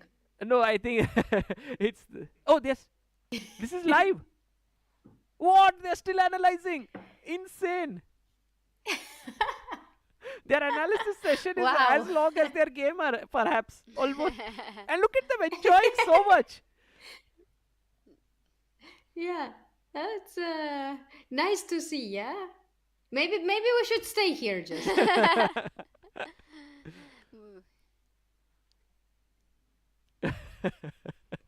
Wow. Wow, this is so nice. Still And analyzing. they're so happy. I think this is Yeah. the moment where they both sort of calm down in this event, like feel at home. Because all you need is someone you Yeah. to have a nice time in like in a country where you've come, and then you feel like, okay, this is They I found belong. each other, yeah? Yeah, I belong here. Okay, Yeah. back No, to Hari. that's nice. That's nice. So Hari's position draw. No, Predke did determine something by pushing his pawn on g5, which might not be a big deal. Okay. He just pushed that. No, now it's a simple one, no? Because, Yeah, he yeah. pushed it, but then f5 ideas are gone. Yeah, like this more looks like, although like king rook on e3, now he wants probably to get with king somewhere. Yeah, like rook keeps being on e3 and king g3, king g4, but now it's probably important that I keep my rook on a file. Yes, so that you have these checks. True. Oh, but look Yeah. at what Predke is doing. He put his rook here. He wants to start moving his king perhaps there. But f4 pawn should be kind of Yeah. True. weak. At some point, black even can go e5, yeah? Like That's in a nice one. moment. True. Good one. Good Like one. rook a4, In a nice moment to, yeah. king g3, and now e5. Nice. Because f5, Yeah. there is... but this might be risky. No, Rook no, no. f4. But rook f4 check. No? King g8. And then you lose this. Yeah, And, it's and lost. f6. Like the pawn is, Wow. Okay, it's too concrete though. yeah, g5 is lost then. Should we go back to Sjugirov versus Eljanov? Yeah, I think they have very big time trouble there. Let's go Let's there. go. Sjugirov, Eljanov, That let's means go as there. of now also He took, yeah? Yeah, he took. Hari Yeah, will he stay took the unbeaten. pawn. And if Pavel also draws, he will stay unbeaten. Otherwise, Hari and Sjugirov will be in the lead. Otherwise. No, yeah, Hari and Sjugirov. Let's have Sjugirov versus Eljanov video. Yeah. So, he improved his bishop. He played check, Yeah. king e5 here. Oh, but he missed this move, next move. What? He's blundered it. Black to play, guys. Oh, Here. What that's is a the very next simple move? G5 or No, come on, black to Look, play. F6. Let's No. see if our audience F- can No, find. no, no. That's F5, yeah? Exactly, f5. Oh. F5. Bishop c6, king d6. He Oh, takes he was away. hoping for bishop c6, but then king d6. Oh, this is over. Oh, Game over. man. That was very quick. He just blundered bringing that bishop. He thought the bishop had squares, but now no squares left. And the pawn is going. Yeah, this is game over. That's the time pressure actually, right? What Sopiko was talking about. True. Yeah, it was really important. Imagine you had like good 30 minutes over there. Probably it's possible. It was possible to hold it. Yeah. True. Maybe even not. Yeah, it would be interesting for all the endgame experts to actually analyze this endgame and figure out what's the actual evaluation. He goes bishop e8. But maybe g5 now, or like he should take it right away. He takes. He takes, yeah. But king f4? And king f4? Yeah, exactly. King f4, maybe king e6. Just King f4, king e7 probably. e7. No. Bishop g6 then. Oh, there's only one move to win here. King f4. After king f4, there's only one move to e6, win. yeah? Yes, king e6. But I think he'll find it. Yeah. Yeah, because you Because, see that king e7, bishop g6. True. So king e6. And now if bishop g6, you have check. King here, Check. check. And king is on the side Yeah. and you can win in any number of ways. Just King take. f6. Yeah. Yeah. Or yeah. Oh wow.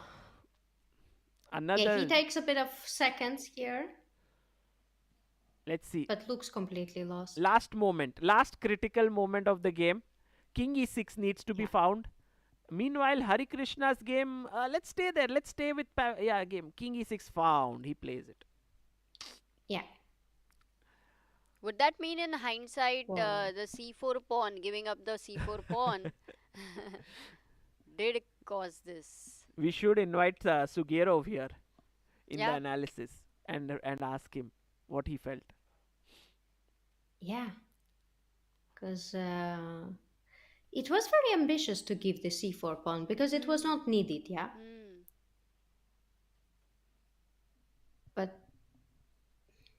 But the like, I guess the b5 was like critical mistake of the game, because after b5 c5 black already has these tricks with c4.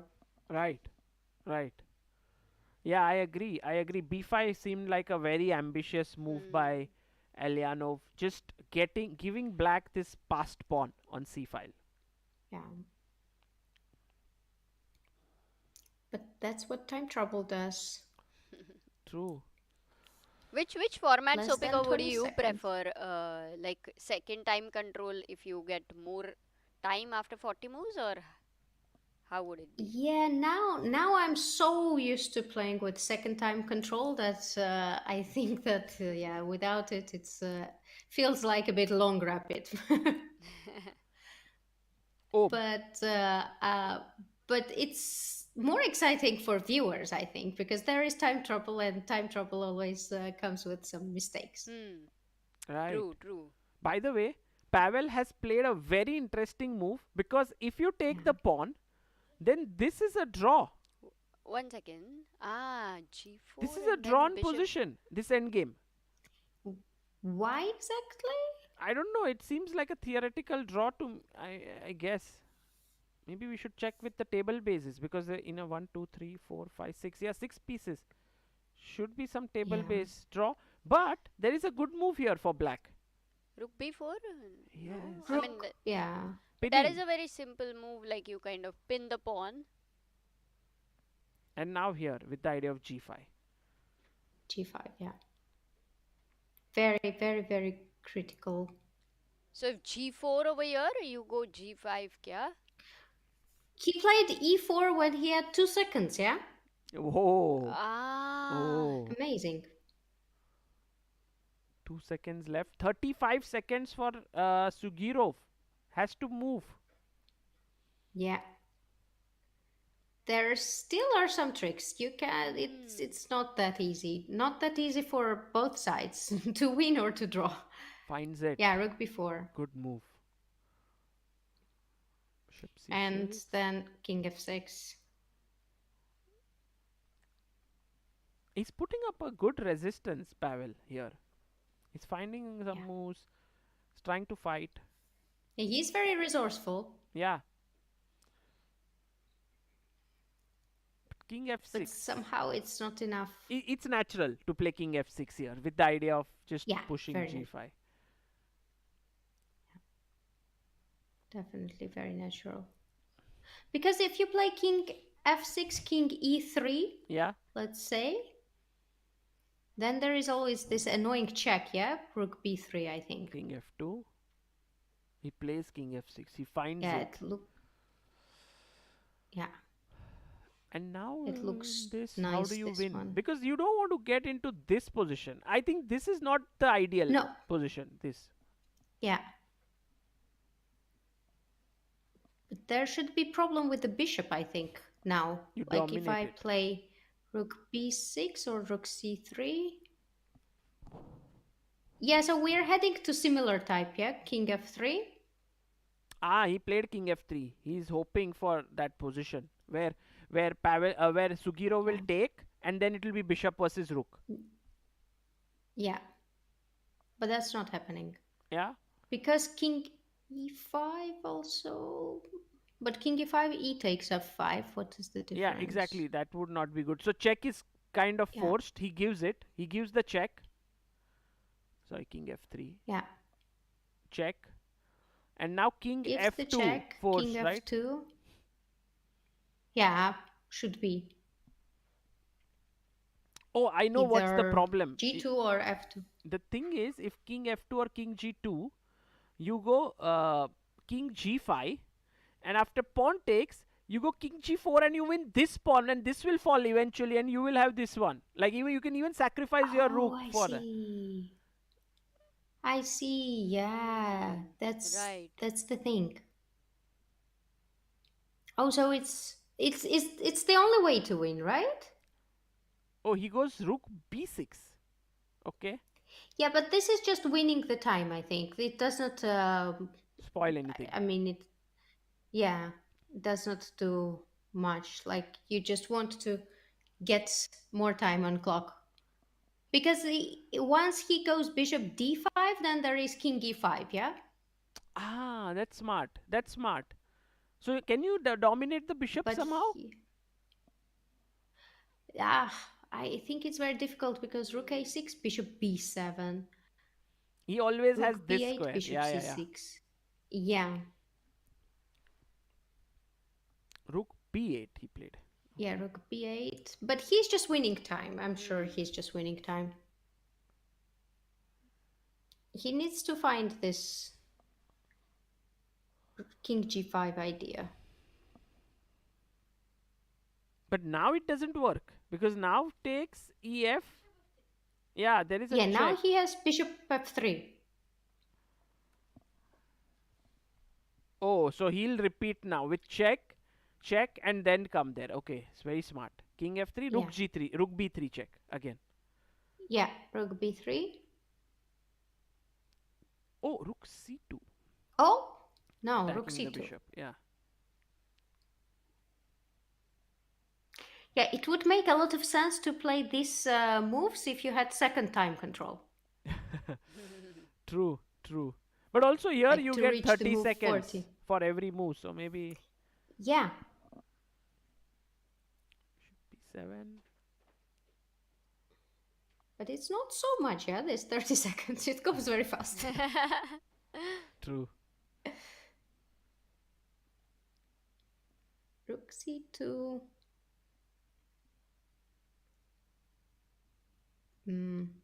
No, that's the only way. Oh, Rook c3 should be Is he played. not finding it yet? Maybe?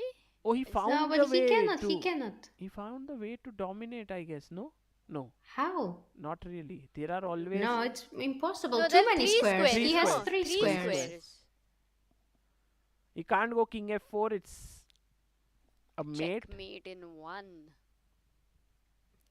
Yeah, he goes king f2 probably. And now king g5. It's time to make the winning idea. King g5. Take here. Play king King g4. g5. Take this. Then take this pawn eventually, and you will win.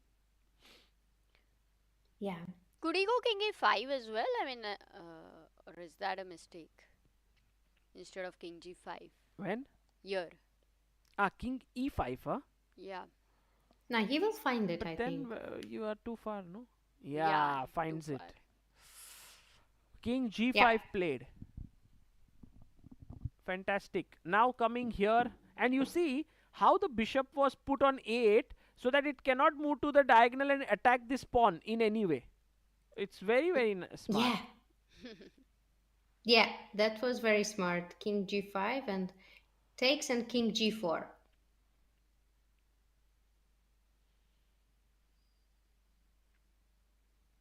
King g4. Important move now. King g4 played, threatening rook he goes. c2 check or rook g3 both, winning here. Well, there are some fortresses, right, where you give up this pawn and it's an f pawn. You have the bishop and king, but it's a draw. But it's not this position. The pawn has to be on the 6th rank, and it has to be the dark squared Yeah. bishop. King sits here. Those are drawn. But here with the pawn so Yeah. far behind for black, I don't think it's a draw. Yeah, it's no, it looks really winning. Really winning. King g4. And what to do? F6 maybe the Last chance. It's anyway better to have pawn F6, yeah, rather than G7 pawn. Yeah, this is done. This is done. But it looks lost. I think Pavel might even resign. No, Yeah. no, not resigning is No? too soon. No, I mean it's just Still, over. until a mistake is possible from black-white to do that. Well, you just take on G3 here. Then you move your rook away. Then you bring it here. Then you Then take he will this. resign next 2-3 moves. So it's like even if the bishop defends it, you still sack your rook because Oh, he resigned now. Right. Oh yeah. he resigns. Oh wow. Sanan has done it. He is now in the leaders pack along with perhaps Harikrishna. Yeah, Sanan wins here. And Eljanov, who started off with a win, would not be too happy with this result today. Let's go to Harikrishna's game, which is now... Oh, they drew. They drew. So that means all games have ended. Yeah. Like they played exactly for 4 Okay, hours. all games ended, so we have 2 leaders. Yes. Sanan and Hari. Can we have the Sanan look and at Harry, and Harry easily held this game, so he's with 1.5 point out of 2 again, yeah? Yes. Yeah. Can we have a look at the analysis Great. board to show the end of Hari's game? Yeah. Let's just Like have the a main E5 was board. played probably somewhere. I think so. Let's have a look at the analysis board. You mean the leeches board? Yeah, here. As a Rook this one. A4. King here. Oh, he did play E5. Acha, he went Yeah, into this concrete. E5 and- Sopiko was. Oh, it is what we analyzed, right? Rook F4. G6 happened. You played here King Rook H7 Yeah, but he played G6. or G6, yeah. Yeah. And this, wow, Hari was so confident. Yeah, he just let him do all this. Yeah, but these ones I've seen even in books, yeah. Even in books are such positions where it's draw. Correct. Sopiko, what a day it was. Again, when you came in, I think the game heated up the Pavel versus Sjugirov. What are your thoughts about today's game? Yeah, I think it was a very intense round because it's only 7 rounds, so everybody is just really going for it, like no time to relax. It's the tournament will finish soon, so it was unexpected for me a bit that Sjugirov would win, but I must say, I have to tell you a secret. He was my pick from the beginning. So I don't know. Let's see. I thought that he would win the tournament, but let's see. Oh, really? Yeah. Wow, we have Sjugirov here I'll keep it. in the analysis room here with us in the commentary room. And Sjugirov, congratulations, Sanan, congratulations. Maybe you could wear this. Congratulations. I'll just tell you a quick goodbye because I have to take care of Daniel. Yes. Congratulations to Sarah. And yeah, I will be here tomorrow, same time. Sure. So, Pico, but before you go, I would like to tell Sanan that you have said he's the favorite to win the tournament, yes? He is my pick to win the tournament, so good luck. Thank you. Anish thinks the same. Yeah. I'll ask him. Thank you, Sopiko. I'll ask him. I'll run and ask him right now. Please do. Thank you, everybody. Bye. Bye-bye. That was Sopiko joining all the way from Netherlands. And Sanan, how was the game today? You actually managed to convert that very complex game. I want your thoughts on that. Can we go through it? Yeah, it was a tough game. Okay, I can show. Yes. So let's have the analysis board on the screen, and maybe just go to the critical I moment. a little bit out prepared him. Yes.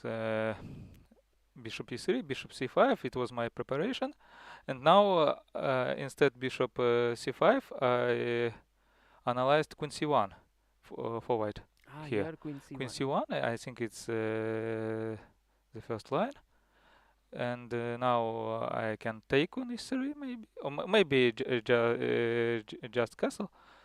Okay. Now bishop c5, knight c5, queen e3, and knight cd7.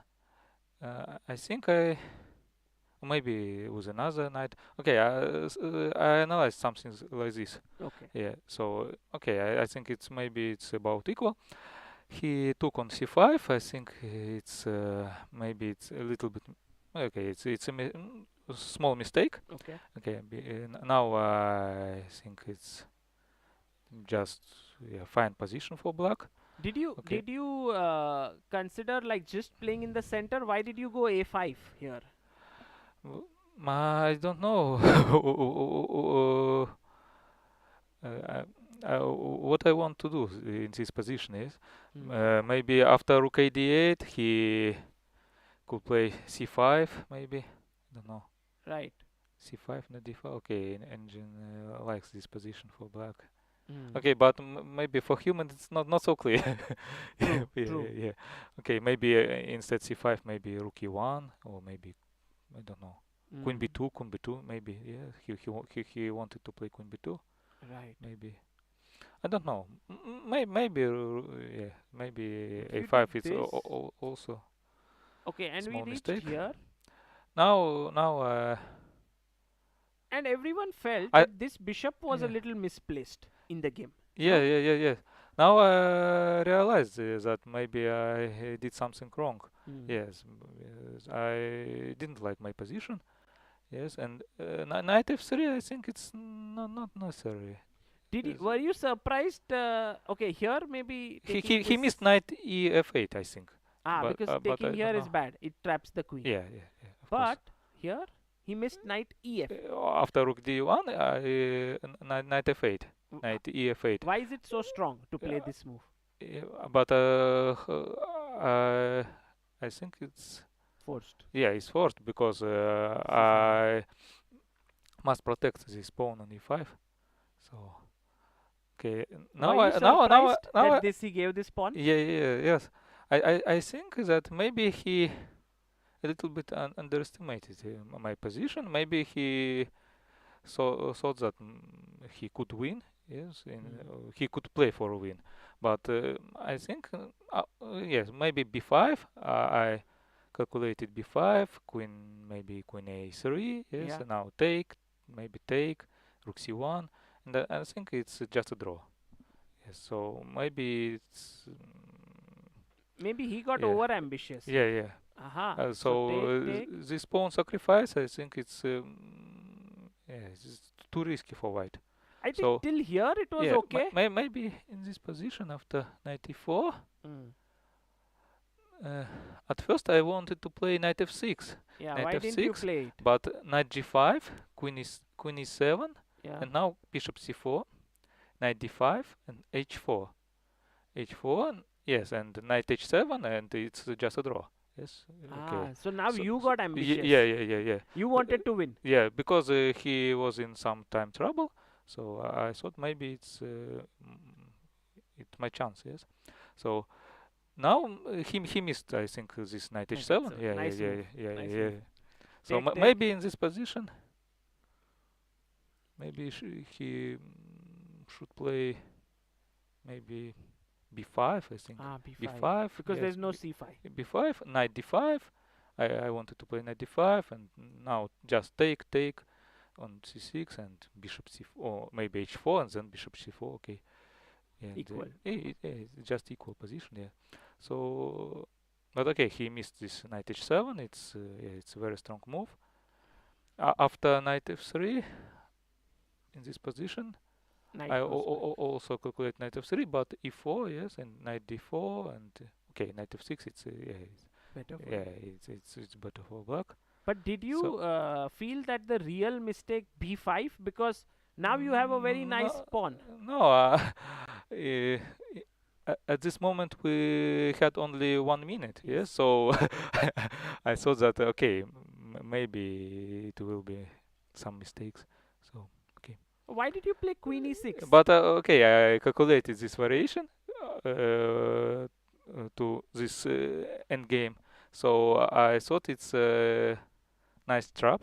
But Ah. maybe it's not so clear. I don't know. You know what's the move that saves? But okay, he had only 1 minute. I thought that he could play queen d6. It's okay. It's so human move, yeah.